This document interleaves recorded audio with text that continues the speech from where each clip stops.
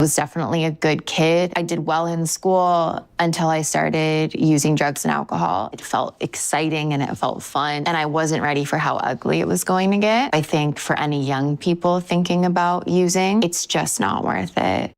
Fires in both of the dumpsters here at our seniors' home. This Williams Lake councillor fed up with crime in his community. The problem is that you've got people on the streets that simply are so out of it, they don't even know their own name. He says from suspected arsons to open drug use to people defecating on the streets. People crap on the streets and then they wipe it all over the door handles of the businesses. And this is a daily occurrence. Williams Lake is in trouble. Crime and the amount of vandalism, the amount of drugs, the amount of overdoses has skyrocketed, and it's out of control. Council now looking at imposing a local state of emergency.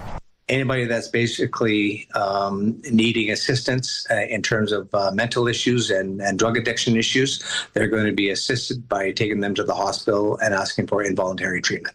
But not everyone believes a state of emergency is warranted, saying many other BC communities are facing similar challenges. It's happening everywhere, and I feel that as we're watching it increase here, it's increasing in a lot of different places. So I'm not sure if this qualifies for an emergency, and I'm not sure if it qualifies for special powers. The problems plaguing Williams Lake raised in Victoria Thursday. How has this premier allowed Williams Lake to descend into what is now pure and utter chaos in our community? We reach out directly to mayor and council and have a call with the mayor directly today. But help can't come soon enough, says this councillor. The fire department came out again this morning. Who's calling for immediate action to protect his community. Michelle Bernoro, CTV News, Vancouver.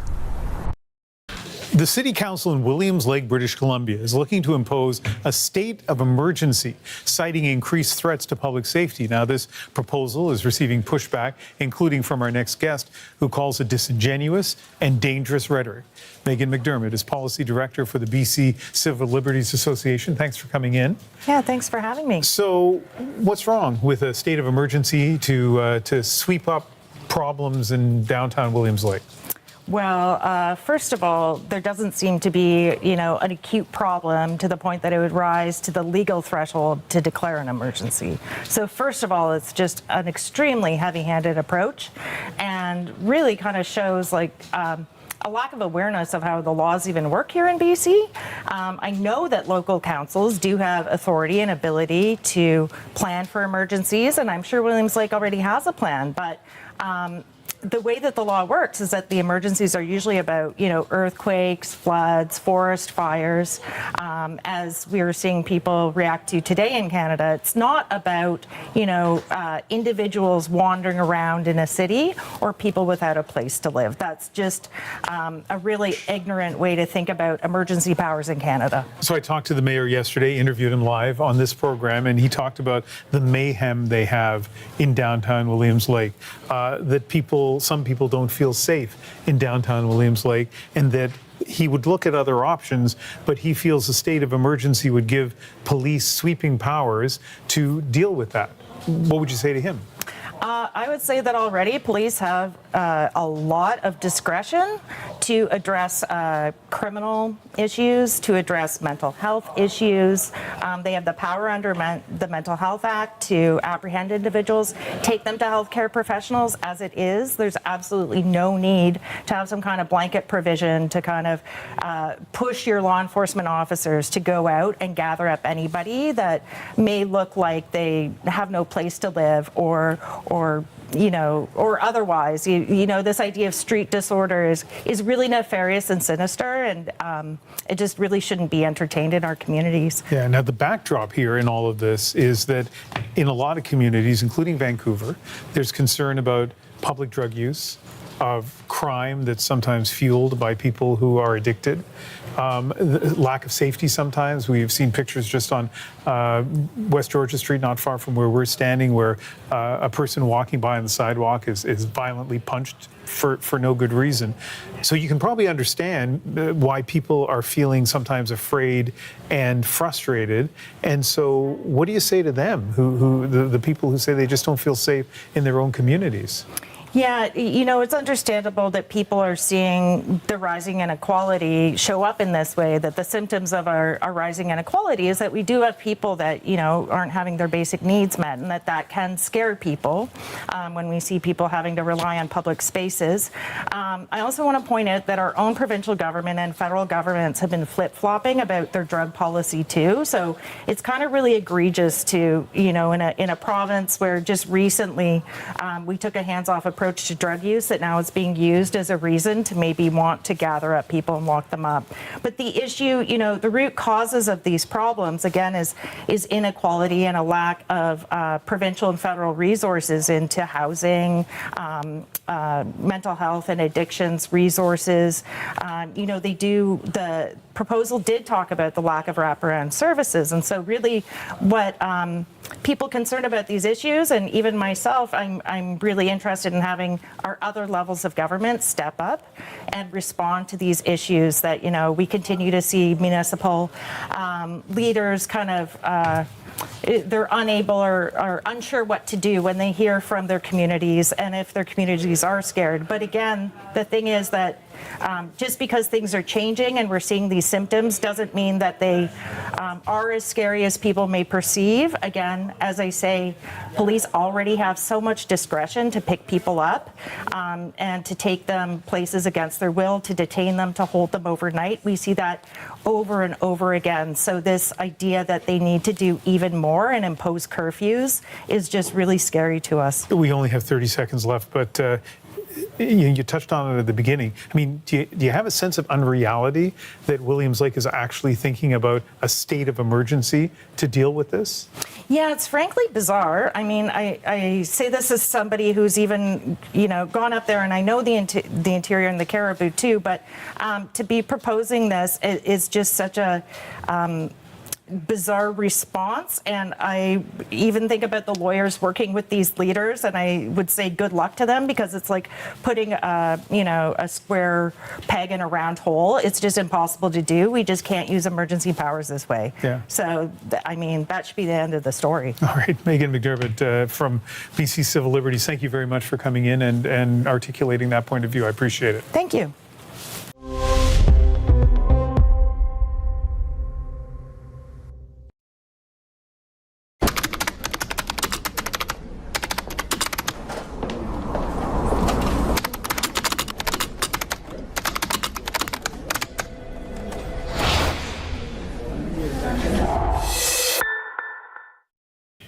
A city here in British Columbia is also considering a state of emergency, but what's behind it is far more contentious than a wildfire. Williams Lake in the province's interior says crime and street disorder in the downtown area are out of control. In a moment, I'll talk to the city's mayor, but let's begin with the CBC's Marcella Bernardo, who's in the city of Kamloops. And Marcella, what's the city hoping that this declaration of a state of emergency would allow it to do? Well, essentially, there's been a lot of discord in the community because of the repeat offenders that keep getting shown the door and released. So there have been a series of fires in downtown Williams Lake in recent days. There's been a number of overdose deaths and overdose calls.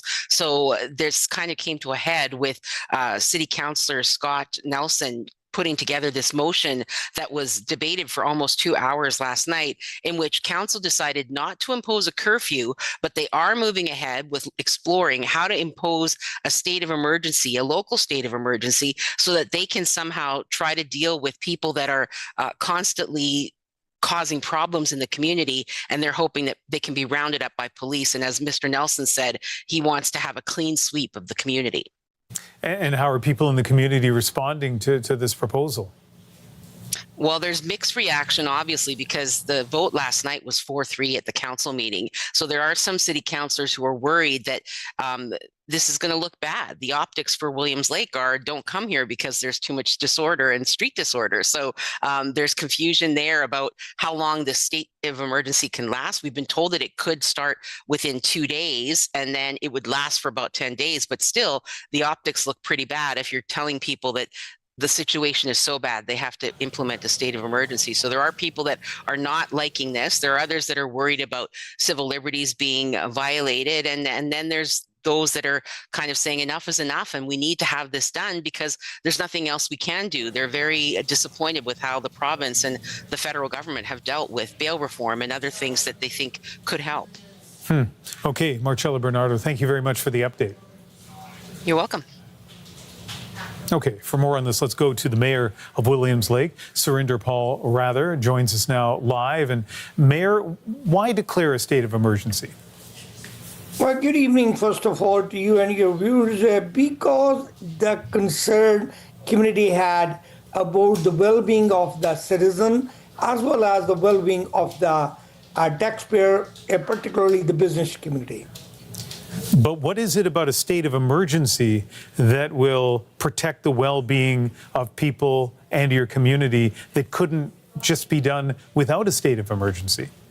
Well, it would give extra power to the RCMP. If there's a people wandering aimlessly here and there, we can take them. RCMP would have a more power, staff would have more power. They can take them to the hospital or wherever the support is needed or services are required, and we can provide them the service. So I haven't been to Williams Lake in a long time. I'm in Vancouver, though, and we have people who wander aimlessly in the city here, all kinds of people. Like sometimes I wander aimlessly in the city. Why should police have the power to round people up just who want to freely wander? Because we are not, again, my council and me and my staff, we are 100% for the people who need the help. But there are only a handful of people, maybe say 7, 8 to 10 people, repeated offender. They're given us a bad name, about up to 85% of crime is committed by those people. We need to address those concerns. Our community is one of the best, safest community you can ever come to, if you recall when you was there, and still it is. But the council do not want it to reach whereas things get out of hand. That's all. You know, when I think of a state of emergency, I think of a high level of need or crisis, like the wildfires in places like, near Flin Flon, Manitoba, or after a natural disaster, or maybe a riot, for example. I don't think of it being issued in the case of street disorder. Do you know of any other community in British Columbia or elsewhere in Canada that's taken this approach? But I don't think so. Anybody have taken, but there's always one person start and take the bull by the horn. That's what my community is, not sitting back and thinking, what can we do? We do not want to say tomorrow, wish we could have done something. We want to do something. Our community, my council, my staff is action oriented. In principle, how crime and disorder is supposed to be dealt with is if somebody commits an alleged crime, then the police take action, and then the Crown prosecutor looks at it and decides whether charges should be laid, and if they are, then it goes to trial. That's generally what gets done, as opposed to giving sweeping powers to that we generally don't give sweeping powers to police to just round people up, is that might be used incorrectly against people they don't like or people of a certain group. Are you concerned that you might give powers to police here that will be used inappropriately? Ian, number one, I wanted to correct you here. We are not going to impose the state of emergency. We are looking for options. Options by working with the RCMP, options by working with the IHA, options by working with the provincial government. I couldn't be more thankful to the Victoria, the government, the provincial government, and the federal government, they have given me everything. Everything I have come to them for any problem. Yes, sometimes I have to wait and work longer than other issues. So I'm working with every level of government, every stakeholder to come up with the plan, with the option. What can we do? How can we do? If we have to declare the state of emergency, we will. But declaring state of emergency is not the only option. That will be the last option. And let me finish with this then. A state of emergency is an option that your city council is considering. What would the timing be? When will a decision be made? It could be any time, and the council have given a marching order to staff and bring the report soon as possible. I'm speaking to you from Ottawa. I came here to today attend FCM, and I'm consistently in check with the staff whenever they want it, and we will work on it. And by the way, just for your information, for your viewers' information, I'm scheduled to have a discussion with the minister tomorrow. I believe is at 2:30 BC time. It's already scheduled, and I'm working and talking with the Victoria. We may not have to go there.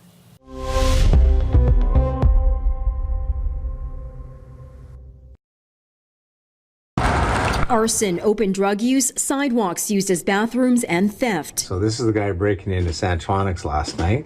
Just some of the street disorder taking over the downtown core in Williams Lake. They have started fires in the river valleys. There has been people attacked.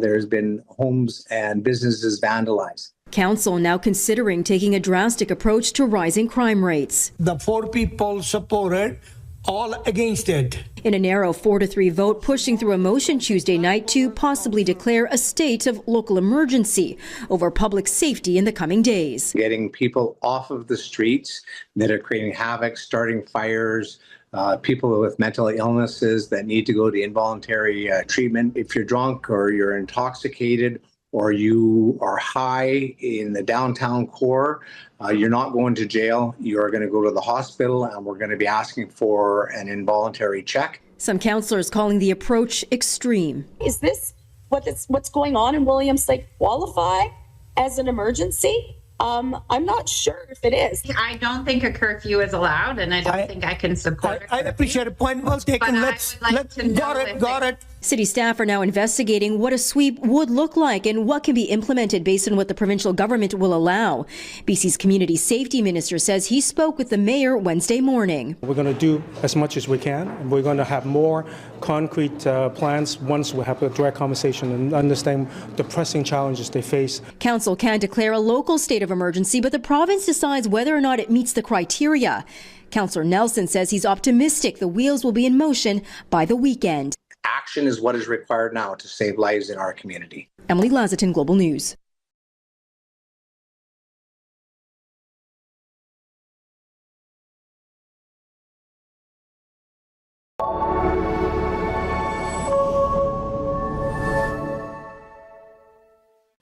Hi, welcome to Colors of Caribou, the podcast where I interview rural artists and ask them why. Why do they want to create in a place where logging applies to the trucks as much as it does to the computers? I'm your host, Rowan Keenan. Artists are everywhere, and as we've seen throughout the podcast, they can have a great influence on their community. But we all have to start somewhere. Many of us get a taste for art in the classroom, be it recorder lessons, painting projects, or, like in my own past, theater classes. These experiences can be so beneficial, even if it's not a student's final path in life, inspiring students to challenge themselves in ways that only art can, and to find people that you want to surround yourself with. These are vital lessons that I have cherished, and I can see how these early experiences have set me on the path that I am currently on. These don't just happen though. You need support and you need passion. And our next guest is somebody who does just that. Becky Strickland has been involved with the Williams Lake theater scene in all of its forms. As a drama teacher, she shares her passion with the students and gives them the chance to play in the theater. In the community, Becky herself gets a chance to play on stage, both on and off, and has found her people in the Williams Lake Studio Theater. So, grab a chair, grab a drink, and let's get started. Welcome to Colors of Caribou, stories of wild creativity. Today's episode was filmed and recorded on the traditional, unceded territory of the Secwepemc peoples, specifically the Twahalkum or Williams Lake First Nations Band and the Hatzel or Soda Creek Band.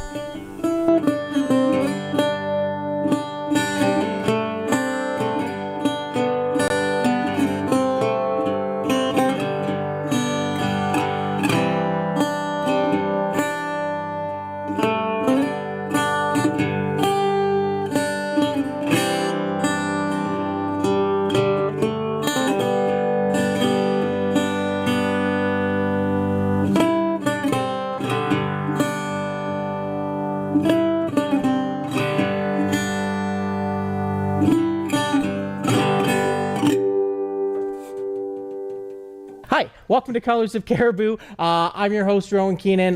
Today we are in the wonderful Williams Lake Studio Theater, and we're interviewing Becky Strickland. Hi, Becky. Hi, Rowan. Hi, welcome to the show. Tell us a little bit about yourself. My name's Becky Strickland. I grew up on the coast of BC in Powell River. I moved to Williams Lake 24 years ago to become to work as a teacher. I was recently engaged and have pulled him into my life of theater, which is also really important to me. And Williams Lake Studio Theater is like a second family for me. Yeah, that's how we met. We met doing, was it Studio Theater or was it Oliver? I think it was Oliver. I think it was Oliver. Yeah, it was. Back when I was in grade 6 and like half of the height I was now. Yes, yeah, I remember you as Oliver. And that was, and that would have been close to when you first came here, right? It was my second year. Second actually. year. Yeah. I'd never done theater until I moved to Williams Lake. Oh, really? Yeah, and a friend of mine and I decided we'd try out for Oliver, so that was the start of everything for me. So you came here from Powell River, and you came here as a teacher, correct? Yeah, I was. I actually came from Nanaimo, where I'd finished my degree, and I was interviewed down there for a job as TTOC, or teacher on call. I moved up in the January after receiving the job, and I subbed in our local school district for those first 6 months, and then I ended up being hired for a full-time job at Maranatha Christian School, where I was for 21 years. Nice. And what was your vocation? What was the main topic that you like to teach? My degrees and my main topics were English and social studies, actually. So other things came a lot later, but that's where I began. And I never actually thought I'd teach high school, but that's where I ended up. So you're in the high schools now, and are you still teaching English? Have you moved on to other stuff? I teach English and social studies at our junior high at Kolomnitsa, but I do drama with grade 8s, grade 9s, and our 10 to 12s. I started 3 years ago, and I started in the public district 4 years ago, but 3 years ago I started to rebuild the drama program because it had just kind of fallen the wayside. And so grade 8s I've done since then, grade 9s I did last year, and then my 10 to 12s I've done a show with them last year, and then I have another class with them this year. So my wheelhouse has kind of gotten bigger. I've added in theater, but I do still do English and socials as well. Yeah. So your kind of journey here is you started your journey as you came here for work. You came here as a teacher. You came here, and you didn't actually, as you said, you didn't actually do any theater before that. Like any artistic endeavors or anything? I played an instrument for a while. I played the flute and the piano. I like to paint and draw and stuff like that, but not within the element that's now become a huge part of my life. Oh, and absolutely huge. Yeah. Because that's how we met. We met in Oliver. We met doing other shows. We did the show where I met my partner. We did shows after that, and even just like connecting and like conversations and just being able to look at the studio theater stuff. Like, okay, it's like if I open the program, I know there's like a good 80% chance that your name's going to be in there. Yes, it tends to be. Yeah. And so what was that draw? What kind of brought you into there, and also what kind of made you stay? It was kind of an interest at first, an intrigue when I did Oliver. Let's see if I can do it or not. And going through the process, I worked with a lot of children with Oliver as well, which was huge for me because of my background in education. And I fell in love with being on the stage and realized that working as a team and working together as a group to create something that entertained people was an amazing opportunity. What it led to was me going to the principal of the school I was at the time and saying, hey, can I start a drama club? So we started as I'm like, let me test the waters, see if I can do this. And we had an after school club. At that point, I was still really connected with Studio Theatre, so I learned so much from them to take back into school. And it then developed into a full-scale musical theater program that I ran for 18 years and was totally self-sufficient. And I think a big part of what kind of kept me going, especially in the education side of it, was the growth I saw in my students. Kids who came into it being really shy, really hesitant to do public speaking. The arts, the drama provided them the opportunity to kind of develop those skills that they then could take into life. And I also saw the love of music, the love of dance, the love of acting come alive in these kids. And all I knew was I wanted to nourish it and guide those kids who probably in a lot of places wouldn't have had a spot, a place, and that's what drama provides. And then between that and being involved with Studio Theatre, it allowed me to engage with people in our public and to develop friendships as adults. And there's just a nurturing side to theater. There's you work as a team, you work together to create something to entertain the public, to give them somewhere to come. And I think Williams Lake has a huge pool of people for it, but also they have a desire to see the arts. We've come back from COVID, which was such a hard time for things like the arts, and people have just come back. And you don't always have that when you have such a time of turmoil. So I think that's a lot of what keeps me here is the growth I see with kids in school. And the neat part of having some of my students from school have come to Studio Theatre. Some of my students from school have gone on into theatre. And it can be life-altering, and it can be such a positive environment to be in. And how does that make you feel, feeling that like your program and the work and your own passion and dedication like helps spur that on? And that might be more of a teaching question as well too, as much as it is an artist question. But like that's been a huge part of your life, is ensuring that like other people have the opportunity. It's almost like, you're not just creating theater, you're not just creating art, but you're creating artists. And how does that feel? It's really a really cool thing to experience as a person. When I look at students who come onto the stage, the pride I have for them, and it's not so much about look what I did. It's still look what they did, but I'm so honored to be someone who guided them through and taught them. And it makes me really proud to know that I've had that kind of impact on youth and on adults, because I have some who I've directed in multiple shows who will come back and tell me how thankful they are for how I directed them or the advice they gave them. And for me, it is that sense of being proud of what I've accomplished and just being proud of them, and that sense of purpose, I guess, as well, is they provide me the purpose I need to fulfill a desire I have to see people succeed. And so, it's an amazing experience to have that kind of moving forward, for sure. Yeah. And a different perspective too. One thing that there is, like being in the professional artist world, as myself, which again can be partially credited to you as well, because you played your part in my own life there. Yeah. This sense of, again, coming back to not just creating work, but creating people, being somebody who manufactures and helps push that passion. Yeah. Because that's really what art, the core of art is passion. Absolutely. Is that's what makes really good art, is passionate people. Yeah, and that's why I think when I started in the public system just 4 years ago, I didn't know that I wanted to teach drama anymore, just because I kind of overloaded myself when I worked at Maranatha. I did 3 shows a year and drama classes, and it just had become a lot. And I'm like, maybe it just needs to be what I do on the side. But when they approached me, and I had been teaching at the school for about 6 months and realized that there were kids there who needed that art outlet, and it had disappeared from the school, it made me realize, no, this is my purpose. This is what I need. Because arts connect not just to like the love of theater and the love of being there, but it connects so much into even education and the different subjects. And when it gets removed from a part of education, they're removing a vital part of a child's success.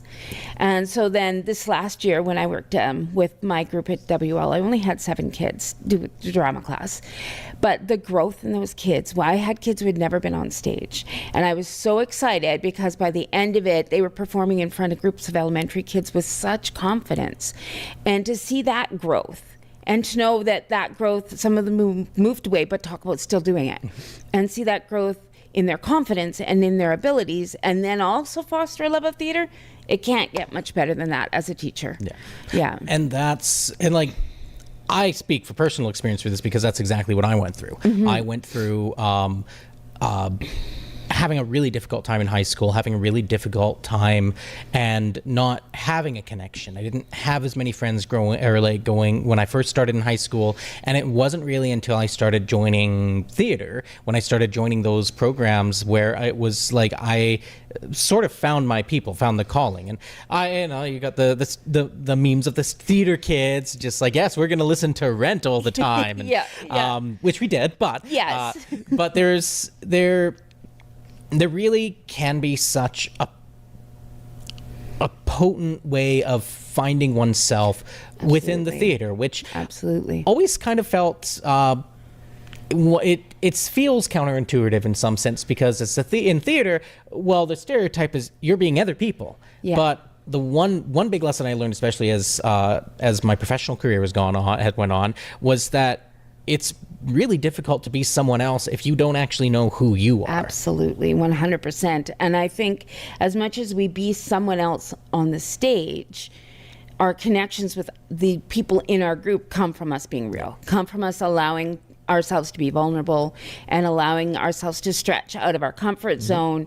And if you don't know who you are, you aren't willing to go there, you don't do as well, or you're not as successful in kind of creating the whole picture, right? Because it does all work together. It's your ability on stage comes from your ability with yourself.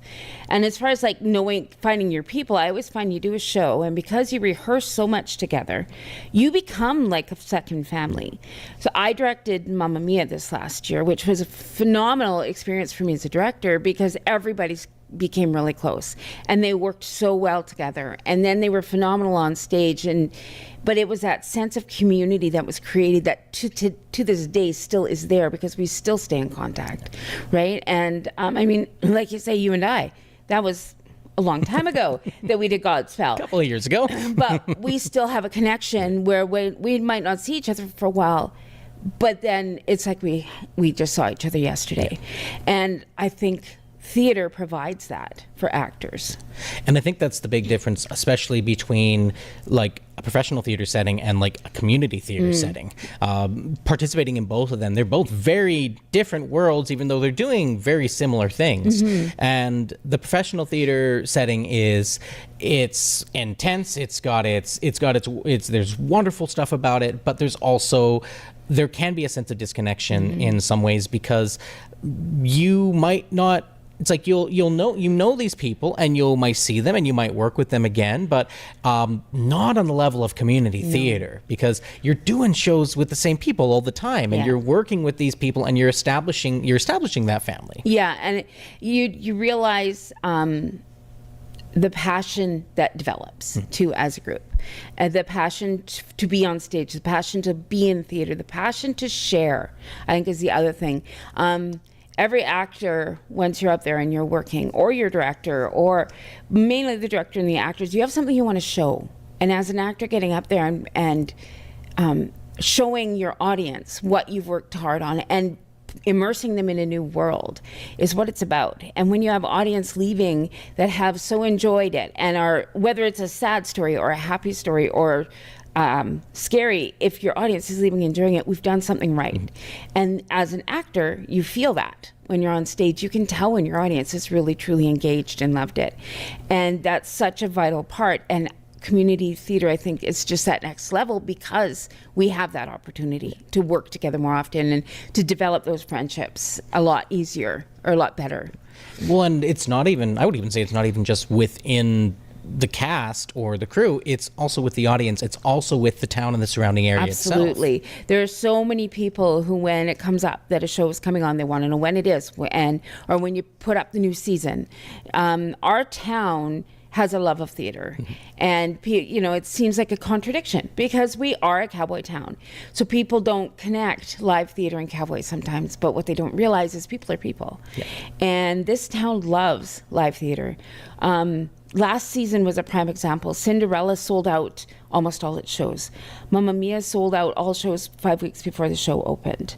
Jekyll and Hyde had really good attendances. And these are shows coming off of COVID, but our town is so supportive of live art. And you see the same people coming back again and again and again because they just love the passion that's coming from the stage and they can engage in it so well. And it's something different. It's something Absolutely. new. It's like because the City Theater, I believe they're like the original theater group in Williams Lake started in the 1930s. And then I think the Studio Theater itself came on a little bit after that. Yeah, I believe so. We're celebrating our 70th season this year. So yeah, I think it kind of was a bit of a group that developed into what we have. And I'm not sure how long we've been in this building, but there was a couple places before as well. But yeah, I mean, how can you keep a theater running for 70 years if you don't have your audience support? If you don't have a town that steps behind and says, yeah, we support you, we see a need for this. And even school related, talking to parents who are like, thank you, we needed this, we need this. And in Maranatha, when we would do our big shows, and then parents would come multiple times because they saw the growth in their kids, but they just loved the option to be able to come and see live theater. And I was always surprised when I worked in Maranatha. We were a small private school, but we became really well known, my group did. And we would have people who don't even have any connection with the school or the kids who would come to the show. And they would come year after year after year because of the love of theater. Yeah. It does, as you said, it speaks volumes to the town, and it speaks... I wonder if there is a difference between somebody wanting to become a member of the theater group, the member of this local community, versus somebody who wants to pursue it as a profession, versus as somebody who wants to make a living off of it. Do you think that there is a bit of, there can be a bit of a difference there? Especially in perceptions of the town, or the town and the community as a whole. Yeah, I think in some ways there are. It's as you yourself know, and I have had other students. It's difficult. You go through with that passion in educating yourself in theater, but it's so difficult to actually get into it. And I think sometimes everybody thinks, oh well, it's just you just go and do stuff and you'll be in the theater. And the opportunity as a professional is a lot more limited. And I don't know that everybody knows that because they come to our theater and we're like, here, come on, anybody come and be part of it. And so there's that perception that it's always welcoming and that everybody can be there and everybody can do it. And I don't think it's a false sense that we're creating, but at the same time, it is very different from the cutthroat world of live theater. I think not everybody gets that. They just think it's a hop, skip, and a jump kind of thing. And it's not. We are really lucky to have the opportunity to have a community theater and give those opportunities to people who otherwise wouldn't get that, because it is so much harder to get into theaters and in the professional era. But I don't think our public totally gets that. I think they kind of get, oh, you're an actor, so you must be able to go and do this. You're like, no, actually, we're just really lucky we can do what we do, and we do shows that include other people, and we don't stay. One of the reasons I think studio theater has been so successful is we don't keep with one small group. Yeah. We allow anybody to act. We allow anybody to direct. We allow anybody to stage manage or lights, or you can come and you can learn. And it's not as cutthroat. Live theater professionally is a lot more cutthroat in all those areas. Yeah.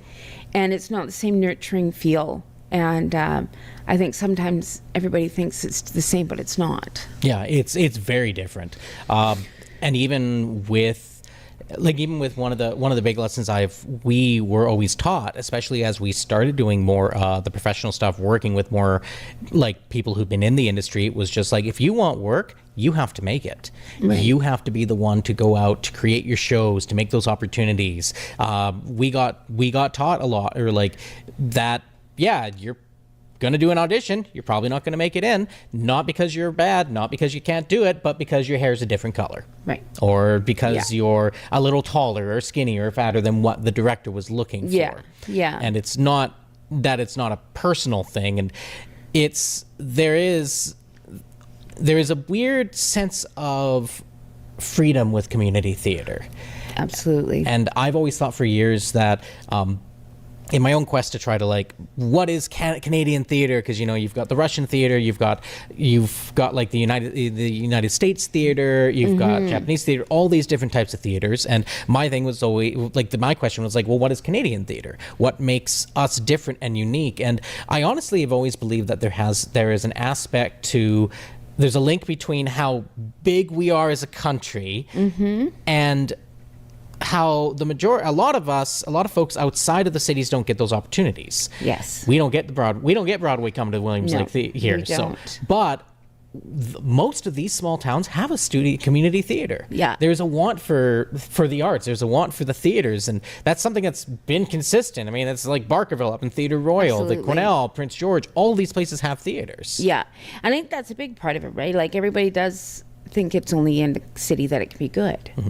And what they don't realize is that a lot of these smaller communities have some extremely talented people who aren't going to get that opportunity to move forward and do something professionally or anything. But our community theaters in our town, in our city, I mean, in our country, provide those opportunities for the people who are like the what if, the dreamers who are always wanted to, but no, they can't, or don't think they can. And I think theater is a huge part of life without us realizing it sometimes. You look at the people who are connected to, or who are drawn to TV shows and drawn to movies and those are all forms of entertainment. This is just taking it and putting it live and adding that extra element. And people love to be entertained. And I think small communities who, we're close to Vancouver, we're 6 hours away. I used to take kids down to see shows all the time, but it's still not close in a lot of ways. And I think the smaller communities have come to realize that, hey, we love theater just as much as anybody, but if we want it, we have to create it ourselves. Yeah. Much like you're saying when you were doing the professional stuff. You have to make it yourself sometimes. And these communities have figured it out. Yeah, and they've done it in different ways too. Like there's Absolutely. been like so many different types of shows, so many different types of mediums. There's the provincial festivals as well too, which how many provincial festivals have you gone to since you've been here? I couldn't tell you, 5, maybe 6. I've gone in multiple capacities. Yeah. So I've gone as director, I've gone as an actor, I've gone as props, I've gone as stage manager. I think those are my main areas, but that in itself is a phenomenal experience to actually get to have someone give you feedback into what you're doing, and also allow you to see shows from all these other small communities that are there, and it's such a cool experience. It's something that like just makes you almost feel that next level, right? We're like, okay, we're community theater, but guess what? Now we're provincial community theater, and we're taking it that next level, and we're showing off to others, or showing our show to others outside of our own community and getting more response. Yeah. And I mean, at the end of the day, you're still doing the same thing as any professional theater, any professional actor in the business. Is like you're entertaining people, you're providing a show, you're telling a story, you're creating a communication. You might not be making money off of it, or as much money as as actors do. Yeah. Yeah, but there's something to be said even in that, because then if you're involved because it's like it's about the community as well. It's about the passion. It's the sacrifices that you make for Yes. this. The fact that, like, yeah, you're not getting paid for this, but you're here. You could be here 5 days a week doing Yeah. rehearsals for a Yeah. couple hours every night. You could be like, the sets are all built by volunteers and Absolutely. people who work here. Not because they are getting paid, but because they have a passion to see something, Yeah. and to be a part of something too. Yeah, and I think even moving on to professional theater like yourself, it is still about the entertaining and the passion. You just hope that this could be your life goal, your life career, and use it. But it's, like you say, it's so hard because so many doors close. And community theater has that opportunity to keep the doors open. Yeah. Right, and allow, like you say, there are people who are here all the time, you know, and who give their free time here. But it is a passion. It's a love for entertaining. It's a love even for your community. We've done a few shows that have been based in Williams Lake or have been written by locals. We did. I can't remember what it was called, but we did a couple that have been written by local artists, and it's just kind of. It's cool to be able to say, hey, not only are we entertaining you, but we're entertaining from stuff from our own community, about our own community.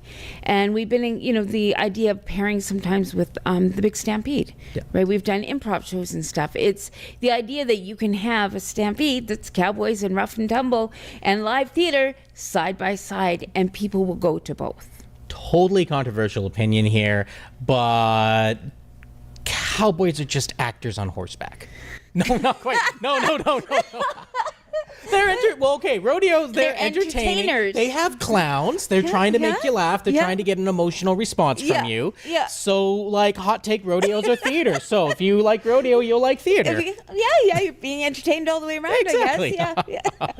Though probably a little bit more beer allowed in the beer gardens than in the studio theater. Yeah. Unless we have our wine nights, but that's not That is true. Yeah. So let's touch about a little bit about your own personal endeavors in the theater, like what you yourself have done because you're a choreographer, you're a director, you're an actor, you do I believe you've done costume. I'm just assuming you've done everything in here. The only thing I haven't done because it scares me is lights. Oh. Yeah, because I'm like, I don't want to be the one to leave everybody in the dark. But besides that, I have done all the other areas. It will be one I get to. I think my favorite roles, I love just being here, period. But I really enjoy acting. I really enjoy directing, and I really enjoy stage managing. They all have really different perspectives of what life in the theater is like. Directing, I've directed, I think I'm at 5 or 6 here. I love theater or art that is time period set. So I've done a lot of, I've done Sense and Sensibility. I did The Importance of Being Earnest. I did Little Women. So I like classics in what I direct. Annie was another one of my ones I directed. Because it takes you back to an era that a lot of people have romanticized. Yeah.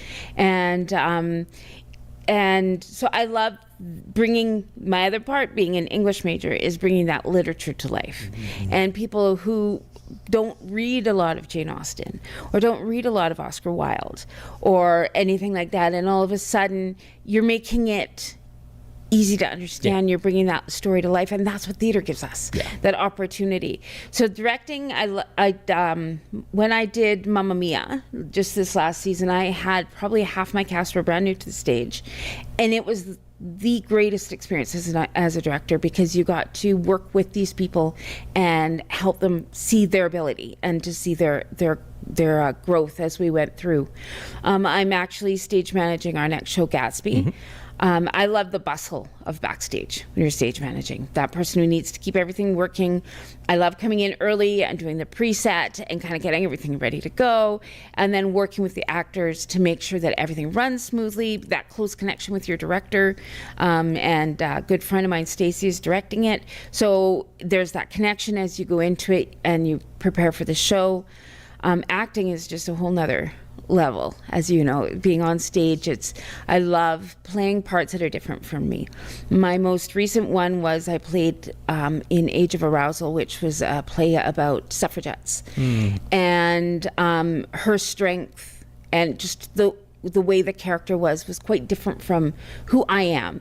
So it allowed me to really stretch, and because she fought for the suffragettes, the character went to prison, she did speeches, and these are things that, like, I'm a strong person, but I don't know that I could do that. But it allowed me to experience what it probably was like, in that you create that within yourself in doing all the research and everything. I think I've been with Studio Theatre, I think it's probably about 18, 19 years now. Oh no, it's probably longer than that, actually, 21 years. I've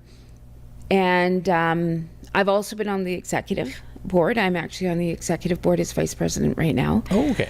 And that has been an interesting side of things as well, seeing the business side of theater, and how it's just as vital as those of us on stage or those of us doing shows, because they keep all the finances straight. They keep our funding. They make sure all policies are in place, and all that business side that not everybody likes to do. They'd rather be doing the arty stuff, so we kind of balance. But you can't have one without the other. Exactly. I've made a lot of really close friends through Studio Theatre. I've grown myself a huge amount as director, as actor, as all the different things I've done. I've been able to take a lot of skills here back to my teaching drama. Things like I've done makeup and hair and stuff like that. So makeup and theater is so different. It's such a different techniques. But I've been able to take it back and teach my students and teach moms who came in and helped how to do it. I always say Studio Theatre is my second home. If you can't find me at home, I'm usually here doing something. Like you said, I'm in a lot of programs because I love getting involved and being part of the community, and it's another world, and people don't always understand that, but it's, you grow and you change together.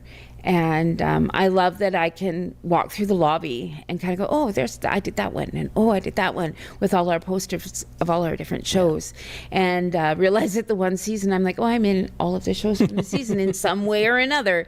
But it's like, there's nowhere else I'd rather be in my free time than here, than working with people here and encouraging people and growing myself, because I've grown huge leaps and bounds from being here in the theater.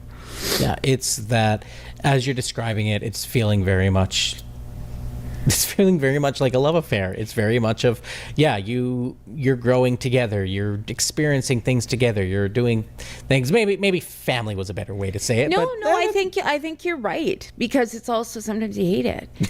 Yes. Tech days, the day that you're here from 10 in the morning till 9 at night, because you have to go through all your cues and lighting and sound, and then you have to run a rehearsal as well. But at the same time, it's great. You end and you're like, oh, that was fun. And I think you're right, though. I think a love affair is actually a really good analogy for it, because it's a different kind of passion than having for a family. That is true. That is right? True. It is deep. It is absolutely, and it's a choice. Yes, it's like family. Like you can't choose your family, but you choose your partners, you choose your friends, and that's very similar. Oh, somewhat. Sometimes I do feel it's like, no, I have no choice. I have to do this. I have to be an artist. I have to do this kind of thing.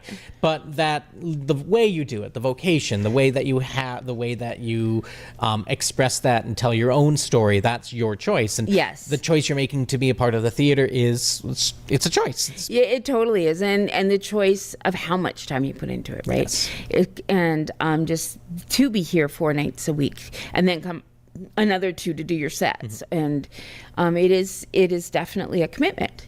And once you're in, like you say, to a show and you've committed, I know myself, I don't like to back out. I've made this commitment. This is what I'm going to do, because I'm supporting everybody, and we have a community expecting something from us at the end, right? It's very, very give and take. Yes. So like you give yourself up over there, but you also take from other people, because it's like, hey, remember when I did lighting for you? Well, guess what? I need you. You're coming onto my show. I need you on here. Exactly. Or, you probably are a little bit more politer than that. Yeah. Well, sometimes. Yeah. Well, and that's the thing, right? Because it is that everyone shares that passion. Usually, all you have to say is, so I'm going to do a show. Want to be a stage manager? Yep. Right. And especially like. the people you've worked with a lot. It's like a no-brainer, right? Of course I'll help you out. Or someone who's new who wants guidance, or I've been approached about like mentoring as someone who wants to direct. To be able to take that, what I have learned because of directors like here, Biddy Jones, one of our original members, taught me so much. Now I'm able to go, here, let me give to you what I learned from here, from my past that came from a member of our theater. And so like there's a community within a community, and it's vital to its success that we continue that, and that we do work together, and that we share and share with our public, because without our audiences coming, there's no point. Yeah. Right? That's always been like the question of like, okay, what is art even if you don't have an audience, or is it still there, or is it not? Or is the act of sharing, is that part of the process? I think it is. I think it's a huge part of it, because you can put together a great show, you can run it with nobody sitting out here, know you've had a good night, but there's always something missing. Yeah.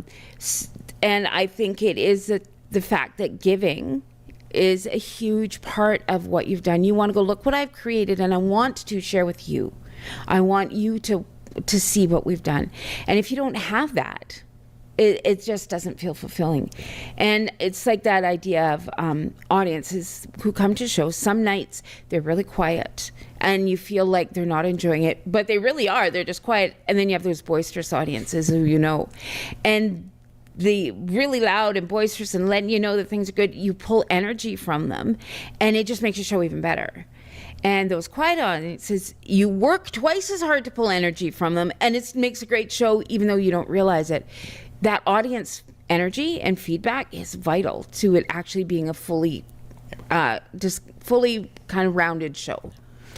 I'm all of a sudden getting hit with this might be a very weird analogy for it, but this kind of links a bit more the community with the theater itself. The way you're describing it there it is that give and take, but it is part of the reason that it's a give and take is that the theater itself is a live thing. The show itself is alive. It's different than a movie. It's different from a film.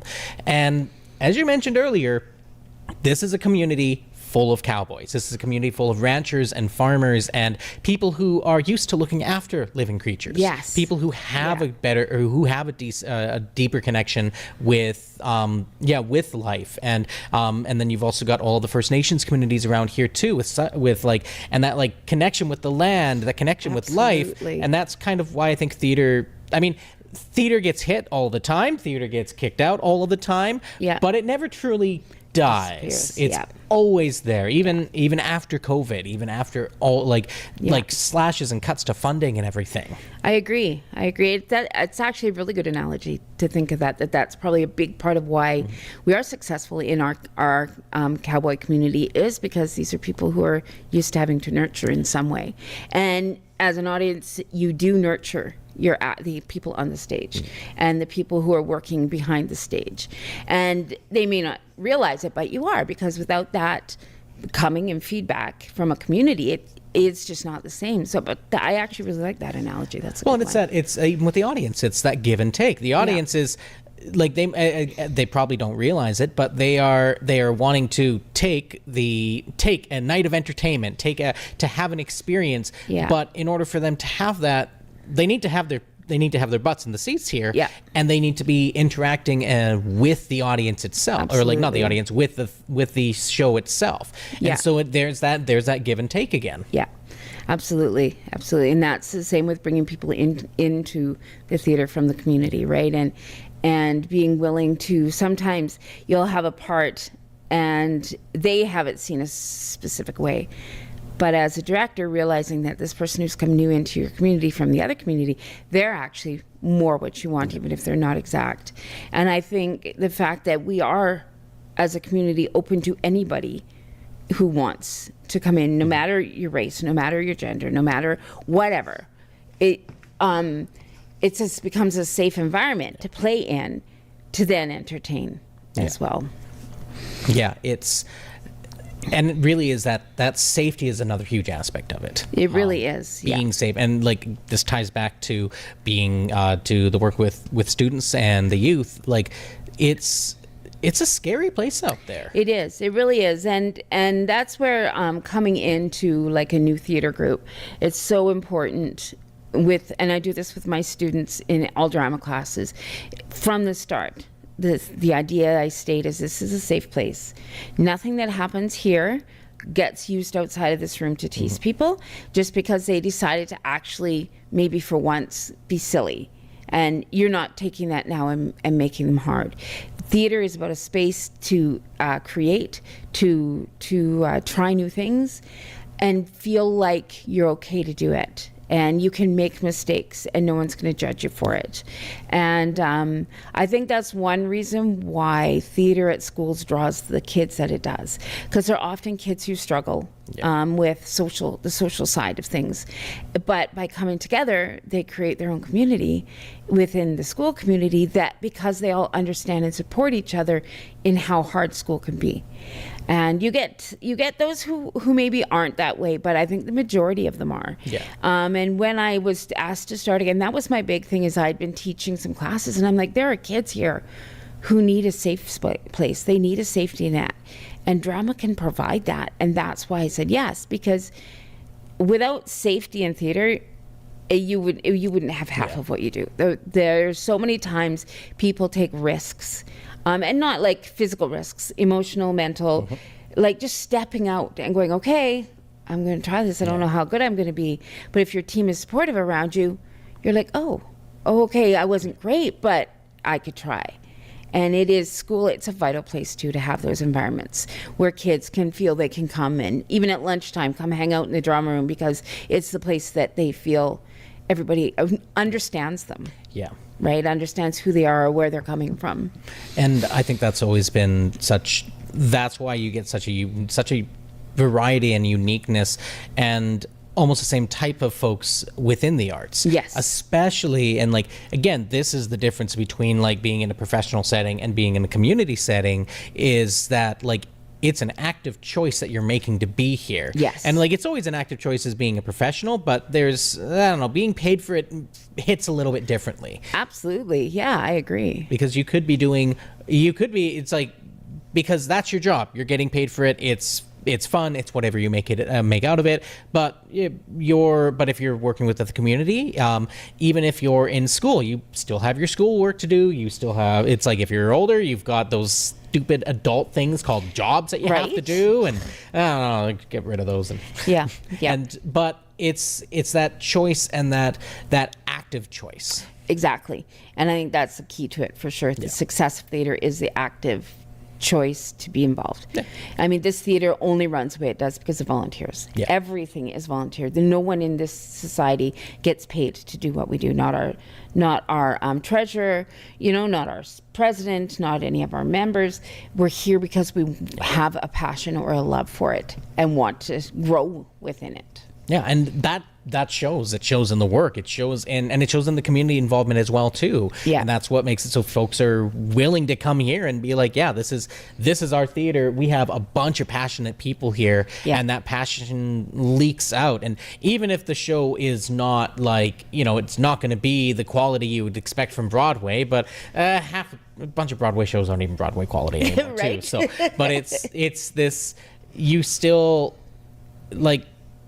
You can still look past a bunch of the other stuff that might not be as polished because that passion is there. That's right.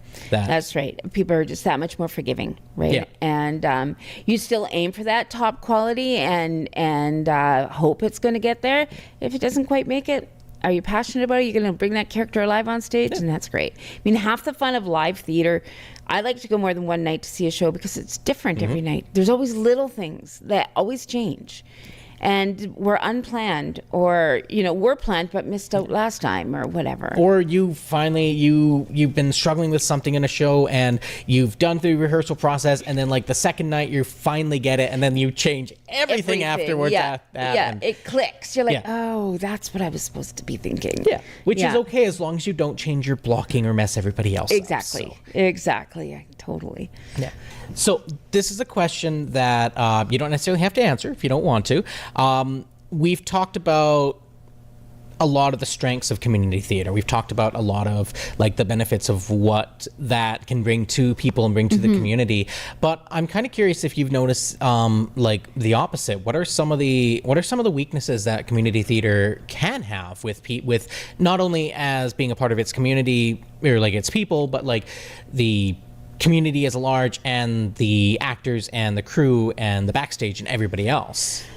I mean, you do sometimes run into those people who become a little too self-centered within it and think that if they audition, they should automatically get a role. So you do kind of get personalities that way sometimes. I mean, with any big group, you always have things like personality clashes where there is some tension in that way. Sometimes you don't get, like, say, set building, prime example. Usually rely on people to come and help. It is all done in volunteers. And sometimes people just don't come out to support because it's not an onstage job. Or I don't know if they don't see as great a value in it. I'm not sure. I mean, sometimes we've had where, you know, you have massive number of people come out and are able to help. And sometimes it depends who's involved in a show. Yeah. So it can get that way sometimes. You have to, I think, finding a balance sometimes in the types of shows you show as well. You can become too focused on the money end of it. With something we really kind of try and do is balance our bigger shows with ones that are a little more artsy or a little more small, not as well known, but that you can kind of fall in that trap of, oh, if we do all the big shows, partly because it's what draws your crowd. Yeah. Some content sometimes is hard for, say, the public to accept. You will have people who will come and leave because they're not happy with what we've chosen to put on the stage. That again is just it's a balancing act very much. So sometimes we work really hard and are lucky we have a huge support in our community, but sometimes it's funding, getting the funding in order to actually be able to do the shows. Some companies such as that we've worked with, the royalties are insanely high to put on a show. And so then you're pushing that much harder if you really want to do it. And scripts and stuff can be quite expensive. So you have that downside as well sometimes. I mean, for the most part, we have such good commitment and good involvement. But you do have those times where, because it is volunteer, all of a sudden when things maybe need to be done, we don't necessarily always get the help we need. And one of the biggest things, though, is funding. We work hard to find outside sources to help because you're a volunteer group. Yes, we're not being paid, and yes, you sell tickets, but it's not cheap to put on a show. No, it's not. And there's so many elements that kind of people don't always understand. I mean, we're lucky our community is actually really, really supportive. And sometimes even your community's expectations of what something is going to be can be very different from what they actually are, which can create some conflict in that way. Yeah, I guess that's kind of... Yeah.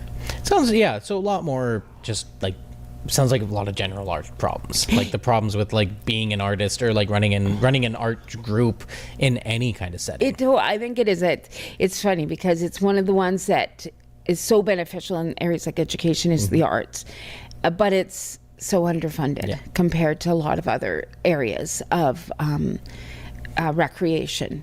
And I mean, in some ways, I think that's what drives artists even more, is that, yes, I'm not getting paid for it, but I want people to see.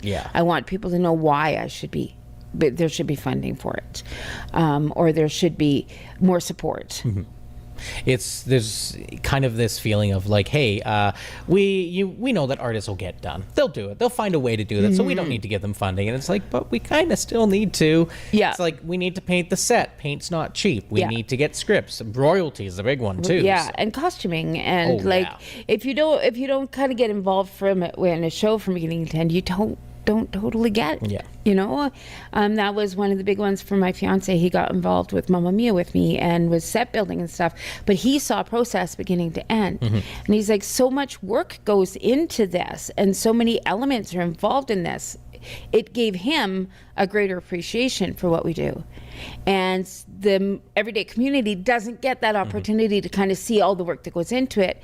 And yes, they appreciate your work. They totally do, but not to the level that someone who has seen it from start to finish. Yeah. Or somebody who's been involved in the theater world. Exactly. Like they might not be involved in this show, but they can understand They like, know. yeah, the amount of work that went into Exactly. Exactly. there.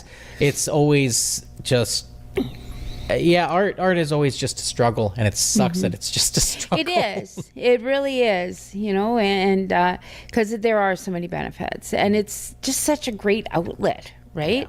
But I mean, artists have struggled since the beginning of time with art, right? Like you look back at your famous artists who didn't really get known until they were dead. Yep. You know, and you're just like, oh, why didn't you recognize these people? But I don't know, there's something with the world with artists, like you say, they figure, oh, they'll just get it done anyway. Yeah. And we'll survive and we'll do it. And I wished one of the side effects of COVID, which maybe it's like, you know, trying to find a silver lining, was that people had more of appreciation for that kind of work. And I think it had happened, and it might be sliding back into it. And I think there's a ton of different like social, political, and economic reasons why people do the things they do. Absolutely. But it's still feels a little unsettling, and maybe it's not. And maybe part of it is just that they aren't expressing it. They don't express it in the way they might understand it, but they don't. They just have that assumption of like, oh well, I assume that you know that I know. Yeah. Yeah. Exactly. Yeah. Because we tend to be that way, right? We're We very tend to be that way. Make the assumption. Yeah. So, I've got 3 questions I ask everybody on the podcast. The first question that I ask everyone is, if you could spend a week with anyone in the world, past or present or future, who would it be and why? Within the world of theater? In the world in general, anybody. In the world in general. Oh, that's a really good question. I think someone like Jane Austen would be really interesting to sit down and talk to, because in her time, she was not appreciated, again. She also was very much a step out of her time. What she wrote looked at society and kind of poked fun in some ways at the way standards were. And I would love to just sit with her and talk about her views of the world and what she sees that were kind of benefits and stuff. And also just to talk about her writing, because she was such a phenomenal writer. And she spoke through her words so well. So I think probably Jane Austen would be one. It's a fantastic example, a fantastic thing. I can't remember what I was going to say, but it was going to be deep and insightful. It was going to try to be deep and insightful. So, well, you know, you could try. All right. So the question number 2: what is your favorite compliment that you have ever received? I think it would be that when a student's come back to me and said, "Thanks to you, I was able to," whether it's thanks to you, I was able to accomplish a goal, or thanks to what you taught me, I'm a better person. I think those are the biggest compliments I've had. When it's not about necessarily me as a person, but it's about what I've done for someone else, is pretty valuable. And yeah, incredibly valuable. I think back on some of the teachers and some of the mentors that I've had in the past, and if I met them today, it'd be probably saying very much similar things. And I think I hope that everybody has somebody like that in their life. So do I. It makes me really happy that you are that person to so many people. My partner still talks about her experiences with you, because she went through the programs with you. Yeah. She still talks about all of that stuff. And if And like, I mean, you could go with as long as one person has done it. Well, I know that one person has at least thought that about you. Yeah. And I think just with your impact and like what you've done with folks and kids is that, there's a lot of folks out there that that probably feel that about you. Yeah, and that for me it's an honor to think that I've had that kind of impact and made a difference, because that's all I want, is to actually see these kids succeed. Yeah. So with knowing that you've at least got some, you're all good now. You never have to do that again, right? You don't need to teach done. again. You're good. I'll retire now. Okay. The final question I have for you: what is the best advice that you have ever been given, or what advice do you wish that you had been given? I think, kind of from the point of wish I had been given, was to try to no, that's not the right words. That it's okay to be uncomfortable when you're stepping out of your comfort zone. I think is one, because as a younger person, I was extremely shy, and I found it very hard to step out of my comfort zone. I never put myself in a situation where I would have to, and I think that's one of the things in my teaching that I'm like, okay, it's okay to make mistakes and step out of your comfort zone. You'll grow more. And I mean, I had huge support growing up and great family, but just my own self-confidence. I think if someone had kind of taken me and said, okay, it's okay to try this and step out of that zone and give it a shot, it's okay, would have been helpful, right? In the area of like, not my home life, but my outside of home life. Yeah, for sure. Yeah, and being able to step outside it's not something that everybody's capable of doing, but I think especially for young folks and young kids is that it is an important thing to talk about. It's so important. It is. It really is. And we so often don't necessarily encourage it. We don't recognize the people who need that encouragement. And it's not it's not a fault of anyone's. It's just not something we necessarily see unless you're looking for it. Yeah. And sometimes it could even be that you yourself, like if you're a parent or a teacher, you might not have a full understanding of that because you yourself never got that. Exactly.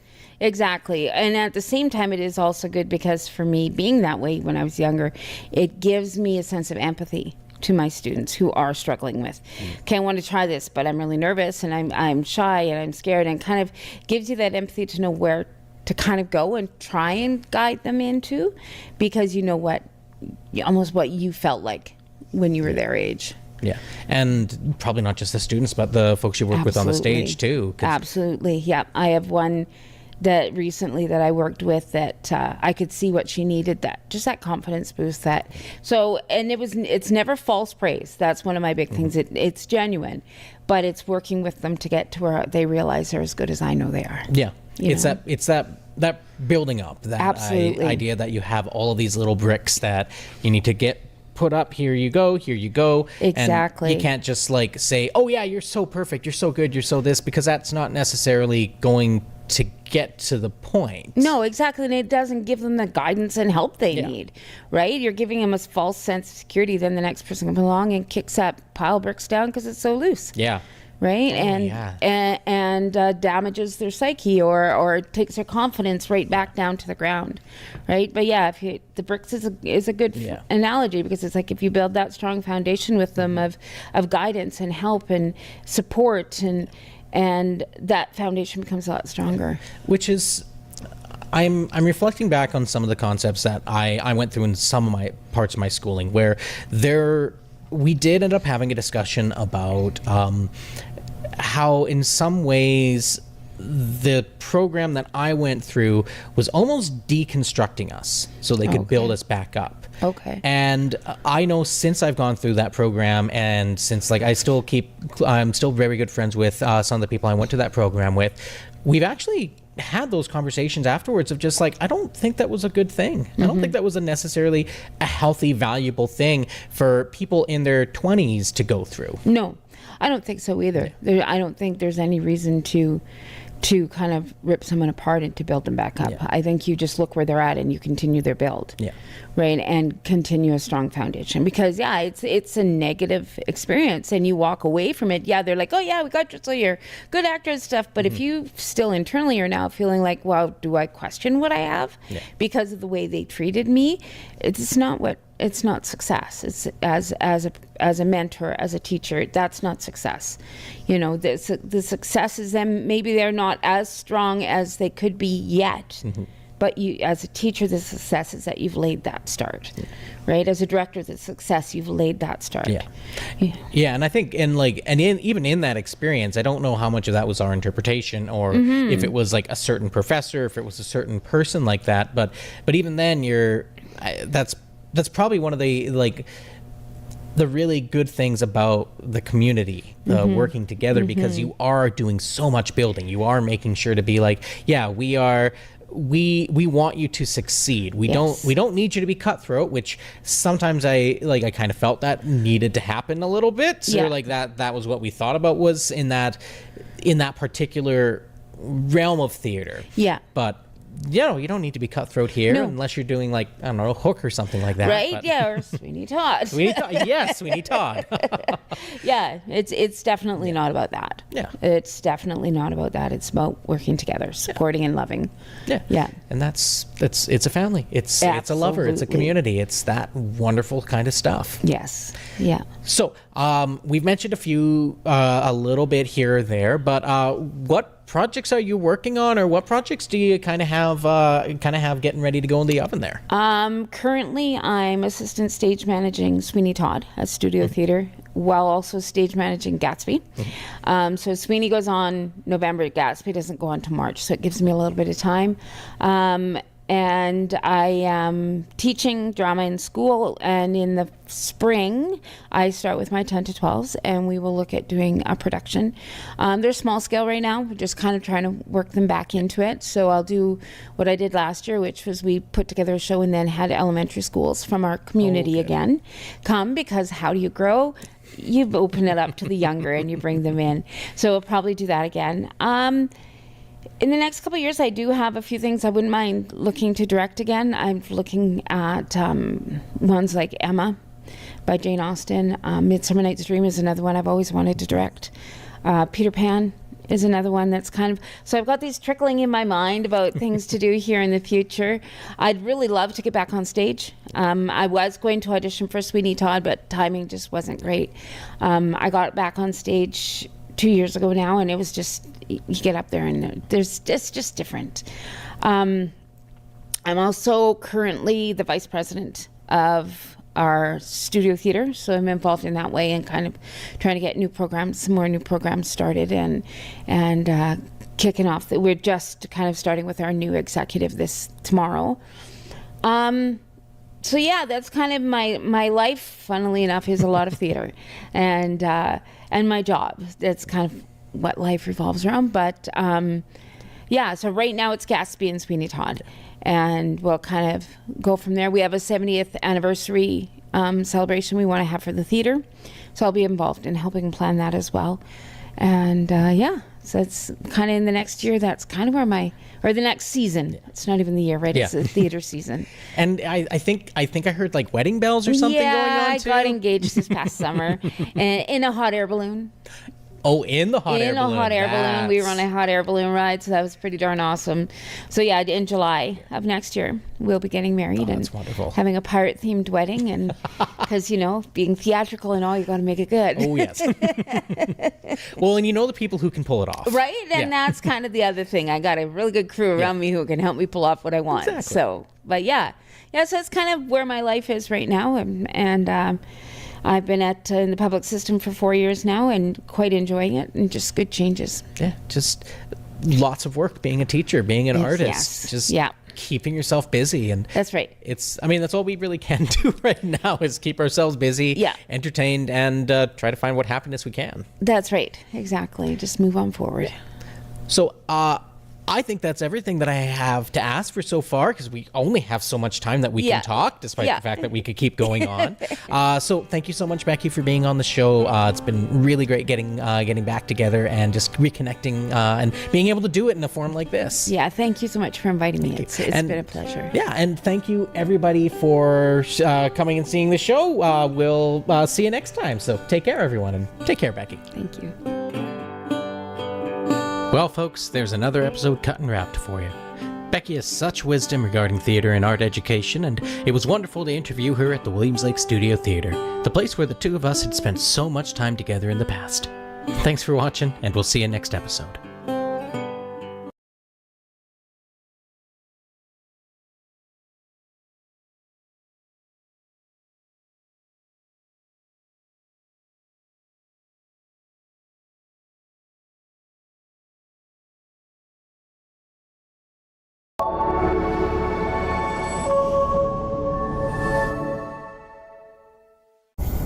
Hi, welcome to Colors of Caribou, the podcast where I interview rural artists and ask them why. Why do they create in a place where the deer don't actually count as wildlife, they count more as your neighbors? I'm your host, Rowan Keenan. There's a lot to explore in Williams Lake here. Trails, logging roads, lakes, rivers, wildlife, and so much more. And we've seen throughout this podcast how much it means to the individual artist. The inspiration, the expression of their love for this area runs through all aspects of their works. And it's no different for our next guest, Mark Sheeman. Now, Mark has been an artist for years, starting in the 90s and 2000s as one of the early pioneers in computer-animated TV shows. But all that time, he's been hearing the call of the caribou. And eventually it brought him here. And he's capturing what he's heard through his photography and his music. In fact, we've already heard some of his work, as he is the musician behind our theme song. So, grab a chair, grab a drink, and let's get started. Welcome to Colors of Caribou, stories of wild creativity. Today's episode was filmed and recorded on the traditional, unceded territory of the Secwepemc peoples, specifically the Tlahalcam, or Williams Lake First Nations Band, and the Hatsel, or Soda Creek Band.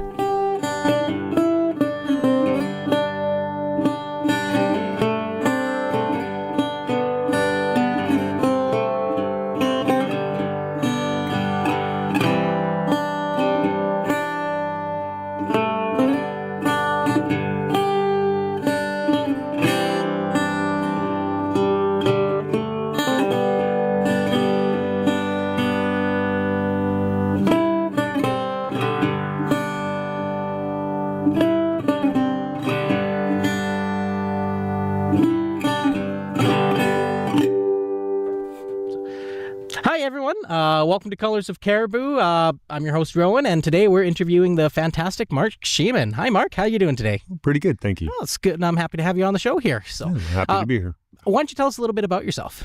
Where do I start? I'm a lifetime artist, even since I was wee high. Never gave up on that my whole life. I worked in a print shop for a while. Right out of high school. Actually, in high school, the high school hired me to work in the print shop. From there, I got a job right out of high school and did everything I could to start entering the art department in it. Never really, it was a small shop, so there wasn't a whole lot that did get going on that. But it still got me started on the road to here. I had a couple of gallery showings early on, back when I was 18 or 19. And the third one, the guy left with all my stuff and all my money and kind of turned me off the fine art world a lot. Like, I wasn't overly enjoying it to begin with because I didn't click with the people that were in it. Like, and I was doing wildlife paintings even back then. Anyway, having decided that wasn't where I wanted to go, I had to try to figure things out. So I ended up, one of the very first CG commercials was for mouthwash, and the bottle was swinging through the jungle from tree to tree. And once I saw that, that clicked me that I needed to do 3D animation and figure that out. So from there, I bought myself, I borrowed the money from my mom to buy a computer and stuff, because I had looked into schooling and it was really early still. And they're basically teaching the manual from what I could understand. So I taught myself and About a year and a half later, I got a job at Mainframe. From there, I got 8 years of craziness at that place. Well, from the day I was hired to my first day off was 7 weeks, and there wasn't less than a 12-hour day in that 7 weeks. Jeez. It was insane how much we were working to try to get us out. But it was Reboot, the show, and at that time, nobody else in the world was doing it yet. There was a French company who got their show slightly after ours, but really, we were the only ones. In fact, I heard Disney was kind of ticked off at us because we were pulling it off and they couldn't yet. You know, I mean, they obviously caught up in the end. Yeah. But the last people you want to tick off, Disney. Yeah. You know what? It was back that because that was that would have been in, when did Reboot first come out? 95, I think. Oh, okay. Yeah, 95. Yeah. That is so, like, so you were at the pinnacle at like the beginning of that, because Reboot's like, I know Reboot as one of the first big CGI TV shows that it was ever made. Yeah, I came in on the 3rd episode. Yeah. That's the one I started on. Those guys had been, the very first episode took them a year to get out, the very first one. And then after that, it was every 8 weeks, I guess, after that. Yeah. So it was a ride for a while, but it's fun. Yeah. Fun as hell too. Oh, that's, you know. And so you start, and like, and the fact that you taught yourself is so, I know I've heard stories of folks like at the beginning of that time of like CGI and computer animation, and like, yeah, the fact that you taught yourself is like, I'm like thoroughly impressed, as well as like not super surprised. It seems that you've got this very natural, like, no, especially because you said you started out at a print shop, and you've like, you started here, and you're going to be, I'm just going to make things my own way. I'm just kind of going to forge my own path there. Yeah.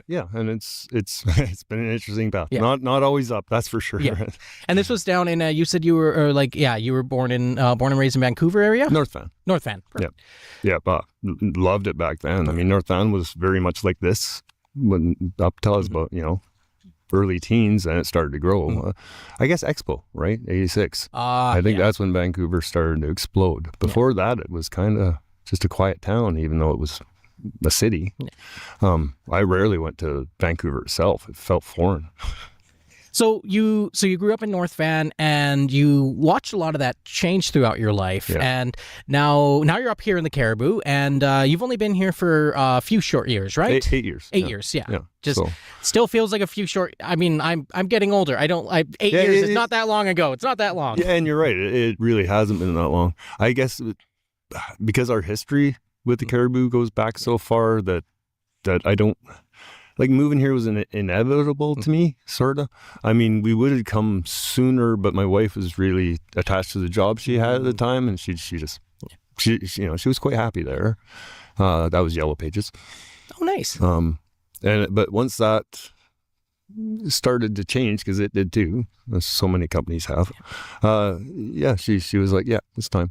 And so, what was the initial connection with the Caribou? How were you made aware of this place? Oh, my parents moved up here about 3 decades ago, but my dad moved up here because when he first came to Canada from East Germany, he loved it here. The big pit mine that's up past or towards Likely. Yeah.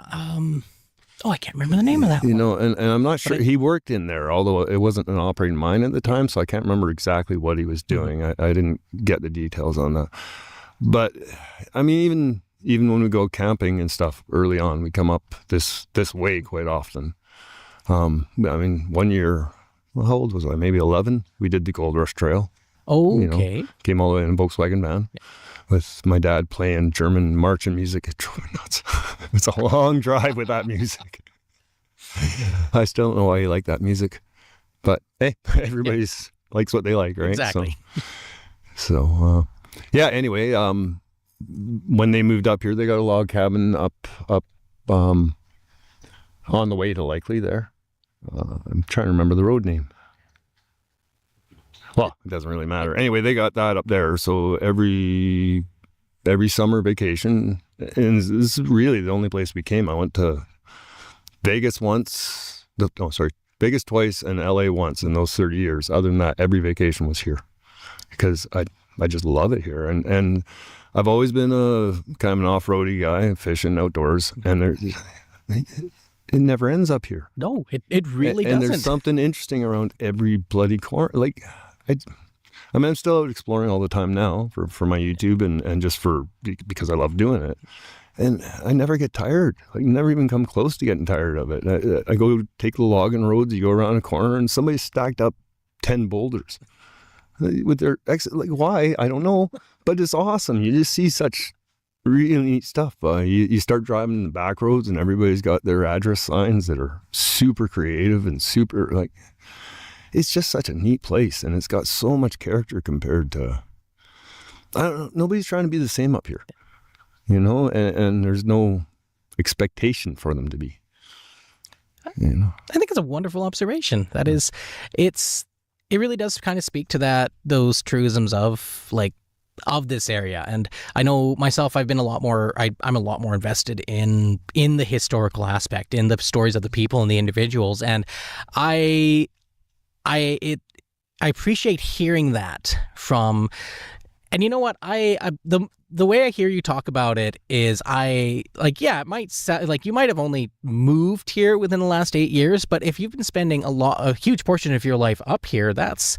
like, the Caribou's been a part of your life for quite a long time now. Yeah. And and it's interesting to see how that kind of influences you, because there's a very real like call of the Caribou. I know some of the other people that's a good way to put it. Yeah. Some of the other people I've interviewed they've gone through the exact same thing. They've heard stories of this place, and then they just like, I need to be there. I need to be here. One person I interviewed said they saw photographs of the Coast Mountains, and that's what got them into BC. And then they started hearing more stories of the Caribou, and they're like, well, this place sounds amazing and fantastic. And be it from like the individuals, or be it from like a naturalistic perspective, I have a suspicion that kind of you heard that call when you were younger. Yeah, I call it the Song of the Caribou instead of the Call of the Caribou, but it's the same idea. You could hear for miles up here. And yet it's never, even chainsaws and stuff never seem to be in your face. You know what I mean? Like, they just echo off the mountains, and then there's always natural bird song, and there's always a wind and the rustling of the leaves, and you can be alone up here when you want to be. Yes. That's something that couldn't do anymore in Vancouver. That was part of the reason that we left. We used to go up to a place called Ioko in Port Moody. And it was a whole mountain owned by BC Hydro, and nobody knew about it. Right? So up until, a couple of years before we came up here, I could go up there and I could walk for 2 hours without seeing another person. I don't know how the word got out. First we saw dog walkers, which, you know, is fine, but within 2 years, the place was just, it was packed, and we really didn't know anywhere else to go left, that there weren't just too many people. You know, Vancouver's beautiful. I mean, it's gorgeous. The coast is gorgeous. But it feels like there's 10 rats for every piece of cheese. You know what I mean? And it's just that's not a life I wanted anymore. And we knew this was here. Like, why would we not come here as soon as we could, kind of idea.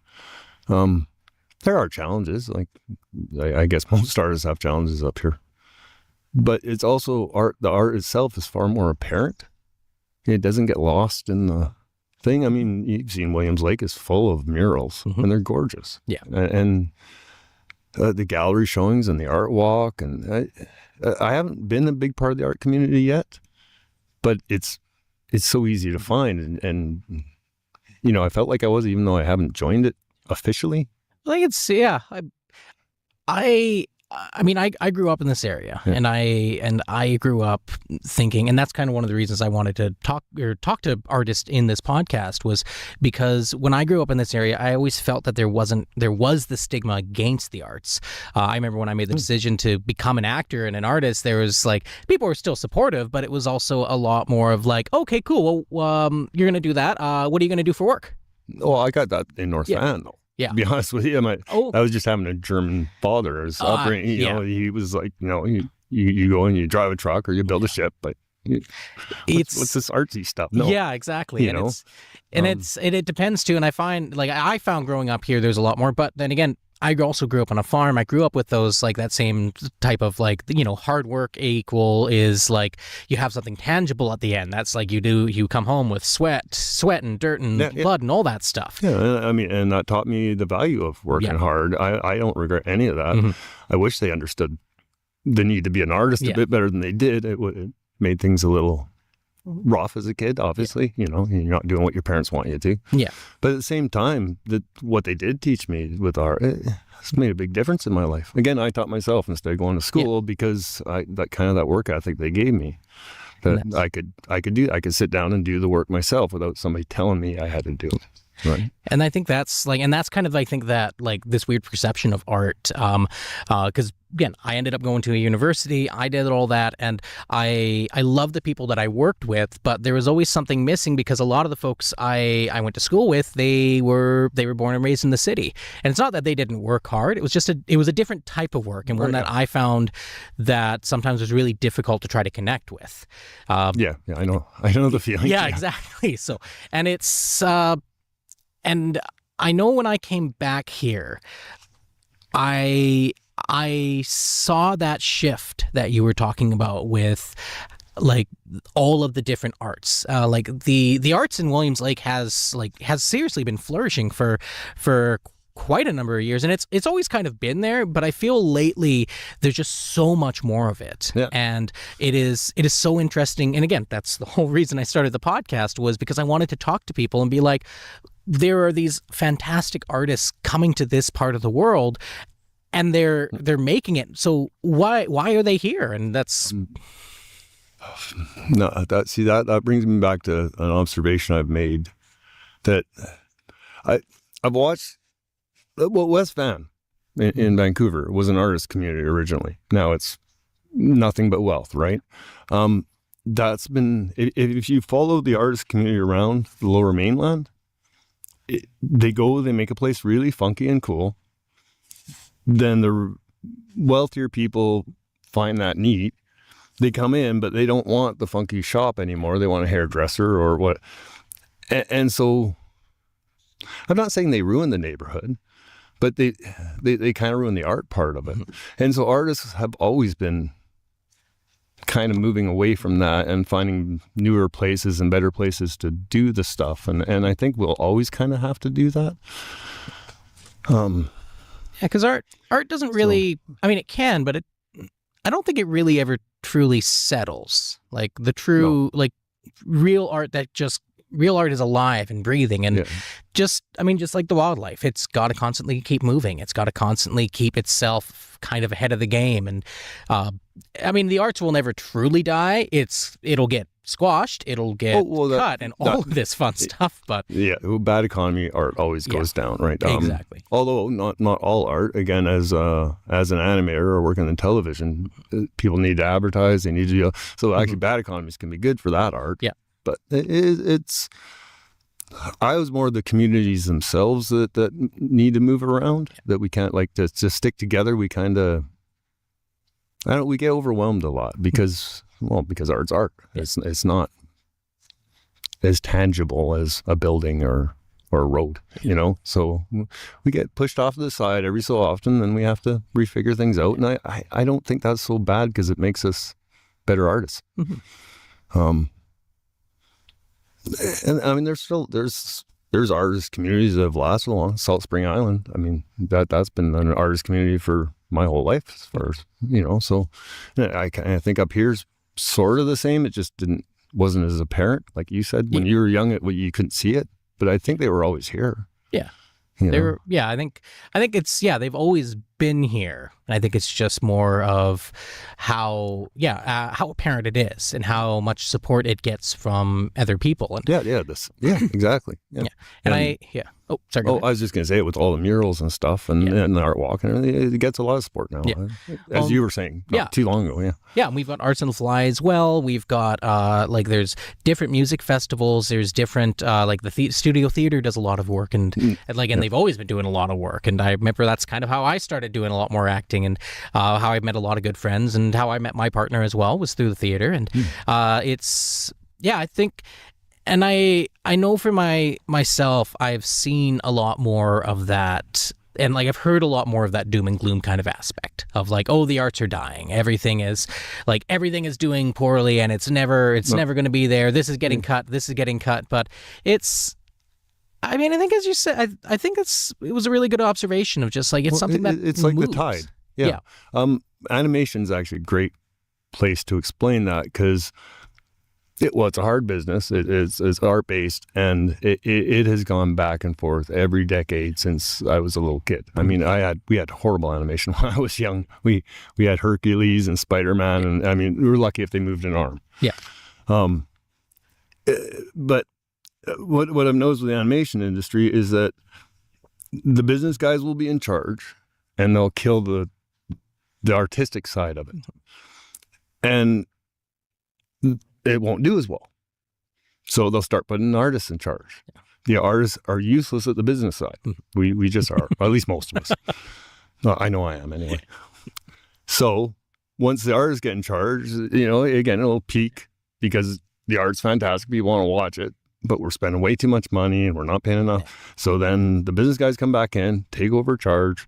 The art side goes back down. It just up and down and flows like that.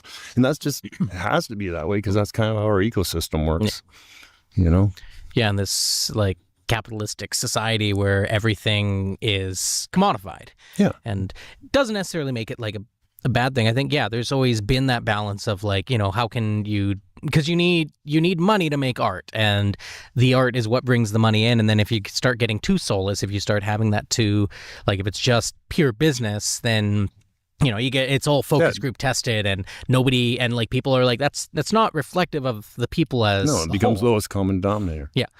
But then again, there's also the artists too, which I feel sometimes, and like I've met some people like this where they themselves are too high up in their own art and in their own, I'm not even sure of the word. But I'm almost going to say their ownness. They're like, this is my art. I know what's best. I know this is there. And sometimes there's a loss of the connection of themselves with the general audience. Because again, I guess it's kind of like what makes art. Is art something that you create, or is art something that you show off to an audience? Yeah. Well, and I think that depends on the artist, doesn't it? Exactly. Really. I mean, as an animator, we had to work as groups. Yeah. And sometimes quite large groups. And there's always. Well, that's why you have a director in that case, is because somebody has to have a vision and get everybody to get in line. Although, I really enjoyed the directing when I did it, but it's artists are like kids. It's half running the show, half running kindergarten. Yeah. I remember having a director in university. I was working stage management for them for a show, and I have like an entire book of all of his witticisms, all of the things he said. And one of my favorites thing is just like, actors are just a bunch of ferrets. It's just like herding ferrets around. So, and working stage management and as an actor, I've felt like, no, that's really accurate. So yeah, that is a good way to put it. So you started your career doing a lot, like basically being part of the pioneering work into CG animation there, and you continued doing that for quite a few years of your. Yeah. I did 8 years at Mainframe. Mm-hmm. Then I left and started my own company. Kind of tired of the Hollywood thing by then, so I actually was doing a lot of corporate animation. Actually, a lot of mining and. Logging and all the stuff that's up here, right? And it paid good, but it wasn't too many years before I kind of got tired of that and I want to go back. So, I worked on Atomic Betty for a while. That was that was actually probably one of the most fun shows I've worked on because there wasn't a lot of CG in it. It's mostly 2D. So the CG stuff made to look 2D that I did was not overly taxing and not super long hours, just really good people. Atomic Animation actually was a great company. I enjoyed working with them. Kept that going for a while, but what eventually got me. One company bought up all the computer software licenses that are, or companies, I guess, that are out there. And once they owned all of them, they cranked the licenses price up. And as a small company, I couldn't afford it, to be honest with you. So that put me under. Although I guess that was another 8 years of that. And then for about 5 years, I started a company doing guitar, well, all kinds of guitar stuff. I sold miniature guitars, replicas of different artists.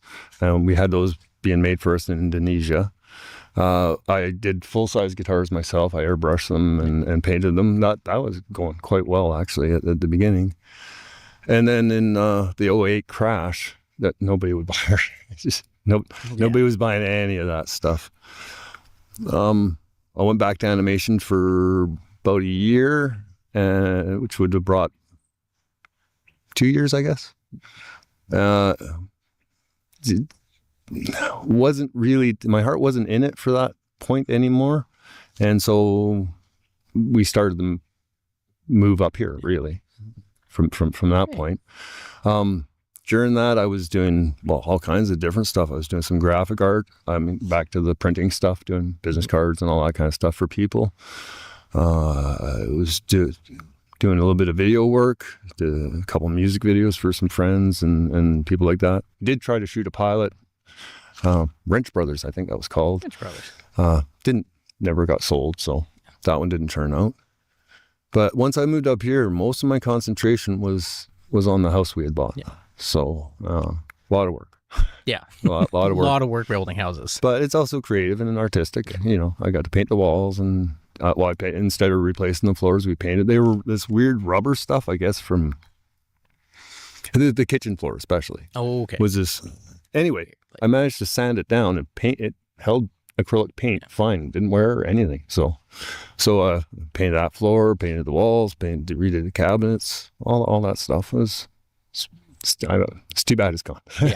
Yeah, because that, you mentioned before that burned down. So, yeah. Sorry, I guess not in front of camera. No worries. Yeah, no. The house burned down, and once that had happened, it took about a year to get another house on the property, and I no longer had a job fixing the house up, so I've gone back to art now, and I've gone back to being more behind the camera than the hands-on art that I do. And starting a YouTube channel, and more than that, back to my music. I've been playing guitar since I was 12. My brother got a guitar, decided it wasn't really his thing, and threw it in the closet. I opened the closet door and went, "There's a guitar in here." My brother's 6 years older, so didn't even realize he had tried to learn. And once I picked that thing up, I've maybe 1 or 2 days in my whole life where I haven't strummed a guitar. I haven't tried to play professional for most of my life, but I've never stopped playing. It's been such a huge part. And briefly, while I had the guitar company, I was out there playing quite a bit, actually. I was playing the flea markets, which was fun. You actually get pretty big crowds there. And then we'd go and do music festivals, and I wouldn't be playing the main stage, but I'd play off on the side before the stuff would start. So you've just been embroiled in everything. just hearing all these experiences, like I'm just seeing somebody who is just like, and who's, I'm seeing somebody who creation is such an avid part of their life, like in all aspects of this. And like that was going to be in the next question, because I wanted to talk more, or like I wanted to jump into your music stuff, because because you're very thankful. Like you've done a lot of really fantastic music, from what I'm hearing. In fact, you're the one who's doing the music for our theme here. You're graciously letting us use that, and like it's I'm losing my train of thought right now, because I'm like, there's so much I want to ask. But so you've been doing all of this stuff for so much of your life now. And so I guess one of the questions I was going to ask is like, okay, well, this was your life as an animator. This is your life doing jobs like with, again, as Atomic Betty. You created your own company. And then I was going to ask, well, what's the shift? What was the shift to doing your own music? But the music's kind of always been there. Yeah. Well, I mean, Mainframe, I wasn't doing music for the shows or anything like that, but we had a band at Mainframe that I knew that the drummer had stage fright, and he was honest about that right off the bat. And the bassist said, the original bassist said he had no interest in playing. So we knew, like, kind of right from the start, it would never be a band that would go and play. I really wish we had recorded stuff though, because we were all different genres. I grew up heavy metal. I'm nowhere near that now. I guess I was a bit angry when I was young, just rebel without a clue, right? As I got older, I got more and more mellow, and this is my music kind of shows that now. But at that point, I was still pretty hard rock, at least. The bassist was a country bassist. The drummer was ska. The other guitarist was I don't know what you call him, ambient. An ambient guitarist. Yeah. It was he'd strum a chord and then play with the fiddle and all the knobs and get this crazy background. Just work. Anyway, some of the music we made was really, really good, even though nobody would ever hear it. And much as I enjoyed doing it, I was always kind of sad that we never recorded it. And at least we should at least let our friends hear it. Yeah. But yeah, no. The world's made. You know, if you want to think about string theory or not, it doesn't really matter. Everything vibrates. Yeah. Our entire universe vibrates, and that's. I think music is a better language than our language is. You know? Couldn't agree it's more. one thing that crosses everything, and it's the one thing in my life that's always made me feel better, no matter how crappy things have gone. And it's such a unifying thing of our species, and I guess not even species, just like in life in general. I mean, we're listening, we can hear the birds singing to us here, and I like the idea of that, like that string theory, that there is a inherent vibration to everything that kind of connects all of us together. Yeah. And I think like our ability to kind of tap into that, because I think that almost. And like maybe there's probably some folks who haven't had the opportunity to, or like just unfortunately just can't. But there's been some moments when we've been touched by a song, been touched by music, been touched by even whether it's something we're listening to or even performing to. Because I was a trained vocalist for quite some time. I guess I still technically am.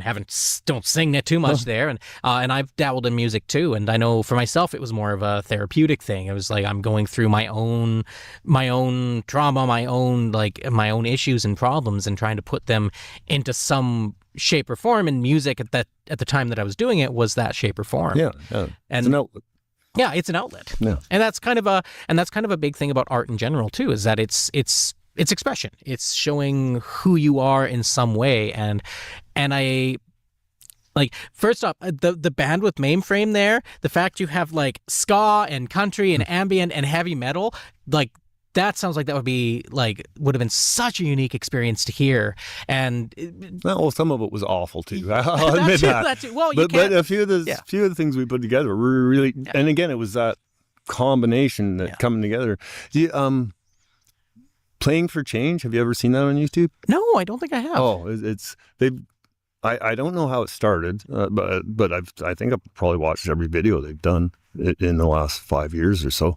But they go around the world with street musicians and then and get them to do parts of songs along with famous musicians, and then they put the songs together afterwards. Okay. And again, it's all different styles merged into. Man, it works well. Yeah. There's such an interesting thing about having that collaborative effort with other people, especially when it comes to music. It's you.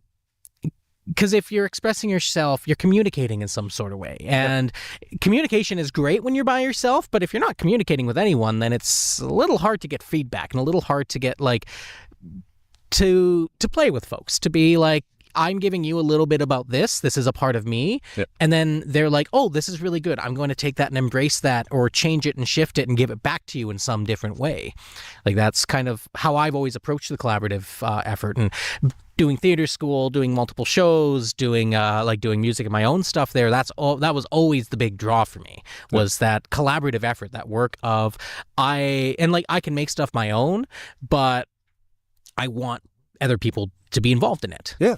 No, I know exactly what you're feeling. And I mean, I've enjoyed both sides of that, to be honest with you. Sometimes I do like just, this is all mine. Yeah. But that's rare for sure. It's, again, as being an animator, it's nothing but collaboration. So, yeah, again, the bands, they're always, it's always better to do it with other people. Once in a while, you need the solo thing just for yourself, for pure expression, pure just that stuff never really sold for me or stuff either, because it is so personal that I usually didn't even try to sell it, just keep it. Yeah. There's something to be said. Like I've always personally struggled with why I create art. So when I was doing my music, when I was doing, I do a lot more writing of poetry and short stories and playwrights and things now.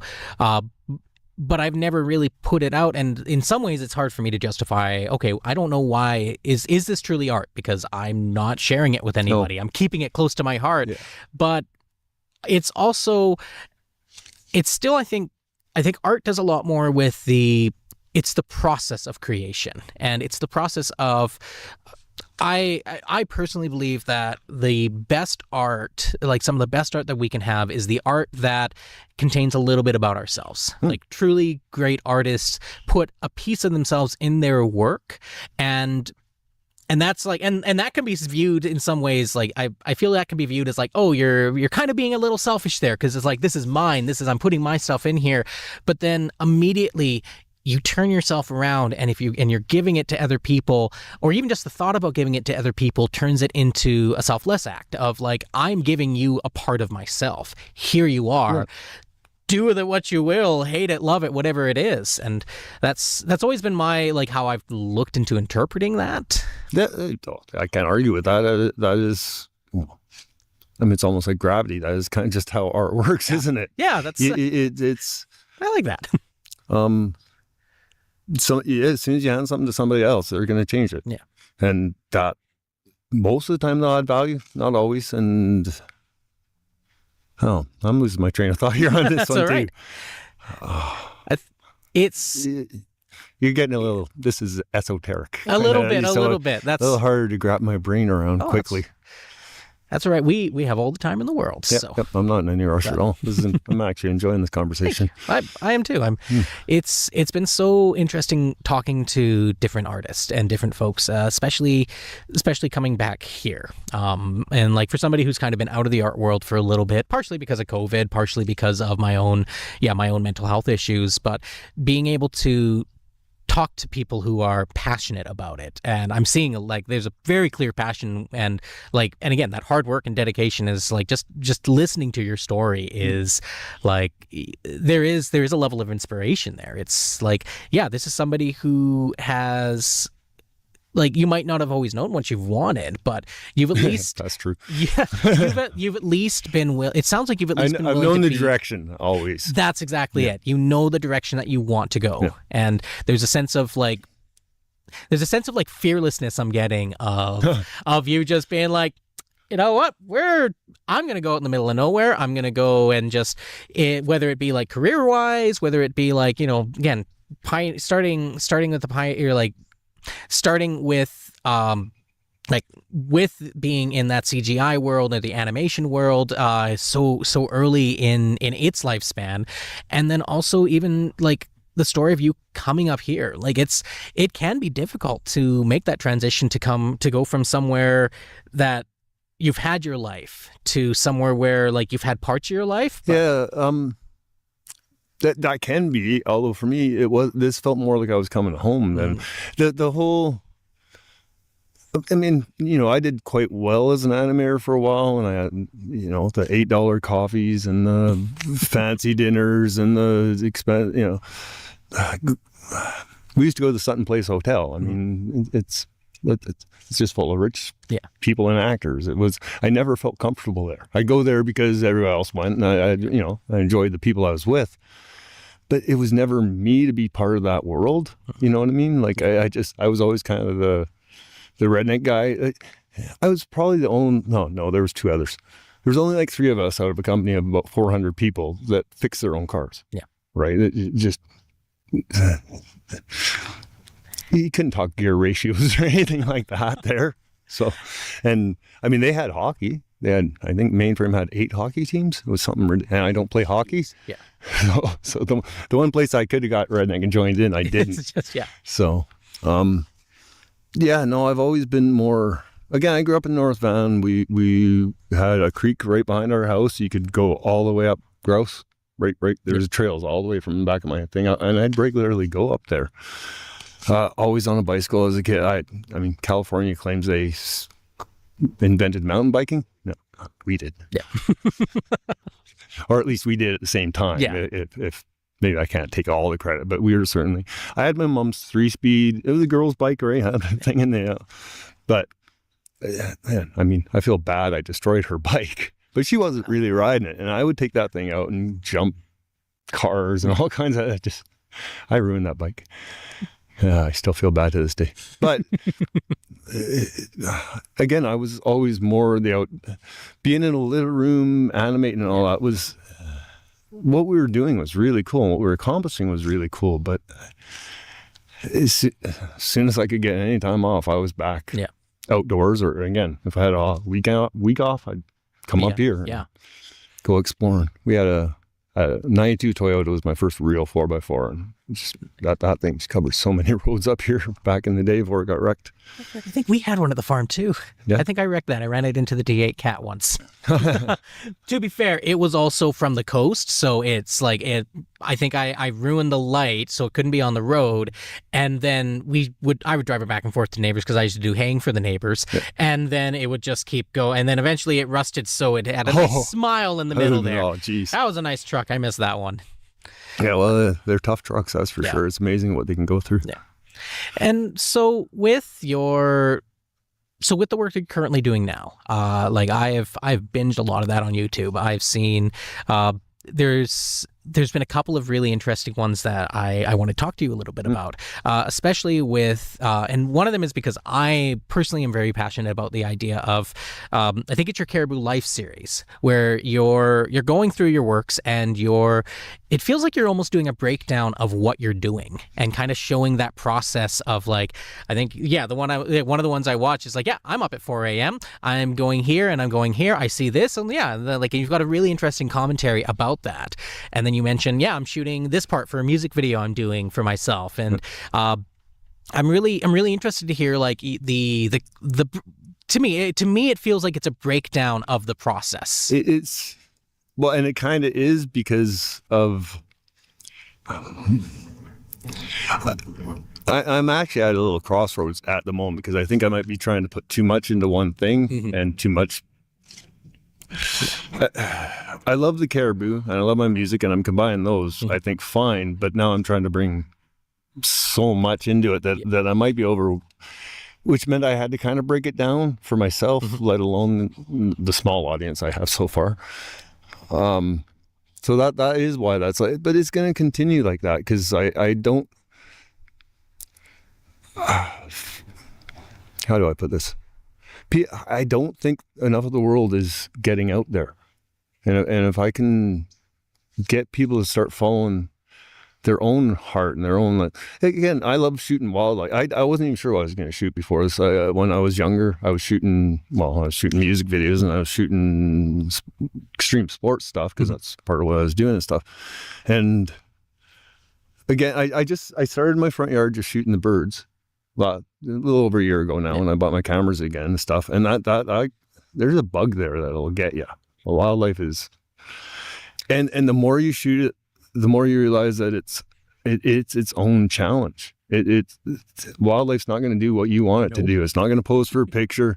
Trying to get something with a nice background, it takes patience, it takes time, it takes effort, and it fits so perfectly with me wanting to explore the Caribou in the first place because I got to get out there and find all this. It gets me out the door every morning. And that's, if I can figure out how to get that to inspire other people to get the hell out of the door. We're all watching the news and watching our video games and watching, everything's on our screen and and I used to live that life myself, right? So I do understand that but it's not healthy. It's not how we should live. And before all this, when I was a kid, I'd get out all the time. Technology in and of itself isn't bad at all, but the way we're using it is not smart, I don't think. And I think that's been a really real thing, especially with artists. Like I know in the last year and a half, like generative AI has been frankly terrifying in many ways. Yes, it is. And I think it's more the prospect of it, because I think again, like the technology isn't bad. It's a tool. Yep. It's just how some people are using that tool. In some ways, it's bad, at least in my opinion. Yeah. The motion capture for animation was kind of like that. We one of the series we did was all motion captured, and it was honestly, it was nothing but a nightmare. And I think it did pretty much zero. The client wanted it because it was the talk of the town, for the back of better, the newest, greatest thing. Yeah. But it took all the actors wearing the motion capture suits, doing all that work, a crew of people to motion capture that, and then it took the same amount of animators to clean up that stuff to make it look, because it would be all jiggly and weird. Yeah. So they'd have to take keyframes up, and it wasn't better in the end.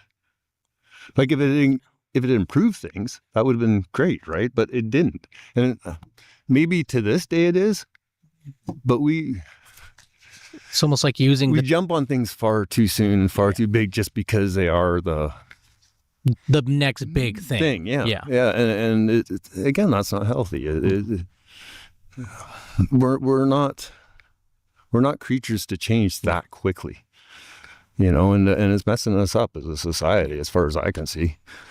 And I think that the trick is to just back off that little bit. It doesn't matter what life you're in, just take some time and take it, go for a walk. Yeah. Go out and whatever, shoot whatever. If you like architecture, go out and see it or shoot it or draw it. Cars, people, it doesn't matter. Just get out of your door and go experience the real world. This one here, not the one on the screen, not the one that everybody says is. It's like the whole. You can have your opinion about global warming wherever you want, but if you watch the news, the weather channel used to be green and blue for 28, 30 degree weather. Now it's orange and yellow and fear and fear. You come out here and you walk around, you realize this isn't gone tomorrow. Yeah. Maybe we aren't managing it as very well, and there's a lot we could do. But it's not what people think it is. It's like all these people that hate logging and hate mining and it's building your house. There's no copper for your wires. There's no copper for your phones without this stuff. And if you go out and actually look at this stuff, at least in here, I know some parts of Canada is still clear cut, and I mean that's ridiculous. Okay. But the way they do it here, they do small sections. I'm out there all the time. The animals use the roads just like they use their own trails that they make. The cuts create berries and bushes, and we're more part of the ecosystem than we give ourselves credit for. And lately, we're acting like we're not part of it at all. Yeah. I think it's a really good observation and to just kind of even put it as like things are not as simple as they seem. It's there are always going to be companies and there's always going to be people who are like going to take advantage of the system as it, but there's also those people who are, they're trying to make a living. They're trying to do that. And also the stuff that we use. Like, I mean, we're filming this on cameras. We've got microchips and everything here. The way the show is going to be shown to people is, again, it's going to be on our phones. It's going to be on TV and everything. And that's just part of our culture and part of our society now. Whether or not it could be done better, I mean, kind of out of our control, really. Yeah. But we can at least look at our perception of that. Mm-hmm. And just kind of see like the fear in the media, the fear in the news it's terrifying, but that's what sells the best. That's what people want to see. And I mean, at least when I was younger, that wasn't the news. Some of that was in the news, but news was at least somewhat controlled. You know what I mean? And news wasn't just sold. When I was a kid, the networks had to put out news as part of their thing, and they weren't allowed to do all the advertising and everything they are now. So I think we could get back to making this right. It's just going to take a bit of work and a bit of time. Yeah. We've gone too far in one direction. And I think your point earlier of just like wanting to inspire people to just get outside and look at the world and actually become a part of the natural world itself is like, that's something that really feels it really feels that it's something that we do need to have a little bit more. And like, and some days it's great that you can, like, you've got Netflix on your phone and you can go sit in anywhere and go watch the latest Hollywood show. But there's also a sense of disconnect from that. And for me, music's that, right? Yeah.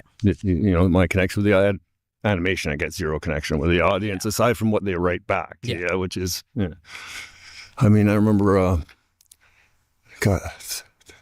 the management at Mainframe showed it to me. But there was a 3-page email, would have been if you printed it out, about how our show was satanic.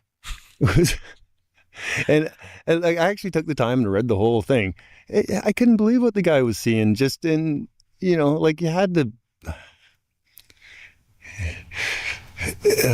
Like, a lot of conspiracies have ended up being true, but some of them are just so, like, you have to see things that just aren't there. Well, and now I see a lot of folks, because like Reboot was that was a show that like people my generation watched growing up. I didn't see many episodes. We didn't really have much for TV, but I still remember seeing some of the episodes and being like, oh, this is really cool.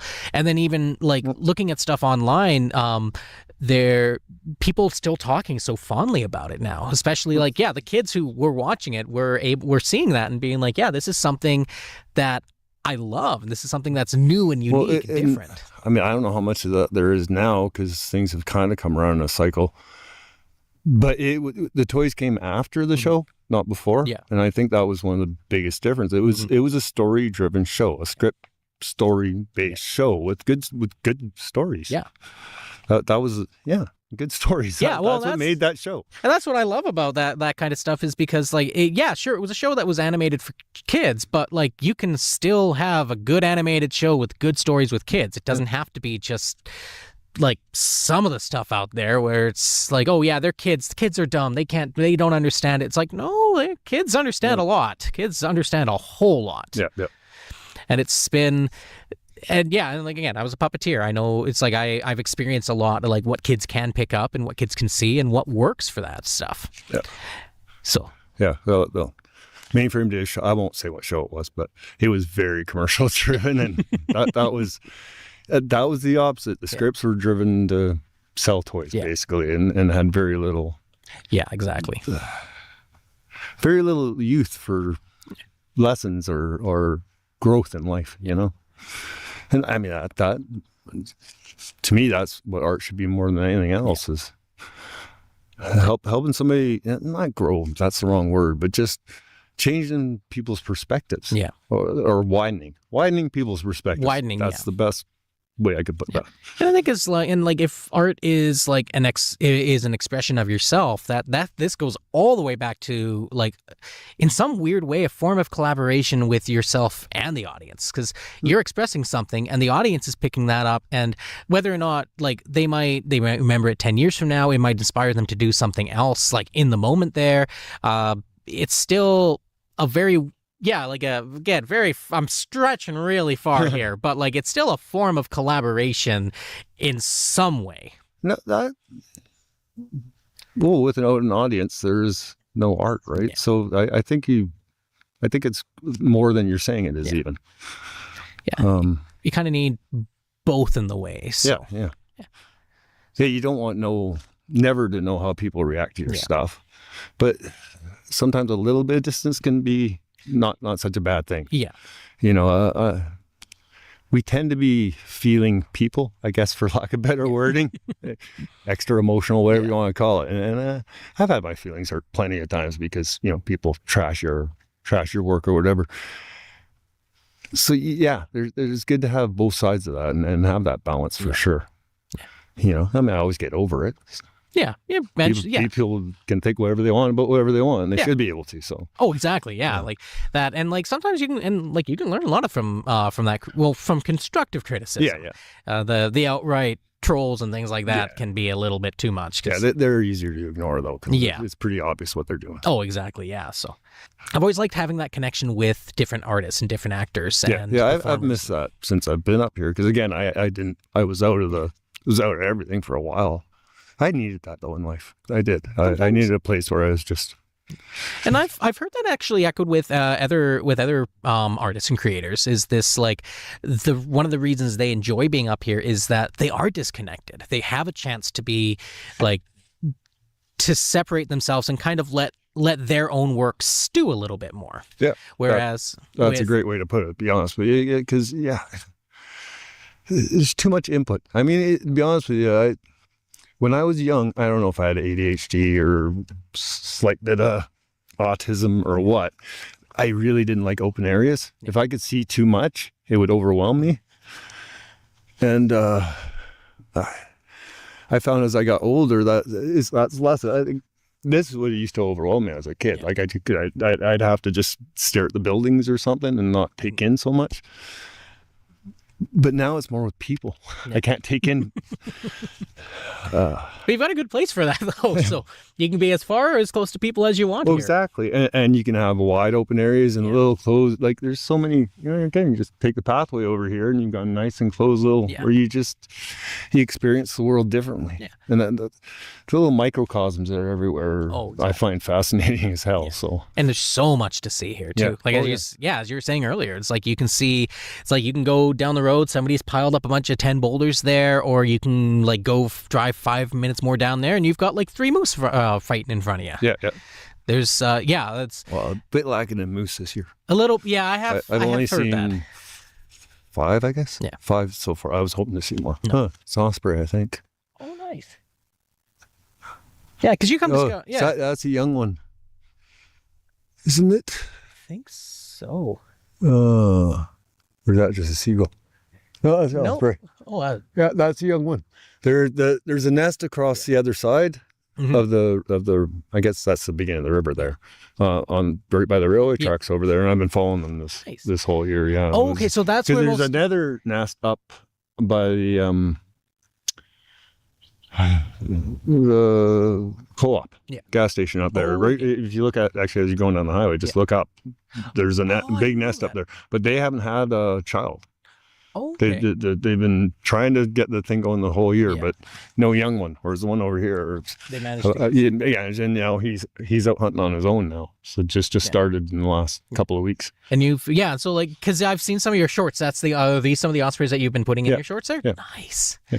And like this is like we're filming this right now on Scout Island, which is a amazing little like preserve in Williams this Lake place is just fantastic. It really is just.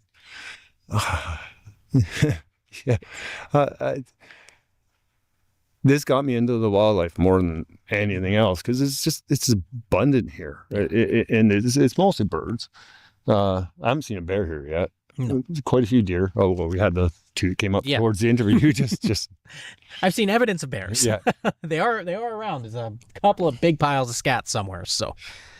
But yeah, no, this is like I remember coming here when I was younger, and like I still like coming in here at like a grade 8 and having my friend being like, hey, look, there's a snake in the water. Grab it and just catch it. And I was like, cool. And and then one of my best friends ended up working here all of his summers, and now he's got a master's in biology. He does a lot of wildlife study, or like did a lot of wildlife stuff, especially worked with like beetles and other types of insects, and like it's interesting to see like this tiny little nature preserve in the middle of Williams Lake is so like the inspiration it has, and you do a lot of your work here too. You've got like as you said. Well, it's just over there. The beaver came out of the water too close for me to focus.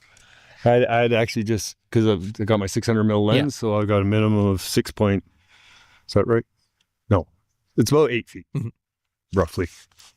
Anything less than that, I can't focus on. Anyway, it came out of the. I was just sitting there filming it, been sitting there for maybe, I don't know, an hour, 4 a.m. to 5 a.m. sort of thing. And it just, I'd seen it out swimming. It just pops out of the water like 4 or 5 feet from me. Pops out, starts munching on the stuff in the grass there. Kind of looks at me. Oh, you're here. Like it didn't notice me right away. Once it did, it just sauntered off. And there's been a lot of things I haven't been able to capture, but would never give up for the experience. Yeah, but it's I think you're like, you can almost, I mean, again, this is getting like slightly philosophical, but you're like, because a lot of your music is like it's your life in the Caribou. It's the stuff that kind of inspires you there. So even if you don't capture it on like a camera, you're still, it'll come out in the it's in the coming out in song. the music. Yeah. Which, like, again, your music is very, like, anytime I hear it, it is, I feel like, this is actually very representative of the Caribou. Oh, well, thank you very much. That's like, as I was saying, like, as we were saying, like, when we first discovered your music, when it was first shown to us, it's like, hey, you should, it's like, hey, this is a great person to have. They've got some really interesting stuff. That was our reaction, was like, this is exactly what I want for the theme of the show and exactly how I envision the show. And especially since the show is so intricately tied with the Caribou-Chilcotin area, I was like, that's one of the big reasons as soon as we heard it, it was like, nope, I want this music and I want to talk to you about that. I'm glad. Thank you. Last thing we do, so we're starting to wrap up a little bit here. I've got 3 questions that I ask everybody who comes on the show. So first question is, if you could spend a week with anybody, past, present, historical, whatever you feel like, who would that person be and why would you spend a week with them? God, there's so much. That's a hard one. Wow. I'll go with the first one that popped in my head, even though there's another dozen sitting there. That'd be Jimi Hendrix. Just, wow, what a creative force that guy was. And he was not, him and Stevie Ray Vaughan, I often wonder about, would they have kept being creative their whole lives if they had, because they both died at 27, right? Really young. I think that's right. And both just massively creative guitarists, massively inspired, and more than anything, I don't know how they could pour that much soul into their music and not burn out the way they, I mean, Stevie Ray Vaughan didn't burn out. He was coming off the alcohol and drugs and everything when he died, but they lived so hard and so fast. It would be really cool to see, and especially if I could spend a week with them, if they had still been alive and been this, I guess they'd be in their 60s or 70s now, right? So that's my answer for that one. That's a fantastic answer. I never even, you don't really think about that of like, would they still be doing that stuff to this very day? And I think they would, but I wonder how, like, could you have kept burning that hot for that long? Yeah, it's a good question. Unfortunately, we'll never really know the answer unless we try it ourselves. Oh no, I'm too old for that stuff. I'm not doing that. The second question then is, what is your most favorite compliment that you've ever been given? And this could be anything, doesn't have to be related to your art, whatever you feel like. Wow. The compliment you gave me about having my song on your show is the one most in my head, and I certainly appreciate that. It is a big one. But the one, I don't know, I guess the one I'm probably most proud of, and it's happened more than once, is just people complimenting me on my ability to look at both sides of things. I rarely will take just one side or quickly jump to, so... I guess it would be that, even though there's not a specific compliment there, though. It's probably one of the things I'm most proud of being able to do, is not quickly come to judgments and not, again, try to take in everything before I make my mind up about something. I think that's fair. And to be fair, it's kind of a difficult question to think but it is, it is like, it's a really strong trait to have something like that, especially in a time where it is so easy to jump judgment. Yeah. So the last question is, what has been the best advice that you have ever gotten, or what advice would you have liked to have gotten? This one actually is kind of easy, and although not straightforward. As a kid, I read a Roald Dahl book. I can't remember the specific story name, but anyway, the guys learned how to read cards in it. So he could he was learning how to see through a card.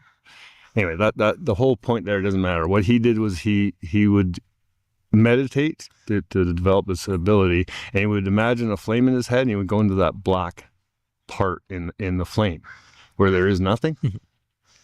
As a kid, I thought, oh, I could do this, right? This obviously didn't work at all. I can't read cards. I can't see through anything. But that ability to go to that black place, the dark where there's nothing, and mostly empty your mind is a really good skill, because when you let the world come back, you can let it come back one thing at a time, just little by little. And you can see things so much clearer that way than you can if you just, if you never give your brain that break, if you always just let it run. And I know it's not like advice somebody specifically gave me, and I kind of accidentally came upon it, but it's been one of the best tools in my whole life for everything, really. Emotionally, it gets too hard. Physically, it gets too hard. Anything, I can go to that dark spot and then just let everything come back. Yeah. And you almost always see the answer to your problems when it's only your couple of problems at a time, or one at a time, that you're seeing. And you never end up with this muddled life full of, I shouldn't say never. I've gotten there a few times, but it's really helped me out in life. I like that. Thank you. I think that's a really,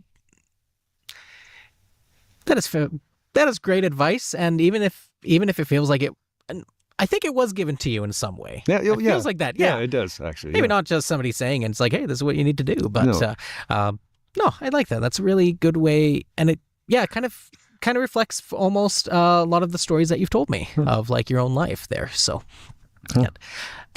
Thank you so much for being on the podcast here and having this very enjoyable, wonderful conversation on a lovely, wonderful day. And before we go, is there anything you're currently working on that you want to give a quick shout out for?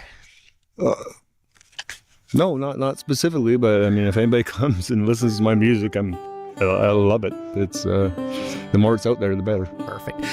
Thank you again so much for being on the show, and thank you everyone for watching for this episode. We'll see you next time. Sure. Hey, thanks for listening to Mark and I talk. It was fun being able to record out in nature, and we even had some four-legged friends curious about what we were doing. Scout Island is such an important place in Williams Lake, and it does mean a lot to a lot of people.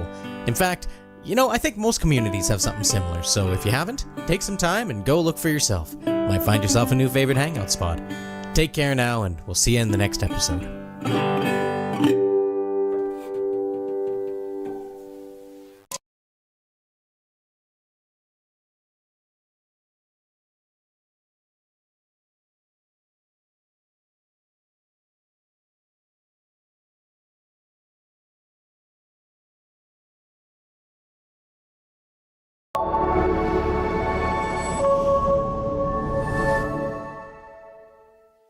Hi, welcome to Colors of Caribou, the podcast where I interview rural artists and ask them why. Why create in a place where you get to understand what a fox in the henhouse really means? I'm your host, Rowan Keenan. We are often called to art in ways that aren't necessarily what we expect. Something inspires us, something makes us want to feel, or something makes us want to experience beauty.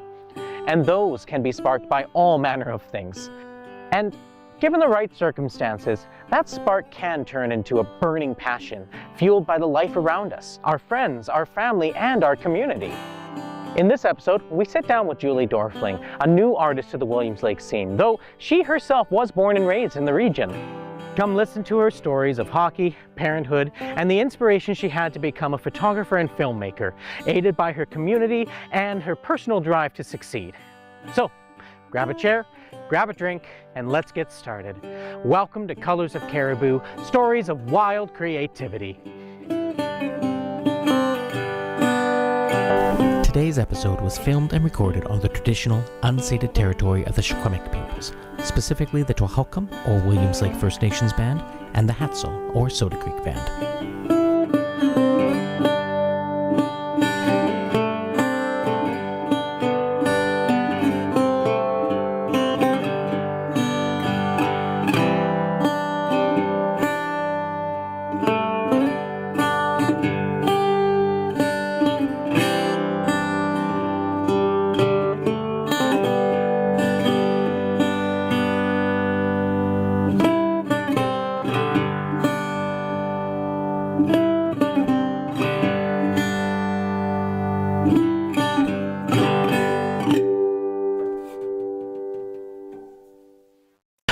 everyone. Welcome again to the show. Today we are interviewing Julie Dorfling. How are you doing today? I'm doing great. Thanks for having us in this wonderful. Well, it's a little cold, but that's not what you're doing. But this wonderful barn on your property there. Yeah. I think temperature gauge is saying about 5? 7, I think. 7? Yeah. Okay, we're going to go with 7, make it a little warmer that way. So, thanks for having us. Thanks for having us here, and thanks for coming on the show. In your own words, why don't you tell us a little bit about yourself, your history here, and what you do and who you are? Okay. Well, my maiden name is Julie Palmatier, and I am a Williams Lake First Nations band member. I was born and raised in Williams Lake for almost 32 years I've lived here. And, oh God, I don't know where I'm going with that. So you're born and raised in the area here, so you're quite familiar with the Caribou Chilcotin. I'm in the same boat myself. I was also born and raised here. So, and you, so currently right now you live on a farm, or like you own and manage your own farm here. You're a mom, and you're also a photographer, right? I guess I could have said oh my gosh, yes, exactly. I have a hard time talking about myself. But yes, I met James 12 years ago, and we got married when did we get married? In 2019. And our little rider came in 2021. He's now 3.5, and he's already running farm equipment, if you can believe that. And yeah, so we have some chickens. It's a little bit of a funny farm right now, but we're going to hopefully get into gardening. So yeah, it's a very caribou-ish life. Yes. Yeah. Very, very with that mentality of like simplicity. Yeah. Yes, which the Caribou's a good place for that. Mm-hmm. I know myself, I was born and raised here. I've gone off and done stuff. I've moved to the prairies and all of that fun stuff. But yeah, there's definitely there's the simplicity and like the draw to this place. And have you ever lived anywhere else? Growing up,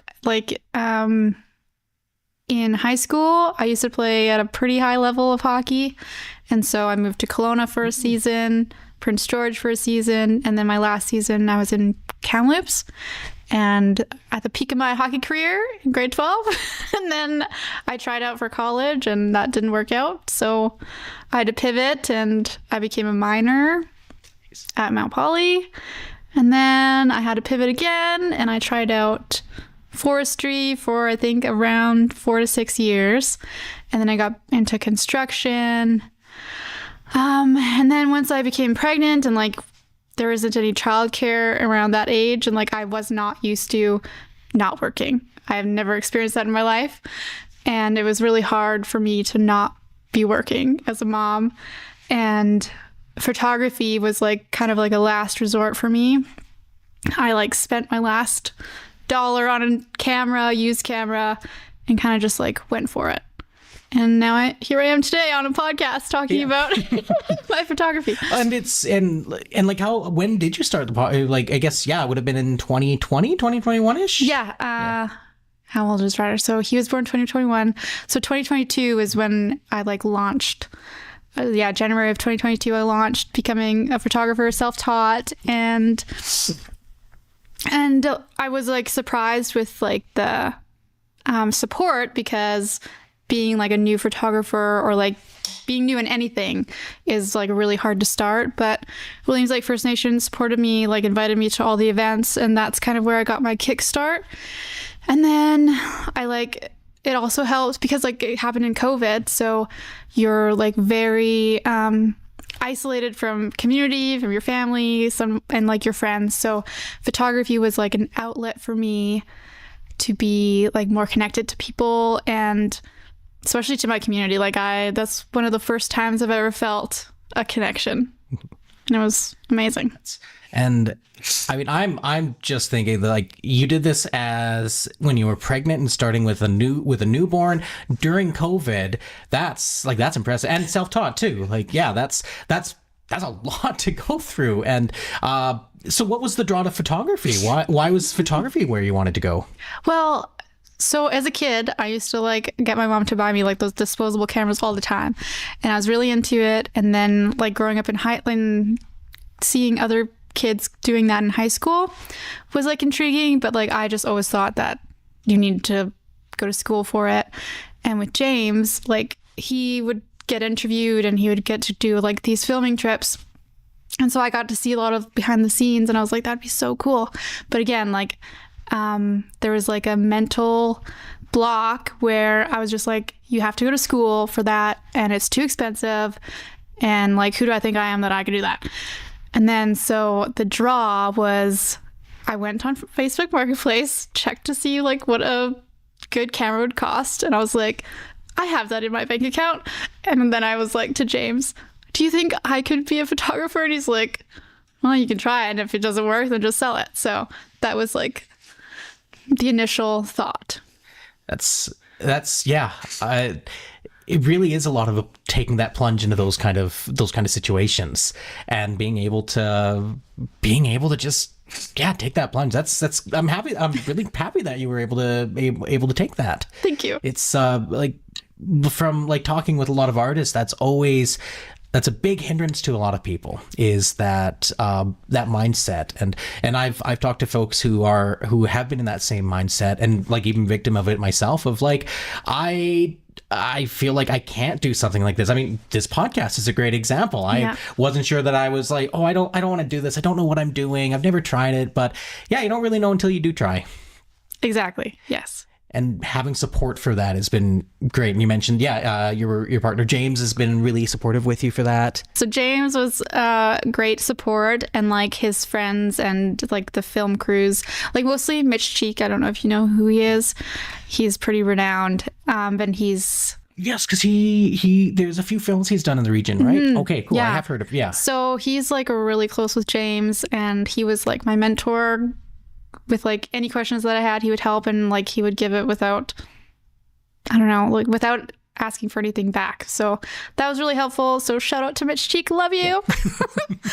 And then another mentor would be my mom. So like if there was like any kind of like business things or just like if I was unsure about anything, she was kind of just like my supportive mentor. And then you've also done other projects too. You were part of, I believe it was the Empowered Filmmakers, and you did a short film with like in the region here. I enjoyed that. I went kind of full tilt in that, and lots of people ended up liking the film that we made, and it's gotten to like go through Interior Health used it, and I think the Arts Council in Williams Lake got to use it, and so that was really inspiring to see that it inspired other sources of community. And that kind of like got me out of my comfort zone. And filming is kind of like my next step. Like I feel like that's something I want to go after more than photography. Yeah, it's a different medium. It's like different way of telling stories and a different way of looking at things. And that actually kind of makes sense with just like how the progression of how everything's been going with you with that. Yeah. And like any plans for films? Like what kind of things are you looking at? Let's start at the beginning. Okay. What kind of, so like for your photography, what when I was looking at like because of course I always do a little bit of research just because I want to make sure that I'm not going in completely blind and being like, oh yeah, I'm just going to interview you. I don't know anything about you there, but like you do a lot of like weddings, you do a lot of like just like I've seen the family portraits, you've done graduations, you've done boudoir shoots, and of course I've seen the work that you've done with the Williams Lake First Nations band, and those are interesting aspects of things. And you said you've even been dabbling more into wildlife photography too. Yes. So I started out as an event photographer for Williams Lake First Nations, and then I wanted to try, like when you're first starting out, you have to kind of do everything to see what you like. So I loved events. I love that so much still. And then I started and I really one of the biggest ones I loved was like our powwows. And that was kind of like my initial start. And I just I loved the colors. I loved the footwork. I loved the drumming, and just being in that was incredible. And like any photographer that goes, they're going to say the exact same thing. It's just another otherworldly experience photographing a powwow. And then, so I still love that. And I still love any kind of cultural events. I still love doing that. And then so I went in to try like families, and larger families are fun, but they're just a little too, they make me a little anxious just because, I don't know, they're just too big. So like smaller families, I still love. Like groups of 4, groups of 5 is kind of like what I'm niching down to. And then I tried boudoir, and it's like way harder than it looks because you have to make sure that the women feel comfortable and that you're like, I don't know, it's a little, that one's a little tough. I think I would need probably schooling for that. Yeah. And then graduation, that's a lot of fun. It sounds like it's, again, kind of going back to that natural evolution of you've started here and then you're moving here and then there's another stepping stone and going from people, from families to events to families to the wildlife and to like your surrounding area and like your home. Yes. Oh, before that though, weddings were so much fun because like it was like one of my only ways to get invited to weddings because I love weddings. I love so much. And so the first year was 2, second year was 4, and then this year, 2024, was 12. And 12 was way too much. Like, it's like once you're done a 12-hour day with your couples, especially because I have like scoliosis, and so I deal with like back pain all the time. And I would just be like a train wreck for 3 days. And like, because you're like looking at this little camera lens like this all day, I'd have like major eye strain for like a week. And I was like, okay, weddings, I'm going to have to cut off because my body just cannot handle that. And I don't know how photographers do that for 10 years straight. Like 3 was enough for me. So I'm definitely stepping away from weddings. And now like my passions are definitely wildlife. I've had an experience with a fox here on this property. He was just like tinkering around our area, and then there's like this stump that has been cut off in our neighbor's pasture, and he kind of walked up on there, curled up on top of the stump, and just laid down. And I was like, I'm gonna go and try and take a photo. And so I like crept up there, and I was talking to it the whole time I was walking up to it, and it was just watching me. And then finally I like got like probably from me to, I don't know what is a good reference. I was about like 6 to 8 feet away from this fox, which is the closest I've ever been to a fox, especially with it laying down, and just happy to be there. And so I snapped a couple of pictures, and I kept talking to it, and I was like, can I reach out and pet you? And that's when that fox got up and like walked away. But I was just like, it was like a good 10-minute interaction. And that's kind of what sparked the wildlife photography for me. Who wouldn't be sparked by something like that? That is such it's a really unique way to be able to interact with wildlife, because again, like a lot of folks probably have never even seen a fox in person before, and to be able to be that close to it and to be able to have that type of connection to it is that's something special. Thank you for sharing that story. Oh, you're welcome. It's great to be able to see that, and that's kind of how art kind of works, is like you are showing a moment of your time.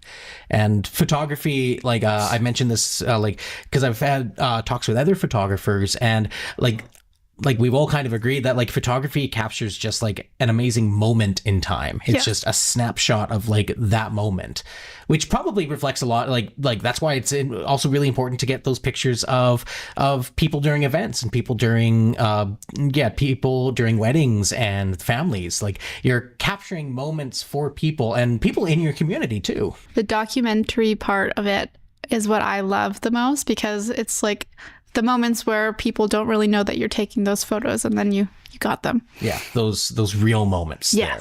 And I've seen some of the work that you've done for, especially the photos with the powwows there. They are striking. Like I think the last ones you've done, the last ones you had were ones where it's just like the dancers and everything else is just black. And it's like, it's so interesting to be able to capture that and show that. And especially because you're kind of a part of multiple communities, because you're part of the Williams Lake First Nations band, and then you're also a part of, you've got a farming community here, and then you're also part of the Williams Lake City. How does that feel to kind of be like to have like all of these different experiences, all these different communities, and kind of showcasing all of them to each other? I think it feels like, for me personally, it gives me a sense of community for sure. Especially because I didn't really have so after hockey, like that was my community. And after that, I had like no idea who I was. And then like going through all those jobs, like sure, you have a job, like a job friendships or work friendships. And sometimes they don't go anywhere after you leave that job.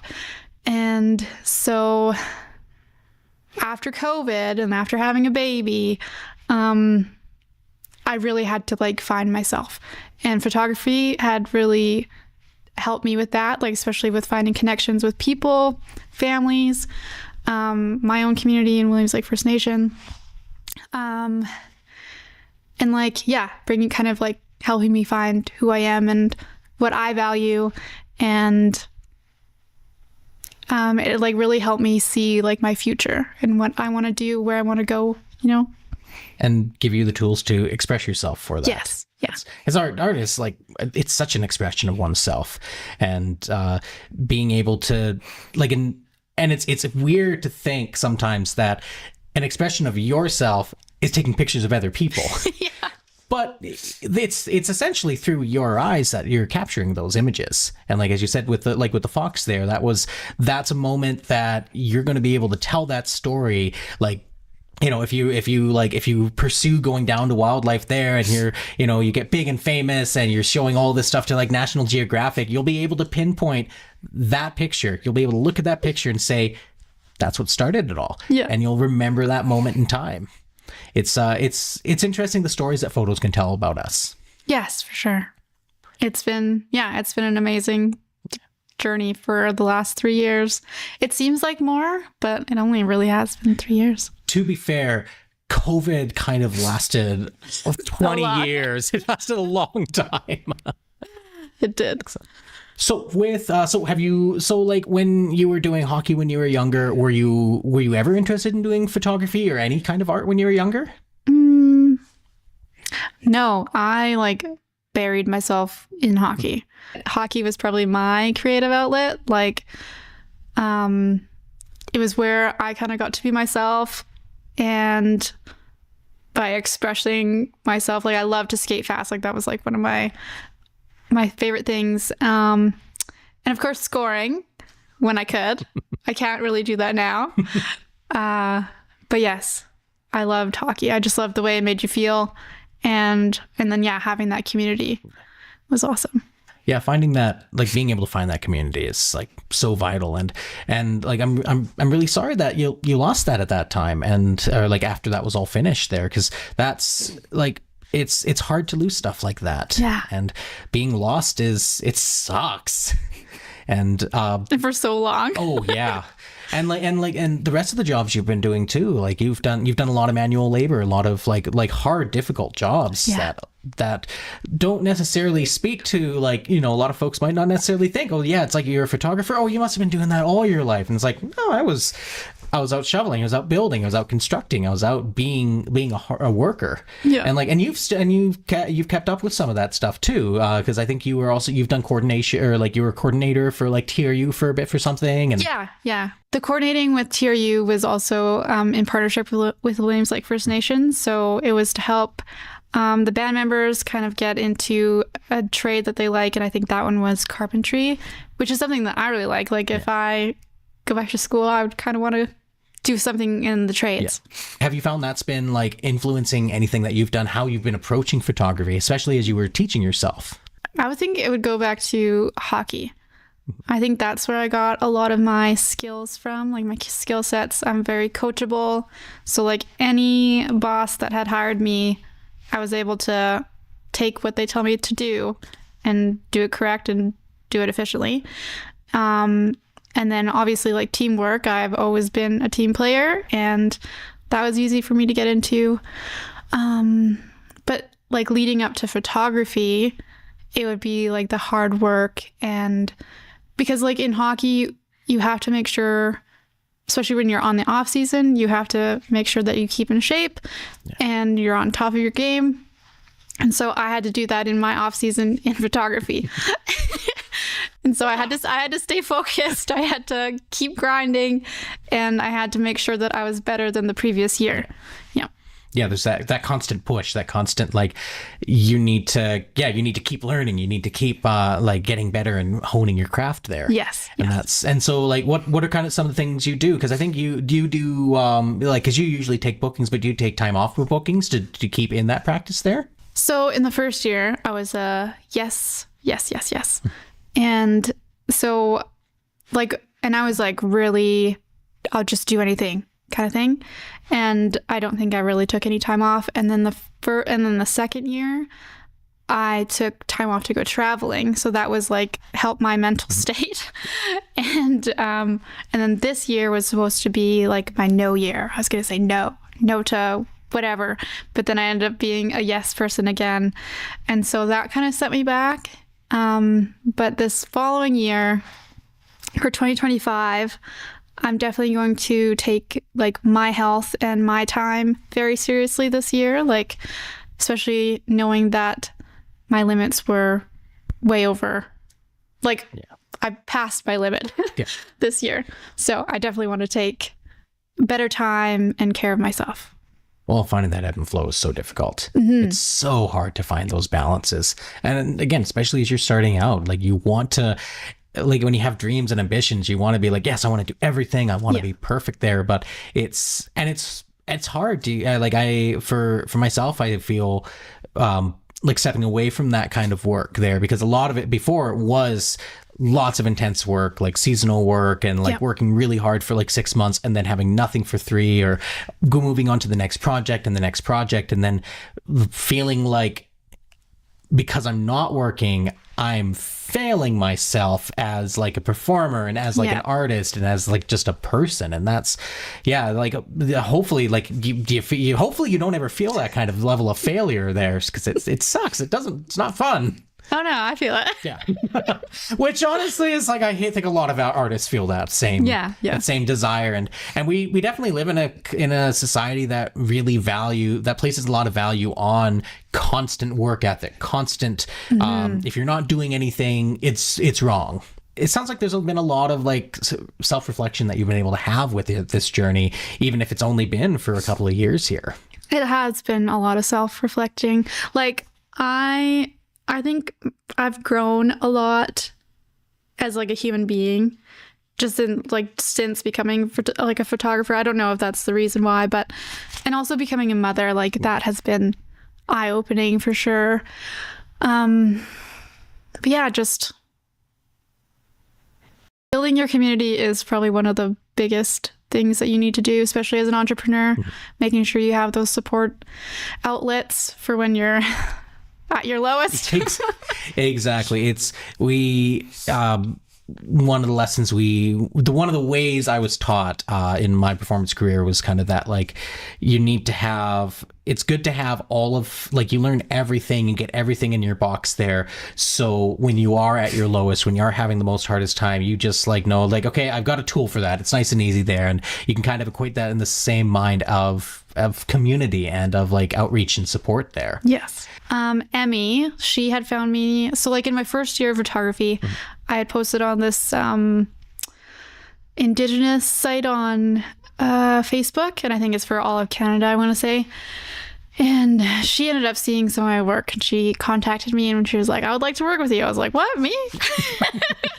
And so like since my first year, we've had a really good relationship. She's invited me, so they had their what was it called?